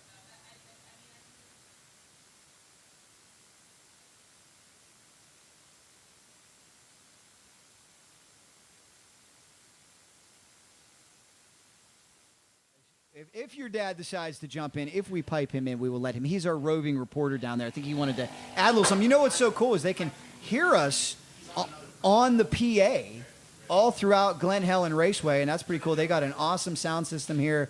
Bud Feld Camp's facility, just absolutely top-notch. But getting back to what you spoke to moments ago, Trevor, I tell everybody, you're going to learn lessons in the dirt. Here's the unfortunate reality. I don't discourage anybody from street bike riding, but sometimes you may only have one chance to learn a tough lesson out there. One of the lessons you learn quick, I'm a big safety gear advocate, is you don't see many dirt bike riders cruising around without helmets. No. You wouldn't believe how many people I see at some of these motorcycle rallies, flip-flops, shorts, no helmets. To me, you know what that's the mark of? A rider who's never been down. Yep. If I've got old school dirt bike helmets that I've cracked, and you think, if I crack this thing in the dirt, boy, I don't want to know what's going to happen to it on pavement. And that is a very valuable lesson. Then I think about motorcycle control. If you get into a bad situation, hopefully you don't. But to tell you a little personal story that I have is the closest I ever was to losing my life was right here in Southern California. I was taking my Hayabusa to Fontana drag strip. A driver from the fast lane missed his exit and turned really sharply, lost control, smashed into the wall. And what saved my life, I believe, is my experience as a trail rider, as a dirt bike rider. I got on the brakes so quickly, then I had to get back on the throttle as he ricocheted across the wall. But by the grace of God, I'm still here to talk about it. He was okay, I was okay. But I thought back, I'm like, my instincts just kicked in that when we're out there on track, when we're out there in the woods, you got guys flying at you, you got trees flying at you, and those instincts kind of become ingrained in you of how to survive. No, they come a long way. But it looks like these dual sport guys, like I said, they have plenty of dirt. Most of them have plenty of dirt experience, and like I said, that just leads to safer, more comfortable riding, especially on the street. And having the self-awareness that the dirt bike riders have goes a long way. And I just got a text from our secret spy, the Dent Doc himself, Craig Hunter, who lets us know that the audience is watching. So again, thank you not only to our audience, the millions and millions watching worldwide, and the thousands and thousands here in attendance at Glen Helen Raceway. We appreciate you being here oh so much. Thank you, guys. Still got a big Moto 2 coming up. Trevor, I'm going to put you on the spot. Moto number 2. Barcia, Nichols, Nicoletti, or somebody else? I'd love to see Colt Nichols back up the last couple wins and get the overall, but also Justin Heft. He's an off-road boy. He's a motocross at heart, but he's turned off-road. He's riding really good this weekend. That Pro Circuit Kawasaki is looking good on him. It'd be really cool to see him at least get on the podium. But the last half of that first moto, he was charging up front and making moves. So if he could get a little bit better start, it'd be really cool to see him run with Barcia and Nichols and fight for that podium. Yeah, and how about Rod Bell, too? We got to give him a big shout-out. He has really stepped up. He was able to take home a third-place performance for Mark Samuel's SLR Honda team, who is not too far away from the area we're looking at right now. Look at where do all these dual sport bikes keep coming from? I thought we were done. No, they just keep stacking them and racking them. I love it. Looks like looks like we're setting up for an old Blackwater 100 GNCC style old school race. I absolutely love it. I saw some betas in there, some Huskies, some KTMs.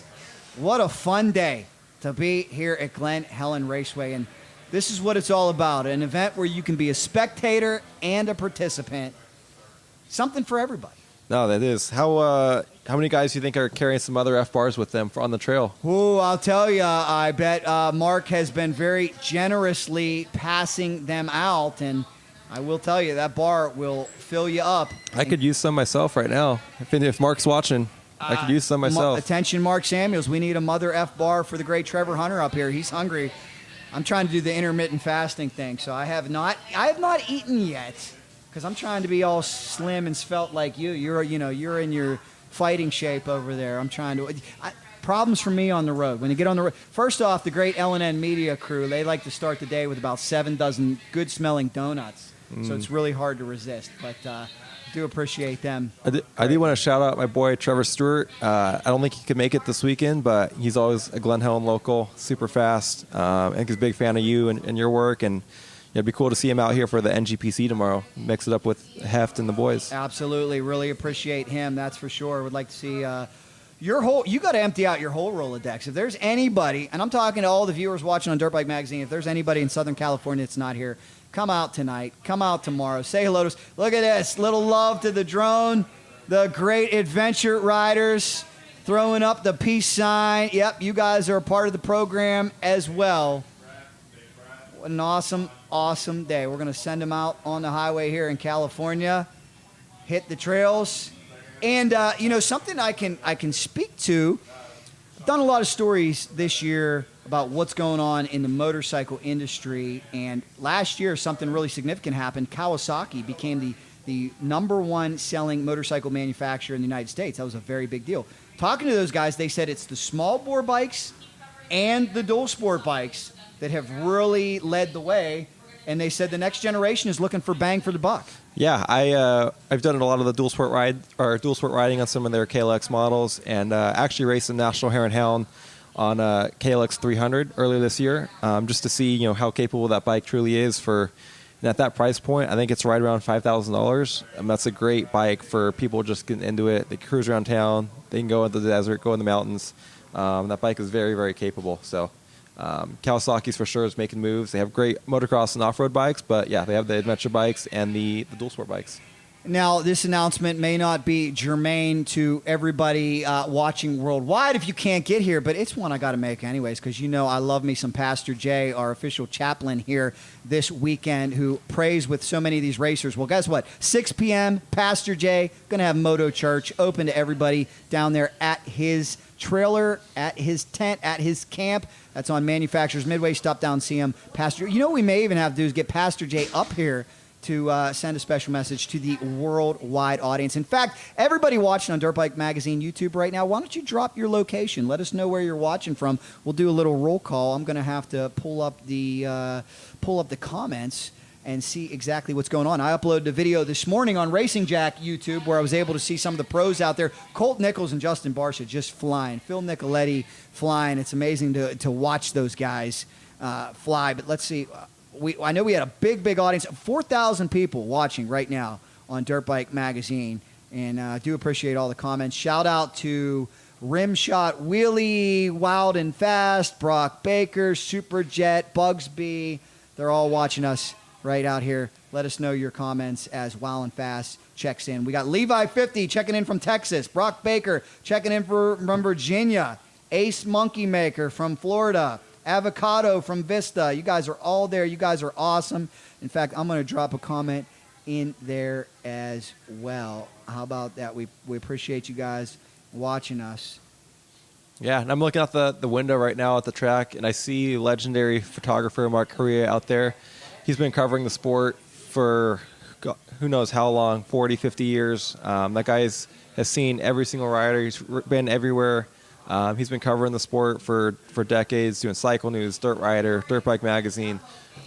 He's done it all, and it'd be pretty cool to get an interview with him and maybe do a feature on him. He travels some miles. I got to see him with your father when he was leaving Stead, and he showed me his warhorse of a pickup truck. It's got 450,000 miles on it. How many races has it taken him to? And he just takes care of it. Always gets it in for service, changes the oil, treats it good. And look at this, ladies and gentlemen. Our top pros are back on the starting grid. 450, 250 showcase, getting ready to go. So you know what that means, spectators. You know what that means, all you watching at home on Dirt Bike Magazine YouTube channel. It's almost time to drop the gate to see what happens. We'll see if Carson Mumford can go 1-1 on the day. Parker Ross and Lux Turner looking to keep their podium performances going. Justin Bam Bam Barcia trying to check out, but the big story, Colt Nichols, don't count him out, the Colt 45.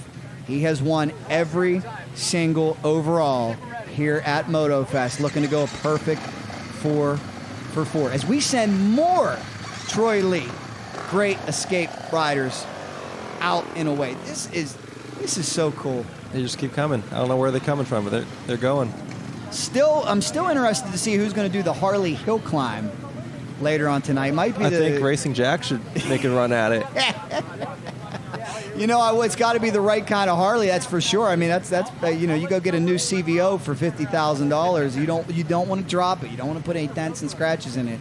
We'll see how good of a rider you are. If you make it up top, there's no scratches, right? Do I get to put a knobby on it, or am I working with a street tire? You don't want to make it too easy for you. Yeah, that's true. I better get one of those airbag suits in full leathers before I go out there. So that's what impresses me so much about you guys as desert racers. I told myself, I said, man, I'd love to do it. I'd love to do Vegas to Reno someday. I'm a big fan of the Folks brothers, Brian and Daryl, and what you guys do out there. But then I see you guys after you come back and there's nothing left of your knobby because you're wide open through the desert, I don't know that I would want to do that. You are a very courageous young man, and the reason is you never know what's out there. You never know. I hit a donkey my very first Vegas Torino. Oh my gosh! Sideswiped that. Luckily, it didn't go down, but it was very painful. Obviously, tons of riders have hit animals and booby traps or rocks. You never know what's out there racing desert, but it is also very fun. So it's hard to pass up. I remember being in a drivers' meeting last year as they were talking about the course that they had marked, and of all people, Stone Cold Steve Austin was sitting in front of me because he races the UTV out there. And Daryl Folks said, "Hey, there's a gate on the course. We opened it, but the farmer might have closed it. So if you're first through, be careful." And they were like, "Oh my gosh!" I've hit a closed gate myself before. Yeah, it ain't fun. You guys are hardcore, man. You guys are certainly hardcore. Well, if you're just joining us live, we are here for you all weekend. Glen Helen Raceway getting you set for Moto number 2. Some of the top supercross, motocross, super motocross racers in the world are getting set to go on that gate. Right now, you're taking a look at the Troy Lee Designs Great Escape dual sport ride. So much going on this weekend. Having a great time. Jack Korpela from Racing Jack YouTube alongside Trevor Hunter from the NGPC series, our resident 25+A superstar. Where's your partner Hayden Hintz at? Is he racing this weekend? He is back out of retirement, and he's racing this weekend. That is awesome. What class is he going to be competing in? I believe he just raced the vintage class in that morning race, and then he'll be in the 250 AA later today and 25+A tomorrow. Super cool. So. Super cool. It's always good to see him. And man, I think we've got every dual sport in Southern California here. We must. They keep stacking them. It looks like we got Kieran Aaron of the Hero Racing Ducati off-road team. He's coming off a couple best desert wins. I believe he won the Baja, or it was top 2 or top 3 at the Baja San Felipe 250. Got the Baja 500 coming up. He's an amateur motocross phenom. He almost won the NGPC Pro 2 championship a few years back, and really talented rider, and now he's racing for Ducati. Super cool, guys, as we get set to go for that 450, 250 event. But first, these guys are going to have some fun, and then they're going to come back, and they're going to have some fellowship and do some barbecuing and listen to the great bands that we've got lined up here for Glen Helen Raceway. It is Motofest 2026, and shout out to Mr. Bud Feld Camp's son if he's watching. It's very, very important. You know why he's important? He is like the Nielsen ratings. He is the focus group for Bud. Bud stopped me yesterday and said, my son told me the broadcast looked good. He said normally he's a harsh critic, so there was a big smile on Bud's face. So I said, thank you, young Mr. Feld Camp, and that's what it's all about, keeping the people happy who make us happy with this great event. We want to see it continue for years to come. I think when you say 6 time, that makes people happy. I've heard. I would say it, but Dante's not here, so I'm going to save it for tomorrow. Remember that, too. That's a good thing to let everybody watching know that we're going to be live tomorrow as well for the NGPC race. And we're going to be live for the start of the 450, 250 race coming up in just a few moments. Guys, stay with us. We're going to step away. Motofest will return here from Glen Helen Raceway, San Bernardino, California. We'll be right back.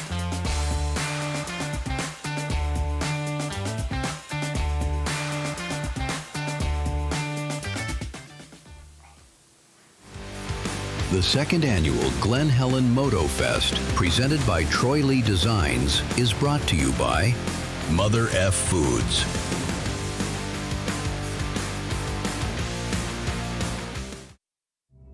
Before the gate drops, there's a moment when preparation and confidence merge as one.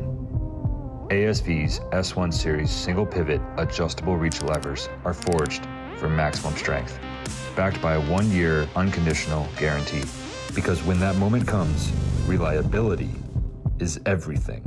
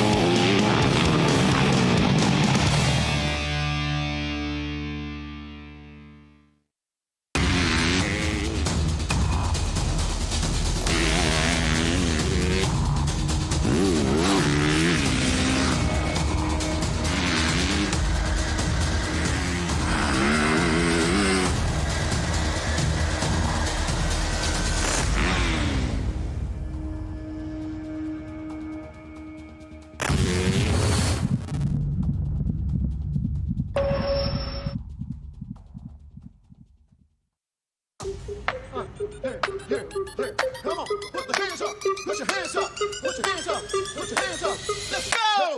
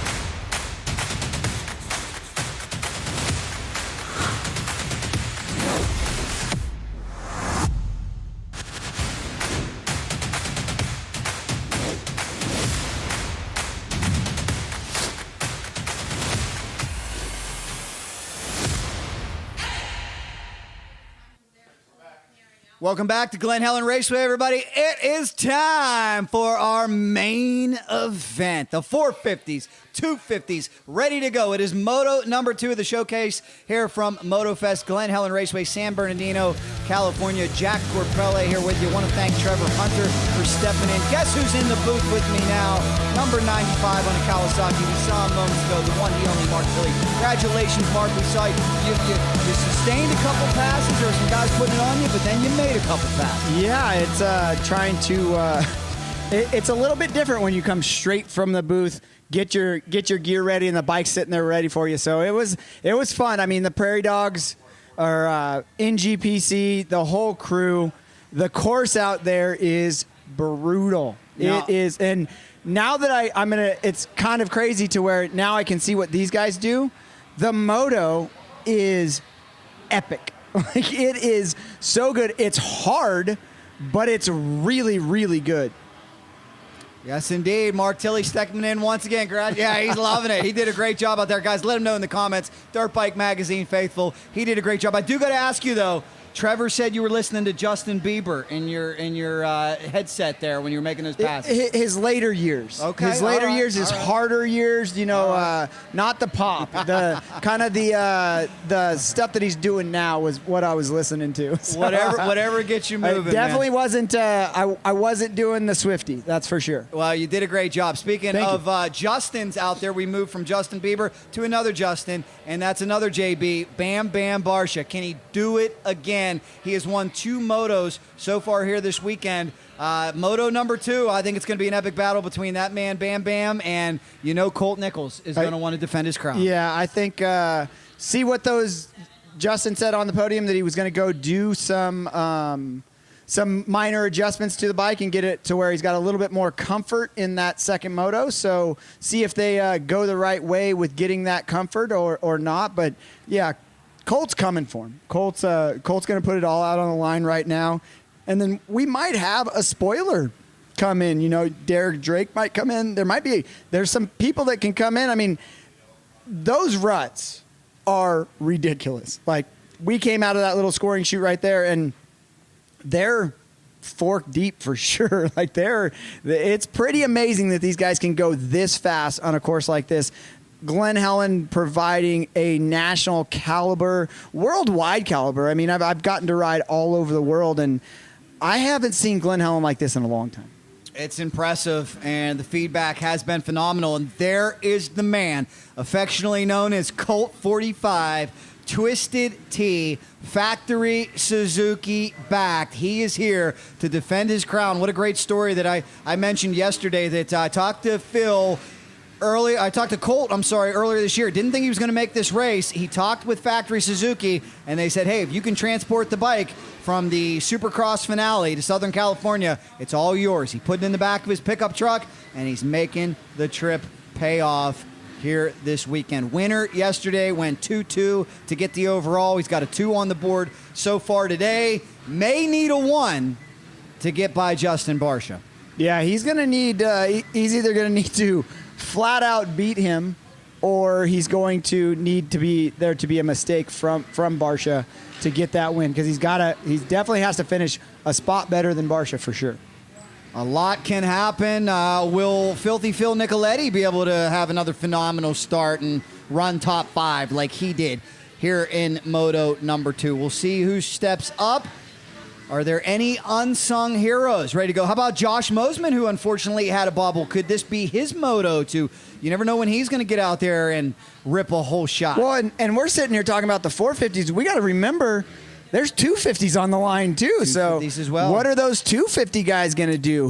Who's going to have something for Carson Mumford? I mean, Carson new to that team this year, but man, that Jeremy Sissom and the crew at AEO, there's one of the Bar X owners right there walking by, but Myron. But yeah, they're giving those guys all the equipment they need, and Mumford looking really, really good. He was saying on the podium, there is Mr. Carson Mumford, saying on the podium he hasn't done outdoors since 2023. Wow. I heard him too. He's very outspoken about those lappers. He said the lappers need to get out of the way. He said we started hitting lappers on lap number 4. So that is going to be a big factor in this race. Derek Drake locking in the whole shot device on his Toyota of Redlands. Bar X Yamaha, his talented crew, Ryan Boyd behind him, as we give you a look at the starting lineup. How about somebody like Justin Heff, too? Could this be his Moto? He's been threatening all weekend. Ryan Surratt, a guy who at any given time has the speed to step up. We will see a lot of really tough racers in here. Josh Mosman out there as well. This field is stacked. This gate is stacked. It's going to be another epic race. Yeah, no, it's and the really cool thing is all those people, they're all from all around the nation. Like there's the nation, even the world as well. So it's kind of cool to see, and it's really nice to see all these people. I mean, when I came in from my race, I couldn't even get to the motorhome because there was a bunch of people getting ready to leave for the Great Escape. So, yes. That was packed. We covered it too. When you watch this back on demand, you'll be able to see it. Shout out to Troy Lee. I don't know what they did to get the word out, but that was more. It's out. It's out. Woo. It was. And then even the line on my race was, I started on the far outside. So definitely. And Aiden Kiefer. Somebody we got to talk about. Aiden Kiefer, his debut on that Phoenix Honda, impressive. Yes, indeed. As we take a look at the 250 starting lineup, stacked. Keep an eye on those Bar X Yamahas. Now, Mark, you were down there filming. Were they saying the Bar X Yamahas were louder than usual? No, Parker Ross was talking about. That's why he was moving, or he was looking back. He was saying that. When you hear a Yamaha behind you, it's loud. It's definitely loud. One of the big things they did this year was quiet those bikes down. So, but yeah, the Yamahas are on the loud side when it comes to it. So I can understand what he's saying, especially think of a built Yamaha. So it's got the airbox and it's got the I think they're running FMF pipes. And there's no AMA sound check here at this event, so I covered that thoroughly in Supercross. They had to be under 114 decibels. No restrictions here. They can make them as loud as they want. As we put out the 30-second card, the lovely Miss Disco, ready to go sideways. Are you ready, fans? Are you ready to go racing? From the roughest, toughest, baddest track in all the land, Moto number 2, the one we came for, the 450, 250 showcase. Some of the top riders in the world ready to go full throttle and go for the whole shot. Get off the track, Miss Disco. Here we go, ladies and gentlemen. Time to drop the gate from Glen Helen Raceway. Here comes the 450s. Colt Nichols with a head of steam. Will he get the whole shot? Where's Bam Bam Barcia into Talladega turn? Who's got the whole shot? It's Bam Bam. Whoa, Mosman right there too. Mosman in the top 3. Mosman. I knew it. I knew he had it in him. Oh my gosh. Colt Nichols up there. He's going for the lead. Mosman going for the lead. Congratulations. A top pro out here. He will enter Paul and now banging bars with Colt Nichols. Look at the down speed. Mosman full throttle down the hill. Impressive. I'll tell you, they better get to Bam Bam quick, though. This is what we saw in Moto 1. If he checks out, it's going to be trouble as we get ready for our 250 start. Barcia with a nice gap, man. This looks like business as usual. They got to get to the inside because that outside, I took it one lap, and it is muddy. Here we go for the 250 down. In the Talladega turn we go. Watch those Bar X Yamahas. Watch Carson Mumford. Looks like Carson Mumford. Oh, I do think it is Mumford. A lot of Yamahas coming quick behind him. Is that Parker Ross? Is that Lex Turner to the outside? Here comes the Bar X freight train. Oh, somebody to the inside. Is that Parker Ross? Oh, my goodness. Parker going for it right away. No, that's the 43. Is that Lux Turner? I said, sorry. Was that the 43? Let me look at my roster. These guys are all... It's not Parker for sure, because Parker's in 4th. Dylan Schwartz, perhaps. They've got one heck of a fast team down there for sure. We'll see if we... There we go. I got to turn mine inside out. The 43... Lux Turner's 143. I think he might be running 43 though this So that's weekend. Lux Turner battling with Mumford and Aiden Kiefer. Aiden Kiefer up there early again in front of Parker Ross. That's a big jump. Yeah. Oh my gosh. The drone footage is right there, but it doesn't do it any justice. Aiden Kiefer you know what? Definitely stepping up. Gotta hand it to Aiden. I know he's been putting in the work. Moto number 2, the 450, 250 showcase. Justin and Bam Bam Barcia leads the way. Carson Mumford trying to go 1-1 on the day. Colt's going the wrong way. Colt's going backwards. Mosman, very impressive as well. Barcia's checking out. Who is that? Oh, Justin Heff. Justin Heff aboard that PC Kawasaki. Yeah, Justin Heff, what a great comeback story. Coming off an injury in the NGPC series, chipped a bone in his ankle, came back very, very quickly. Thought that he might need surgery. That wasn't the case, and he is back aboard a pro circuit off-road machine tuned by the great Mitch Payton, Billy Fulmer, and Bones Bacon here with us this weekend. Some legends. Wow, Mosman holding his own. If it wasn't for Barcia, Mosman would be the hero right now. Unbelievable, man. And I don't know. I just felt something. That's why I mentioned it before the gate dropped. I said, is Mosman going to get out there and get a whole shot? With the bad luck that he had in Moto number 1, I had a funny feeling he was due for it. As we continue on, what a beautiful day for racing. It'll be 30 plus 2, only about 5 minutes in to this second Moto affair here from Glen Helen Raceway. 22 stories up, the Sky Coaster jump. Very effective. It looks like Mr. Filthy Phil coming into, Nickel getting off a little bit, but Filthy Phil coming into the screen on that Rockstar Husky, making him, maybe he might make a charge. Maybe you have the crystal ball. You know one of Phil's secret weapons, too. I think he's just way too humble and likes playing it cool when he says he doesn't train. You know where he's been hanging out?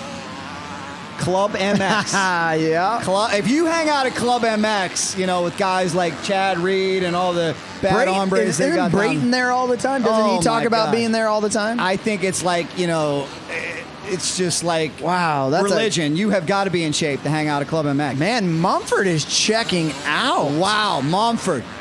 Well, he had a problem with lappers. Wow. He had a problem with lappers in Moto number 1. Let's see. He's going to end up the way he's going. He's going to end up hitting some lappers here pretty soon. Looking to go 1-1 on the day. Definitely ready for the outdoor pro motocross season, which will begin 2 weeks from today. Down the road, Paula, Temecula, California, Fox Raceway.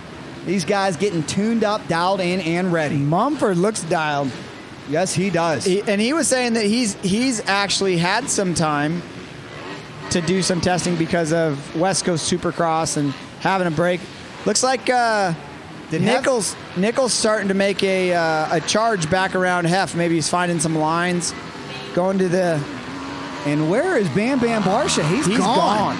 See you later, man. That little adjustment that they might have made is making big dividends on the other side. That's for sure. That's right. A big payout today. I don't even have the official stat. Is it $10,000 today, or is it more? It might be more today. I don't know. It was 10. Oh no! Somebody's down. One of these riders down. We'll tend to him, and that's why we do have the best safety crew standing by. That's why you always want to do it. I think that was Ray. 380. I think that was 388. Well, that's what we talk about, coming to top-notch tracks like Glen Helen. They've got the top safety professional standing by, and thoughts and prayers to that racer. If I'm right, that's number 388 on that's Brandon Ray on a Triumph. So Mosman's still holding his own. Maybe Mosman's wife told him that you didn't call him a pro, and I think now he's out there to prove that, hey, he's a big deal. I think she fed him some of that good sourdough and got him all carved up. Some sourdough treats. Go get it, honey. How about that? Congratulations, as he's got some tough hombres behind him for sure. Look at Colt Nichols. Colt due for a breakout season in pro motocross, and what a high these guys are on from Suzuki. We forget Colt broke both his wrists when a couple years ago when he was defending champion on the East Coast or one of the coasts. He was defending champion and he had to switch coasts last minute, and he went out and broke both of his wrists. So these riders no stranger to injury, that's for sure. Coming back, every one of these guys has been hurt and probably hurt pretty good. So Mosman, it looks like maybe that being behind the desk writing those stories is coming up right now. But Justin F. still searching for a way around him. Those ruts are so deep. Well, I just kind of laid it in and just powered through it, hoping I wasn't going to get stuck like the young lady that we were watching on the YZ85 during the women's race. Oh, that was great. That was great. She was learning some great lessons. We'll play that back in 5 years when she's a top pro, and she'll laugh at it. Great to have her out here for sure, as Mosman leads Heft and Nichols. Nichols back there lurking, studying, looking for a way around. Mosman really holding his own, doing a great job. Congratulations to him. Very talented racer from a talented family. I'd love to get an update on Michael, too. Wonder how he's doing. Wonder if he's getting ready for the outdoor series, who unfortunately he was injured. Colt's getting a little impatient behind Justin Heff. He's going to make that move. Oh, and he makes it! Oh, my goodness. But he's on the outside here. Colt 45. Does he got that secret twisted development? Jamie Ellis 5 horsepower extra engine. To the inside, he's going to get a twofer. Yes. Colt Nichols trying to pick up two positions. Going wide. He's going to go around them both. This is where he's going to use some of that Suzuki twisted development horsepower. Going up the hill. Fistful of throttle. Got them both. Ladies and gentlemen, Colt Nichols into second place. Wow. That's how I felt in the motor, just people going past me. Now, the only bad news for him is, based on timing and scoring, he's still 8 seconds back of Justin Bam Bam Barcia, who you just saw you're on the right-hand side of your screen. Yeah, just barely saw. Barely saw. There's the next 1, 2, 3, 4, 5, 6, 7 guys are all right there. Barcia, Mosman, Heft, Nichols, Nicoletti, Drake, Rodbell, Hayes, Briggs, Morales, Demones, and Nordstrom, the Moto Whips rider, getting into the top 11. And then you got Mumford, Turner, Ross, Kelly, Swartz, Timbo, Kiefer still holding his own, Bradley, Betts, and Fierro. So Mosman has dropped since this last thing came up, but man, Mosman being able to run up front. There's Lex Turner making that Bar X Yamaha run in second place. So man, that's pretty good. All right, as we continue on this beautiful day for racing. And Mark, you know, too, as a racer, you couldn't really ask for better conditions. It could be sweltering hot today. It's so nice outside. Like, I mean, you cannot ask for better conditions. You got great track, great, and I wasn't even on all this track. I guess I was riding a lot of it, but man, it's keeping moisture in the ground. This is a Motofest. If you're not at Motofest, if you're not riding an NGPC event or just come out here to ride practice during Motofest, you're missing out. You got to get here next year. Such a great celebration of two wheels. 4 days on two wheels. That's the tagline, and still a lot going on tonight. As I said before, going to be a massive party in here with multiple bands and all kind of cool stuff going on. That's what's funny, too. Mark, I hope you got your earplugs if you want to go to bed early, because your park's right next to the soundstage. I think I'm just going to stay up. I'm just going to do it. I think what I'm going to do is I'm going to have the kids stay there, and I might have to go home because I don't live that far from here. Great race on track. Look at Phil Nick feeling it, putting it on Derek Drake. Derek Drake on that Bar X Yamaha, trying to hold off the 37-year-old veteran out of Club MX, out of Team Husqvarna. Phil counters back. Derek Drake picks up the pace. And they continue to battle for position here at Glen Helen Raceway. What I'm impressed about with this racetrack, too, I don't know if this was the goal for Dennis Stapleton, but if it was, mission accomplished. Multiple lines. It is far from a one-line racetrack. They're all over the place out here. Yeah, no, it's great. I mean, I'm impressed with Mosman right now. He's holding his own. Nicoletti gets really around now. Rod Bell and Mosman. Rod Bell kind of gave him a little English right there. Yes. Well, hey, got to give credit to where credit's due. Mosman got a great start, held it for a long time. These top pros, though, able to sneak through. Barcia, Nichols, Heft. Rod Bell and Nicoletti were both with each other because Rod Bell finished third. Nicoletti, I believe, finished fourth in the wall. I know that he had to, those two were battling for sure. Because Rod Bell was talking about it. He's going, well, he raced me kind of clean, and I'm going to race him kind of clean. So maybe we might see some fireworks here. It's possible. It's possible. Remember, there's a lot of money at stake, not just for the top position. That yesterday I pointed out, like the difference between a second and a seventh could be $5,000. Difference in one or two positions could be a couple grand. So there is a lot at stake, not only bragging rights, but the all-important cubic dollars. And that's Derek Kelly right there on that new Kawasaki team. Derek having some really good rides during Supercross. Get to get some TV time. Whenever you can get some TV time, you're doing pretty good. Unless you're doing something really bad. And we were shouting out all the great viewers on Dirt Bike Magazine YouTube. Over 5,200 people watching. Right now. Oh, yeah. Wow. Checking. We got my good buddy Michael Casper, Dirt Bike fan from Pittsburgh, Pennsylvania, watching.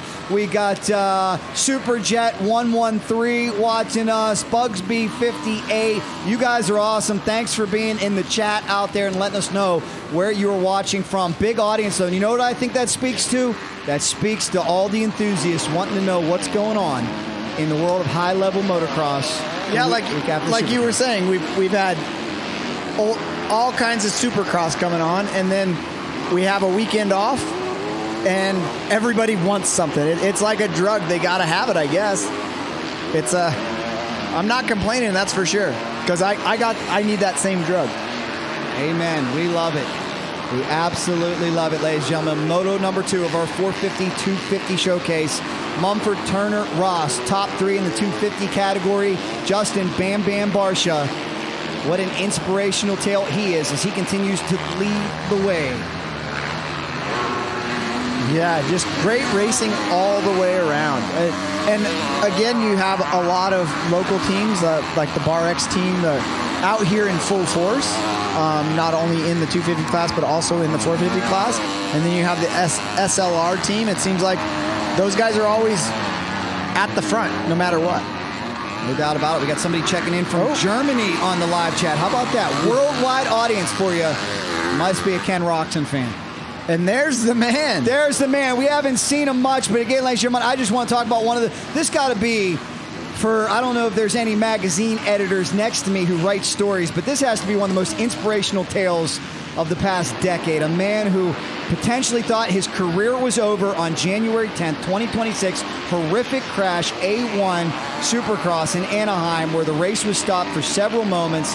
And 5 months later, by the grace of God, Justin Barcia still with us. Career continues and on an absolute another level. And not only that, but this is the first year of this motorcycle. This is the first year of this motorcycle. They're making huge gains with it. Like, I mean, he went from a team that had a proven motorcycle and decided to go with a Ducati and with the Troy Lee team. And pretty amazing. I mean, it's pretty amazing what they're doing. Triumph coming out and doing the same stuff in the last couple years.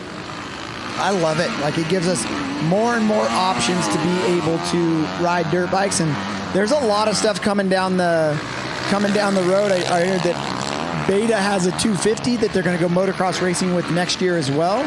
So it's definitely lots of. So there's Barcia. He's out front, and see exactly how big of a lead he has. That's a lapped rider, and then there's Colt Nichols coming in. Very impressive. Colt trying to keep his streak alive. He has won this event every year. Now, Mark, a light bulb just went off in my head that I didn't realize. And you guys helped me out in the comments. It's unfortunately, who's down there? That's not Filthy Phil, is it? No, that's down rider, lap rider. You guys helped me out in the comments. Could we be on the cusp of history? Could we be potentially witnessing Ducati's first pro motocross win? Yeah, I never thought about that. I didn't think about that either because we got so accustomed to them doing a great job out in the Supercross series. But this could be, if Justin Barcia is able to close the deal, this could be a historic win, historic day for Team Ducati. Historic weekend because they got their first pro moto wins, and then they get their first pro overall win. For sure, guys. As we are on lap number 430 plus 2 here in our Pro Showcase. Derek Drake putting together some fast laps on his Bar X 450 machine. Mumford, Turner, Ross, Kelly, Schwartz, your top 5 in the 250 category. They're both out there at the same time right now. And the big story of the day, Justin Bam Bam Barcia, the comeback kid, the inspirational tale, continues to check out on the field with his Ducati. If he doesn't make a mistake for the first time ever, we're going to see Team Ducati win a pro motocross race, and how fitting they would do it here at such a historic facility, Glen Helen Raceway.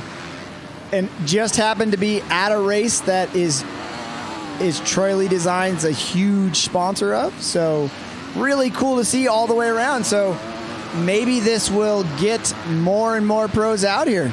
We are halfway gone, ladies and gentlemen. Barcia halfway to history. There he is, the 51 of Bam Bam, who has done such a great job on this sport. Barcia's been on a lot of bikes throughout his career as well. And, you know, one of the things I did hear Barcia say in an interview when he returned, he was impressed how much better they made the Ducati by the time he got back and healthy. So you're talking in about 12, 13 Supercross races. The amount of chassis development they've been able to do on that bike, pretty impressive.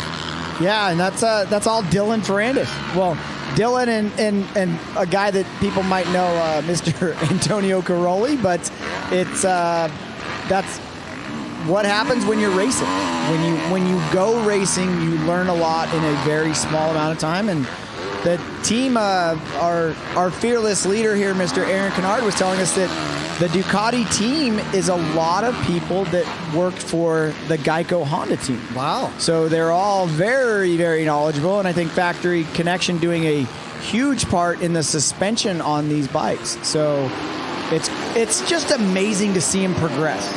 To see him progress that fast, and where are they going to be at the end of the year? Absolutely. It's a special day. And, you know, it's funny when you talk about different sectors of motorcycle racing, because if we were talking about first Ducati anything in the road racing world, they'd be looking at us like, what? Ducati has asserted its dominance over there many times again. And when they first started talking about coming to motocross, I figured it'd be more like a 5-year plan. I didn't think it was going to happen this quickly. Yeah, next year. Shout out to them. And Mark, you and I have talked about it a few times. We grew up with the big four, and now all of a sudden you have Triumph, you have Beta, you have Ducati, you have all these other brands. I mean, KTM with what they offer, and Husky and Gas. There's so many options out here, and it's really a great thing for these racers that there's more opportunity than ever. Yeah, we just did this year, I think it's the biggest 450 shootout ever. We did 12 bikes, a 12-bike shootout.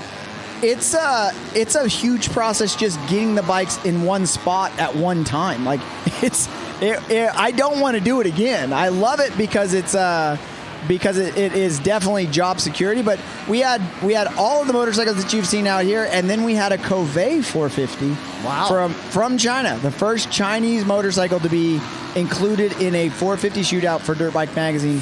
pretty impressive. And then how about all the Starks? You got to throw them in there as well. The e-bikes, they're pretty fast. Yeah, we got to keep them in their own category. That's true. Well, we saw plenty of those yesterday for Baja Drags. These young kids, I know we love our gasoline internal combustion engine, but I'll tell you, these young kids, they love those electric bikes. Great battle here as Mumford continues to put together some fast laps. We're more than halfway gone here in our showcase. 450s, 250s. The 77 is out there moving today. Yeah, he's looking really good on that AEO KTM. So what we got in the 450, and even that section, those bumps are a lot bigger than they look. Like you can go through those, and like we got to show earlier, there's mere mortals out there going through those bumps are definitely not going through those bumps like that. No doubt about it. Mumford leading the way, Turner in second, Ross in third, Kelly in fourth, Swartz rounding out the top five. What a in weekend. The 250 class. What a week. I'm gonna make another very bold prediction. You see if you guys agree with me. I keep an eye on that 4.3. I think he's going to be top 10 this year in pro motocross. The way that he finished the Supercross season, what he's doing here. He's on a 250. Ran top 5 yesterday with the 450s. How impressive is that? Lux, Turner, and we'll just talking to him on the podium, he's definitely got confidence in himself. He sure does. And that's what these guys need. They need that confidence. Kind of, for me, I think they need to be on the borderline of kind of being a little bit of arrogance, because you're going up against some of the best riders in the world. You got to believe that you're one of the best riders in the world, or you're going to get eaten alive. More than halfway home, Justin Barcia trying to put together a historic day for Team Ducati, Red Bull, Troy Lee Designs. They're all on their feet. They've got smiles on their faces, and they're hoping Bam Bam can consummate the deal here today from Glen Helen Raceway, from Bud Feld Camp's Motofest. What a tremendous event it has been, and it is far from over. Great racing. And Mark, how good and entertaining and thrilling has the racing been here the last 2 days? Amazing. And then when we're in that section and we want to see the pass or want to see something new, we have those IWC instant replays from Mr. James that just belts those things out. So you can't ask for. We got great weather, we got great racing, we got a great facility. There's a bunch of people watching us. It's an amazing thing that we're able to bring this to everybody. Just the man above is smiling down on us for sure. No doubt about that. A beautiful event for sure. We're so happy you guys are here in attendance. So happy you're watching on the Dirt Bike Magazine YouTube channel, coming up on 5,500 viewers. I think you may get a High Torque Gold Star too, because I think out of everything we've ever done here with MXA, Dirt Bike Magazine, this might be our biggest live audience ever here today. Get a gold star on the chalkboard. Let's do this. Daryl Eckling going to give you a high five, and all the great people over there at High Torque. Shout out to them for still pumping out those great magazines too, that even though digital media is taking over and things are changing, we still love our magazines. They're not going away yet, right? No, we're not going anywhere. Good. Hopefully we won't go anywhere for a long time. Beautiful. So looks like Derek Kelly's still hanging in with Parker Ross, and then that might be Swartz behind him, but still Aiden Kiefer still in the top 10. I would say that this is a successful debut for that young man. Absolutely. A lot of unsung heroes stepping up here today. San Bernardino, Glen Helen Raceway. None bigger than Justin Bam Bam Barcia as he holds off Colt 45, Colt Nichols, by about 8 seconds. Heft 2 seconds back, and Nichols, Drake in the 4th spot. Filthy Phil Nicoletti hanging on to a top 5. That's a heck of a story, too, for that 37-year-old to come out of retirement and just lace him up with some of the best in the sport out here and get it done. Yeah, he deserves one of those Coors Lights after today. We got to see if we can get him a big tank. Well, now he's a factory guy. Like I said, I don't know if he... I didn't get a chance to interview him, so I didn't ask him about the big tank. There's another rising star, Dylan Schwartz from the Toyota Redlands Bar X team. Did a great job this year in Supercross, and I'm sure is poised and ready for the outdoor season. What off season? There is no break when you race the Super Motocross Series, that's for sure. These guys are ready. It's a nice reset, too, that if things didn't go your way in Supercross, it's kind of an opportunity to reload, refocus, and you know what's interesting? I forget who was telling. I think it was Grant Langston who was pointing out, if you look at the differences between Supercross and Motocross, how some racers excel at one and not so much at the other. And he always talks about how Brownie was that type of the guy. Brownie was never great at Supercross, but Brownie was like the master of just making a 125 scream to the moon.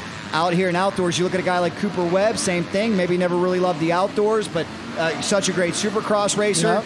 Jet Lawrence seems to be a master of both, and he'll be coming that's back an pretty anomaly. soon.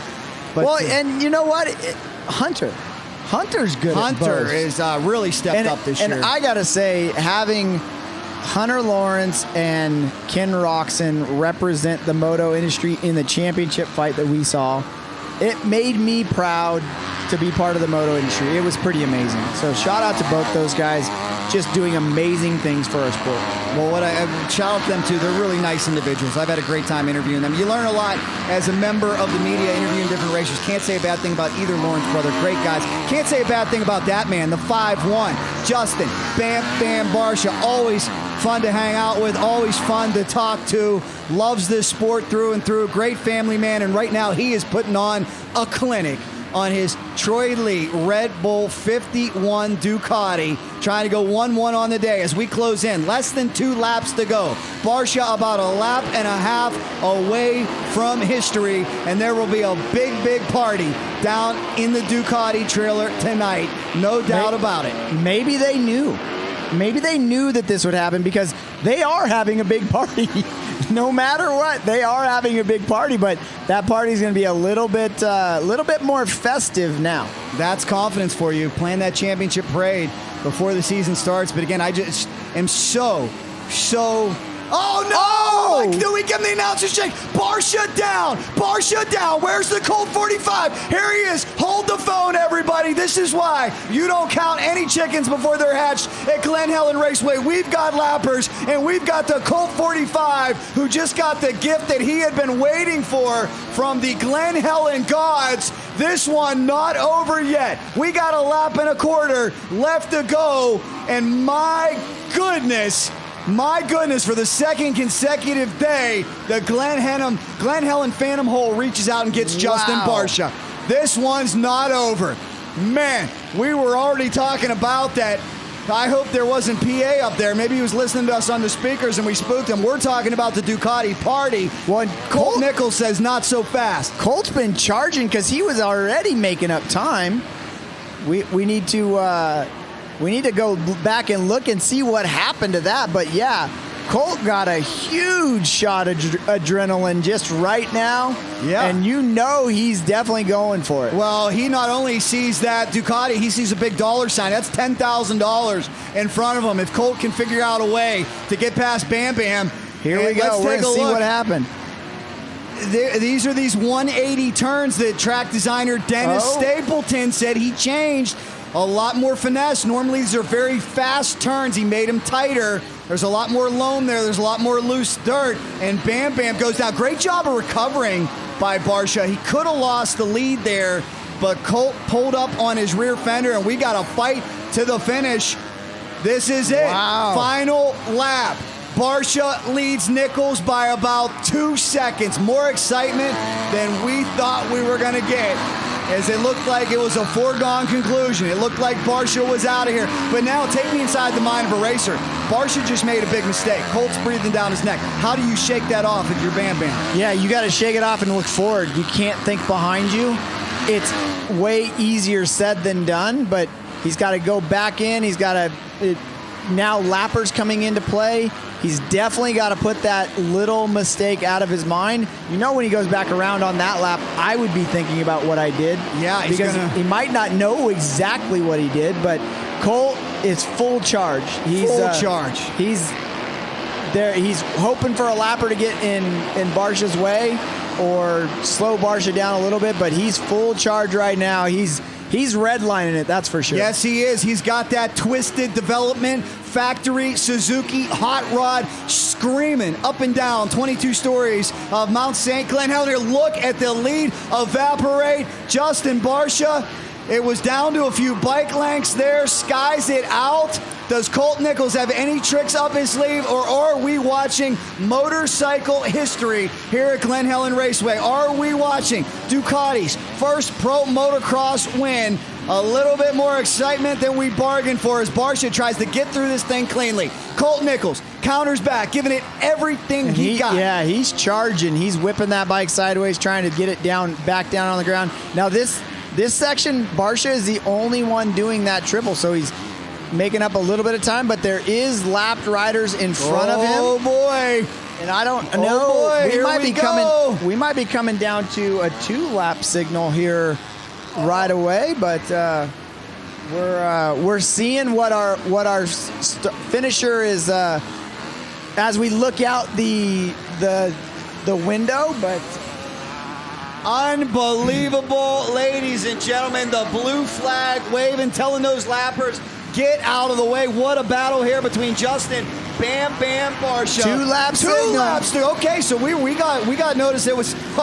Man, hopefully they're not listening to us. We were told it was the white flag. Hey, I won't complain. How about this, fans?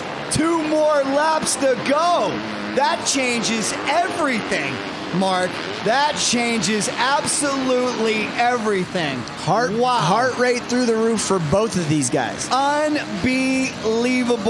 What a show. Horsepower theater here from San Bernardino, California. Justin Barcia. Colt to the inside. I think Colt is gaining a little bit.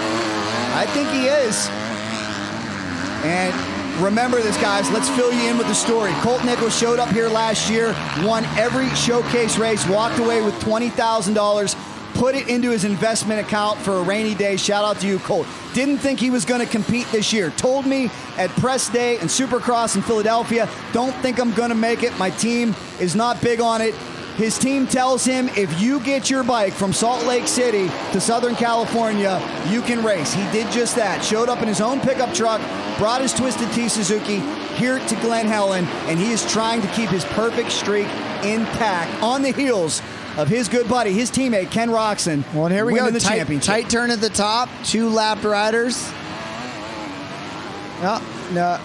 Oh my goodness, as for Bam Bam Barcia, we're heading into another one of those tight downhill sections. It's getting congested. Boy, I'd love to get a shot at Troy Lee right now. He's probably biting his fingernails.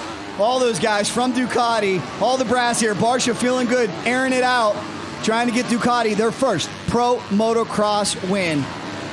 Unbelievable. It looks like Barcia's kind of pulled back out a little bit, but man, he's making it exciting.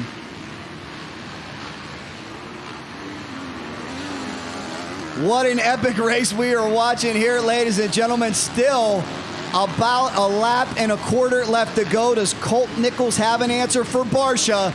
That lapped rider gets out of the way, and Barcia is starting to open that lead back up a little bit. But, you know, as for JB, I don't want to jinx him here, but you know, he's been down twice in the last 2 days, both very low impact soft crashes, but he knows all of these corners are treacherous, especially this time of day. Look at that Ducati bouncing around. I know his team, they've been working so hard. He's got a lot of talent over there. They were fine-tuning the suspension.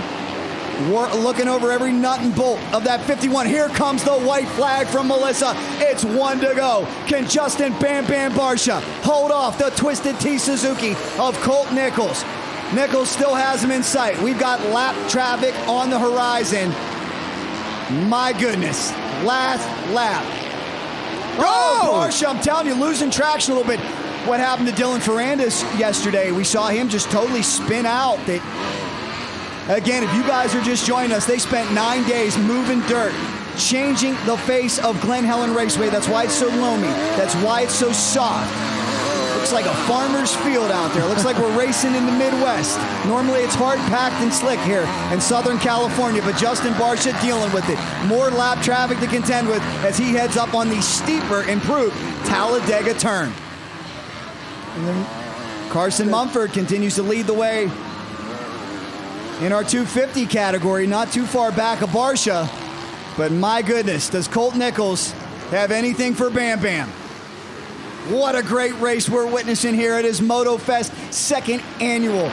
And it's all the brainchild of Bud Feld Camp and Troy Lee of Troy Lee Designs. And right now you're taking a look at Troy Lee's hand-picked rider, Justin Barcia. Whoa, getting a little bit out of shape there. But, man, there's a stream of lapped riders. These guys are going fast. All right, this is the section that gave Bam Bam trouble. Will he check up a little? Bam Bam, he might have checked up just a little bit there, but now Colt Nichols is stuck dealing with lappers. Barcia trying to get around cleanly. I'm not sure if this individual here knows that he's got the leader coming through. And he does not. Gives him a look back. Now he knows. Justin might have been hitting the rev limiter a little bit, telling him, get out of my way. As Justin Barcia continues to excel, continues to pull away. Has he done enough? There is no quit in this young man from New England. This inspirational tale.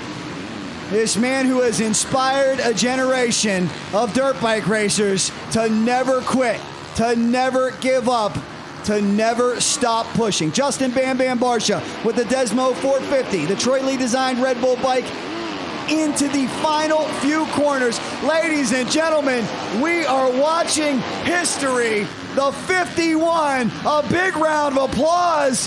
How about it, ladies and gentlemen? The first pro motocross win for Ducati. They have done it. Wait, Justin Bam Bam, but he gets it done. Justin Bam Bam Barcia overcomes adversity, overcomes a near career-ending injury, and just scored Ducati their first professional motocross win. Congratulations. What an epic ride.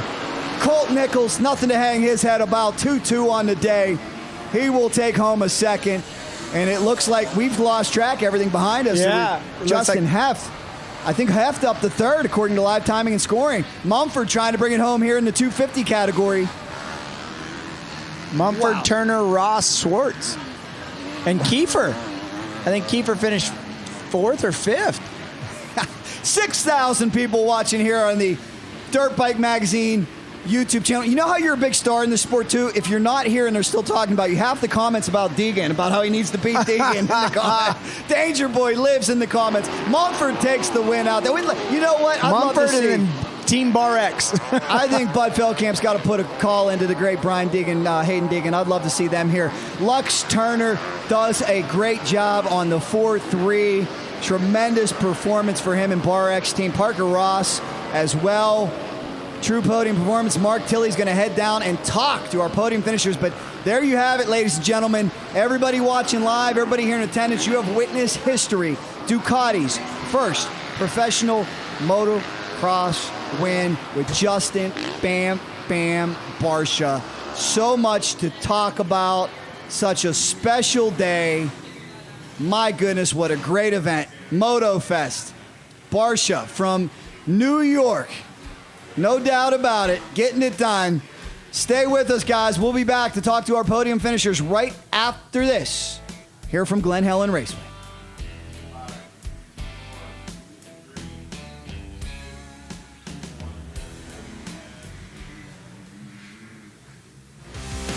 The second annual Glen Helen Motofest, presented by Troy Lee Designs, is brought to you by The Ultimate Rider.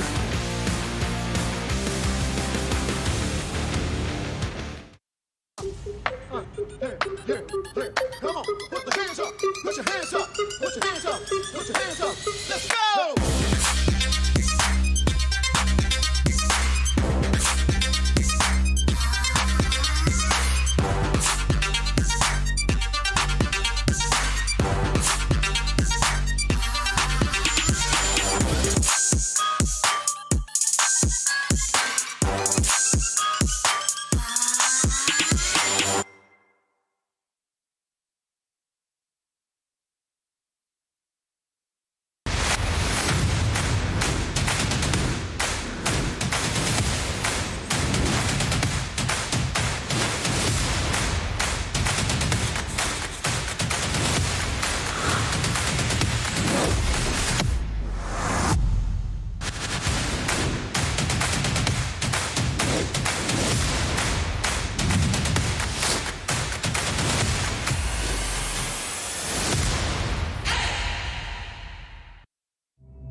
Before the gate drops, there's a moment.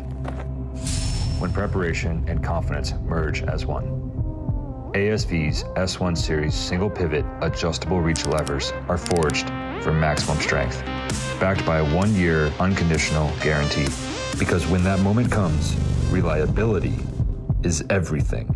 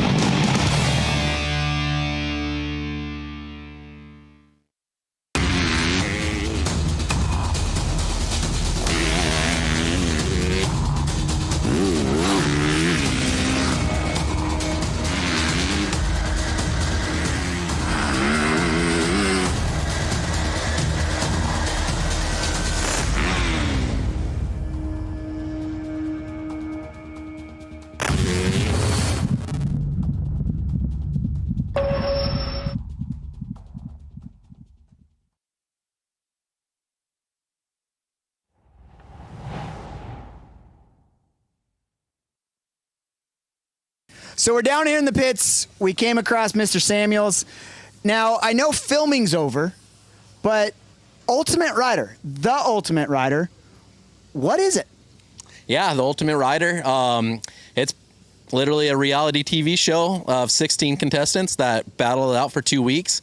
And I put them through a bunch of competitions to choose one person to give them a ride on my team. So now, where did this happen at? Was there a base? I got to see it all. I thought it was pretty funny. We got to see some behind the scenes stuff. We did a thing in the magazine on it. But for all those viewers out there that have no clue, they're hearing about this for the first time, what went down? Yeah, so Neil from Sunfair 42, which is up in Joshua Tree, and Bobby Lee, they approached me like, hey, we have this idea called the Ultimate Rider, and it's going to be a 2-week challenge, and like it's a reality TV show. And I'm like, whoa, like I was kind of stepped back by it, but I'm like, this would be awesome. So yeah, we worked on it and talked to CamWorks, and they're the ones that came and videoed it and edited it. And you know, we did a casting call. There was 70 people that showed up. 60 people officially showed up for the. A couple of them got hurt. A couple of them couldn't make it. So we had 60 people actually show up for the 2-day evaluation.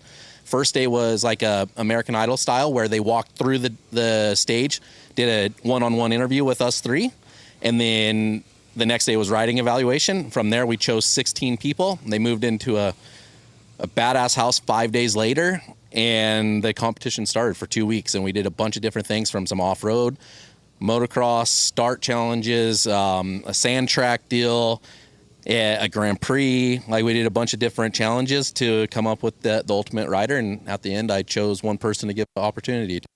So now it wasn't just fast.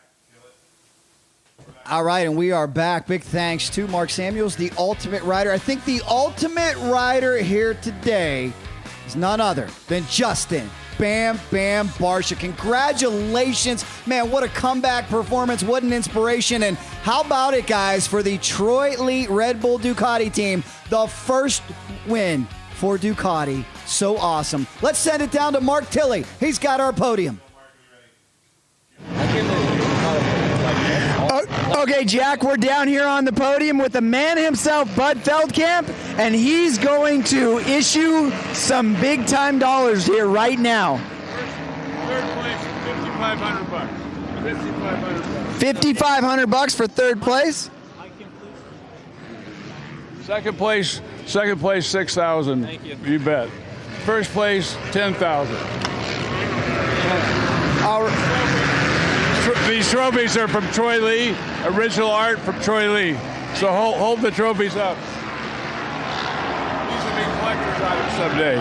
These will be collector's items someday. So there you have it. That's the podium. We got Carson Mumford, Lux Turner, and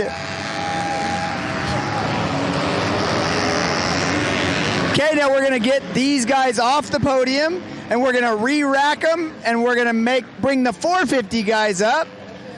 We'll be right back with you guys.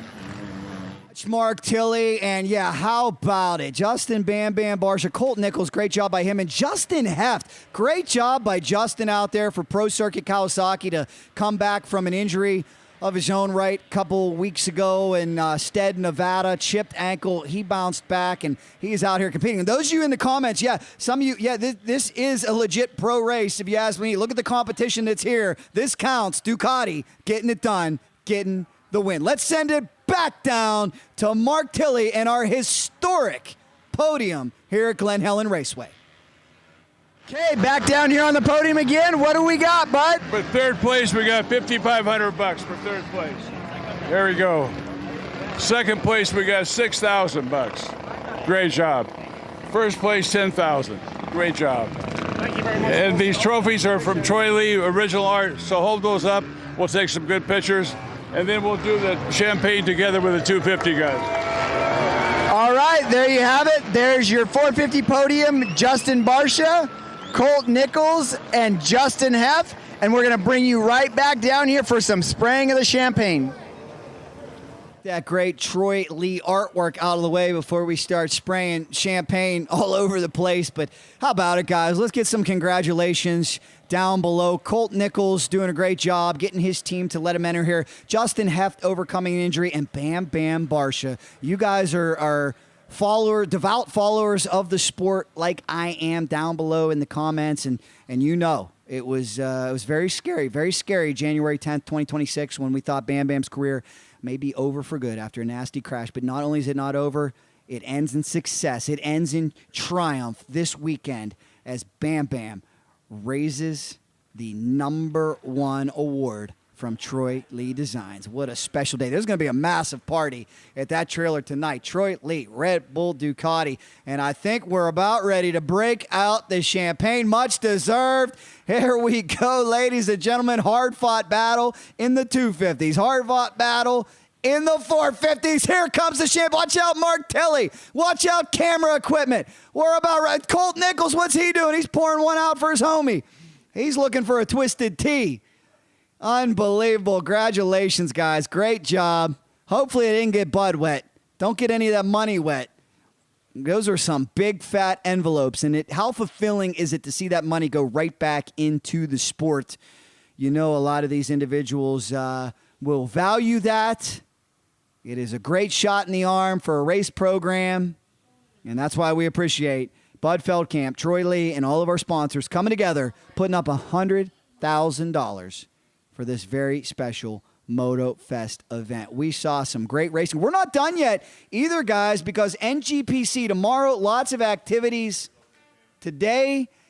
As I said, if you had to work this afternoon and you can get here to Glen Helen Raceway tonight, come join us. Come join us tomorrow as we look at your official results in the 250 category. Carson Mumford, followed by Lux Turner. What a weekend for him. Parker Ross, Dylan Schwartz, Adam Kiefer, Gavin Betts, CJ Bernard, Cade Bradley, Owen Covell, and Andrew Schultz rounding out your top 10. Great weekend for the Toyota of Redlands Bar X team. They certainly brought it as they get ready for the Pro Motocross season opener coming up in Paula in a couple weeks. Look for them to be a major, major threat as we take a look at positions 11 through 20 before we take a look at the official 450 results here from beautiful Glen Helen Raceway. What a weekend it has been, and it is far from over. That is for sure. I think Mark Tilley's going to talk with our podium finishers here in just a little bit. But guys, if you could in the comments, everybody watching live, could we give a big shout out and thank you to Bud Feld Camp, Glen Helen Raceway. That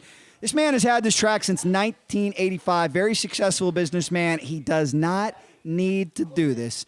He puts on an event like this of this magnitude with Troy Lee for one reason. He loves this sport and wants to give back. His very own custom event here, as we thank him and the great Lori Wilson and all the people here at Glen Helen Raceway for putting on Motofest year number 2. Can't wait to see how this event continues to grow, continues to evolve, as we now give you a look at our official results in 450, a historic day for Ducati, Troy Lee, Red Bull, and Justin Bam Bam Barcia coming home on top of the box. Colt Nichols with a 2-2 on the day. Great performance for him. Officially, the margin is 5 seconds back of Barcia. Justin Heft, Pro Circuit, Kawasaki.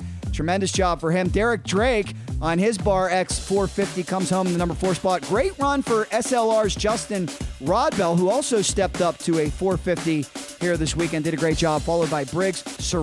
Ryan Surratt, big step up for him here in Moto number 2. Great job. Josh Mosman coming home with a top 10 performance for our local pro.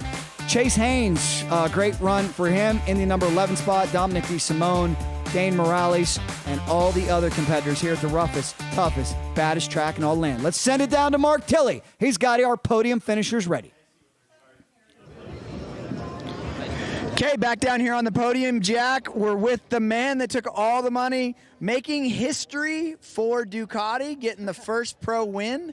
You decided to make it a little bit interesting for us.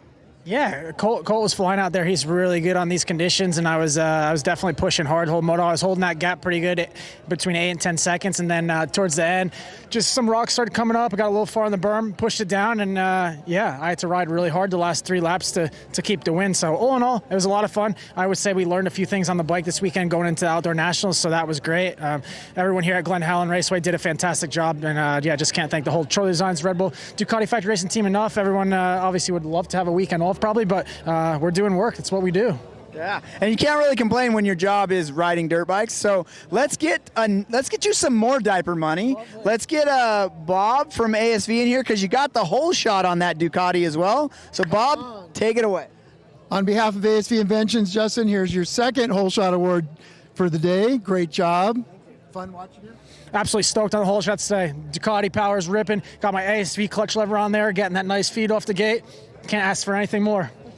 All right, well, congratulations, and back to you guys in the booth. What a special day. What a party it will be. Congratulations, Justin Barcia, with his entire family here, his team, his sponsors, getting it done. History in the making for Ducati. Congratulations. Let's send it back down. I do believe Mark Scott, another gentleman who deserves a whole lot of praise, Colt 45. That's what we said. $6,000, not bad though. Take it. Okay, Jack, back down here on the podium with Colt Nichols, 2-2 for the day. Now, you probably had a little bit of a shot of adrenaline with about 3 laps left when you saw Barcia all of a sudden appear in front of you. Tell us about it. Yeah, I mean, off the gate, I had Mosman and Hef were riding so good. Both of them, kind of got by me, and I was like, man. So I was really struggling to get around those guys. Barcia got a gap, and it actually kind of helped me, I think, set up for later in the race. It made me open the track up a little bit more, find some new lines, and once I did that, I tried to just dig in, and I thought I was keeping Justin pretty honest, and I peeped the bottom of the hill, and he was down. I was like, no way, there's a chance. So once I got going, we were really, really close, and I just couldn't get by him. We were really, really close. I kind of gapped open a little bit with some lappers, and that was unfortunate, but I was trying to make it a show for the fans at least, to try to make it at least a close race. Yesterday, he walked the dog on me, and he did kind of the first Moto too, so at least that one was closer, and it was really, really fun, man. Just to compete with him, he's a really good rider, and I was really stoked with how that Moto went. I wish I could have got the win. The first time I've, lost, but going 2-2, we'll take it. Still good. Yeah, it's $6,000. Not a bad day's worth of work. Now, did you get some good testing in? Because you're going to do some of the outdoors, but then you're going to go do World Supercross. Or are you doing all the outdoors? Unsure yet. We'll definitely be at Paula, Hangtown, and then team's discretion. We'll kind of see what happens after that, but definitely World Supercross. But yeah, that's the whole point of doing this race, man. The cash is always cool, but just to come get a feel for where the bike is, get a good test in. Glen Helen is kind of its own animal, you know, so it's kind of hard to go too much off of this race, but it is cool to get some testing and just get some good motos in too. It's good training. I was a little behind on outdoor prep with some injuries I had in Supercross, so really good training tool to come here a few weeks before the first round and see where we're at. All right, well, who would you like to thank for getting you here? Yeah, Twisted Tea, HEP Suzuki, Progressive, Liat, REP Suspension. I was blowing Mark's phone up the past 2 days and kept answering the phone, so that was cool. My mechanic, Lawson, Andrew, just everyone, man. It's been a really, really fun year. Really cool seeing Kenny win the title and Suzuki having a good year, so it's been great. All right, well, thanks a lot for coming. Look forward to seeing you in a couple weeks at Paula, and back to you, Jack. Yeah, nothing to be ashamed of whatsoever for Colt Nichols. Impressive weekend. Congratulations to him. Wish him all the best for the outdoor season. I think he's going to be a big, big factor there. A really, really fast individual who went through a lot of effort to get here, and we appreciate it, Colt. Thanks so much. That's what we want to see year after year. Let's get some more pro riders here. I know some of you are probably secretly watching right now down below in the comments, so get here next year if you can, and you could be victorious like another man who's overcome a whole lot of adversity. The one, the only Justin Heft. Mark Tilley has him. Back down here on the podium, Justin Heft holding it down for the off-road guys.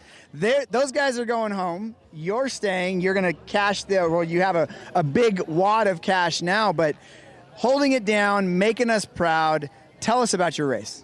Dude, that one was good. We did a little bike work. I changed my gearing a little bit to give me some more bottom in, and I got off to a way better start. And yeah, dude, I was up in second at one point, and then Cole got me, and I was just locked in on get on the podium. It feels so good, and I'm super, super excited to come home with third. So now, are you taking your same bike, same setting, same everything, into racing? Because I know there's a race this afternoon that you guys usually use for practice, and then into the race tomorrow. Are you going to run the same setup, just throw on a big tank? No. I was on a full moto setting. Pro Circuit hooked it up, and they dialed it in, dude. My bike was working so good out there. I had so much fun, dude. So to finish strong in the 30-minute moto, I'm going to drink a lot of water tonight and hydrate for tomorrow. Now, when you're doing all this you're brand new to the team, doing all this, how is your injury doing? Are you just ready to go? Are you 100%, or where are you at with the injury coming back? I'm sore, but my body's 100%. My fitness isn't. You know, I have about 2 weeks back on the bike. So, I mean, yesterday and today took everything out of me. Dude, I was so sore this morning. I was like, shoot, I got 2 more days. But no, dude, I'm going to log my laps in and just have a good time. Use it as training and get ready for the second half of the season. All right, well, congratulations on third place. I know that there's a bunch of people that you'd like to thank for getting you here, so let them know who helps get you here. Well, I want to thank Bud from Glen Helen for putting this event on. It's so cool to get us out here. The track was insane. It's so much fun riding it like this. We never get to do it. So they did a great job. Pro Circuit Kawasaki, they supported me this year, and yeah, dude, we're doing great. Fast House, Alpine Star boots, X-Brand goggles, 60 helmets, Dunlop. My friends and family for coming out. Shoot, there's so many people to thank. My mechanic Cole, Gasper Racing, and everybody else. Thank you. All right, well, there you have it. You got Justin Heft holding it down for the off-road guys, and back to you, Jack. Justin Heft, he really deserves a pat on the back to overcome an injury and bounce back that quickly and to hang with that level of talent. Justin Barcia, Colt Nichols out there, and to hold off some really, really fast guys. It just speaks to how talented Heft is. I do believe, speaking of talent, I think we got our 250 podium just about ready to go in a few seconds here. As we talk to these individuals before we get set for a big day of action, let's send it down to Mark Tilley.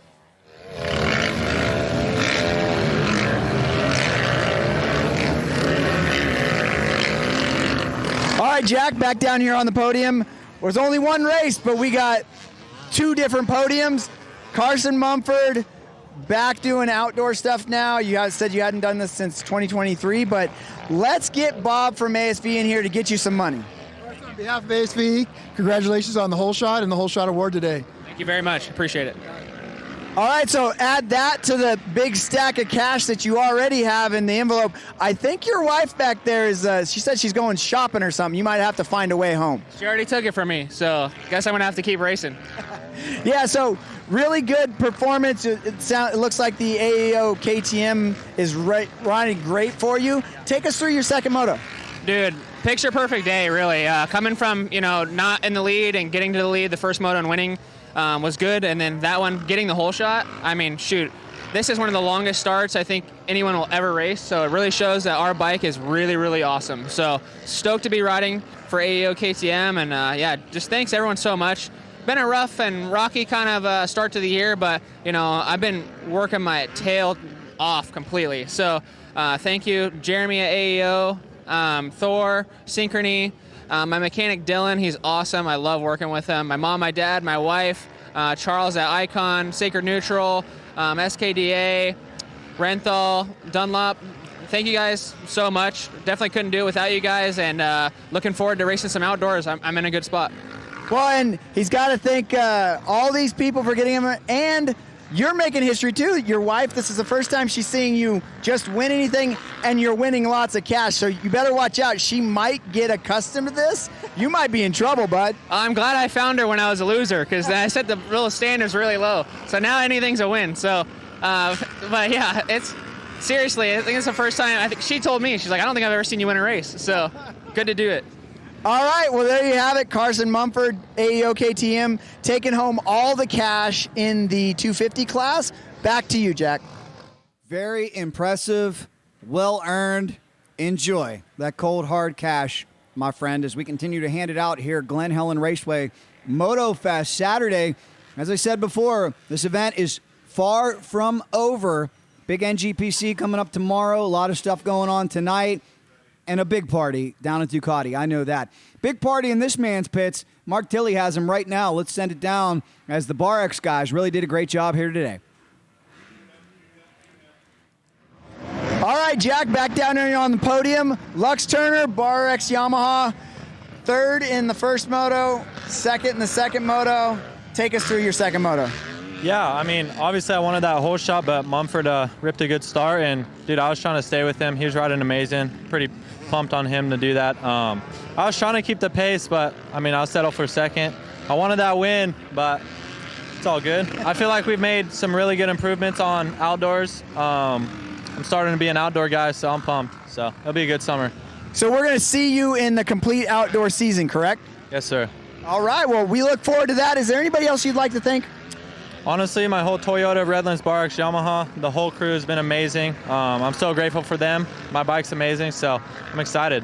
All right, enjoy that cash, and we look forward to seeing you in a couple weeks at Paula. Back to you, Jack. Keep an eye on that young man. He's got a very bright future in this sport. He is red hot right now, poised for a breakout performance in pro motocross, if you ask me. And he's got one heck of a stacked team as well.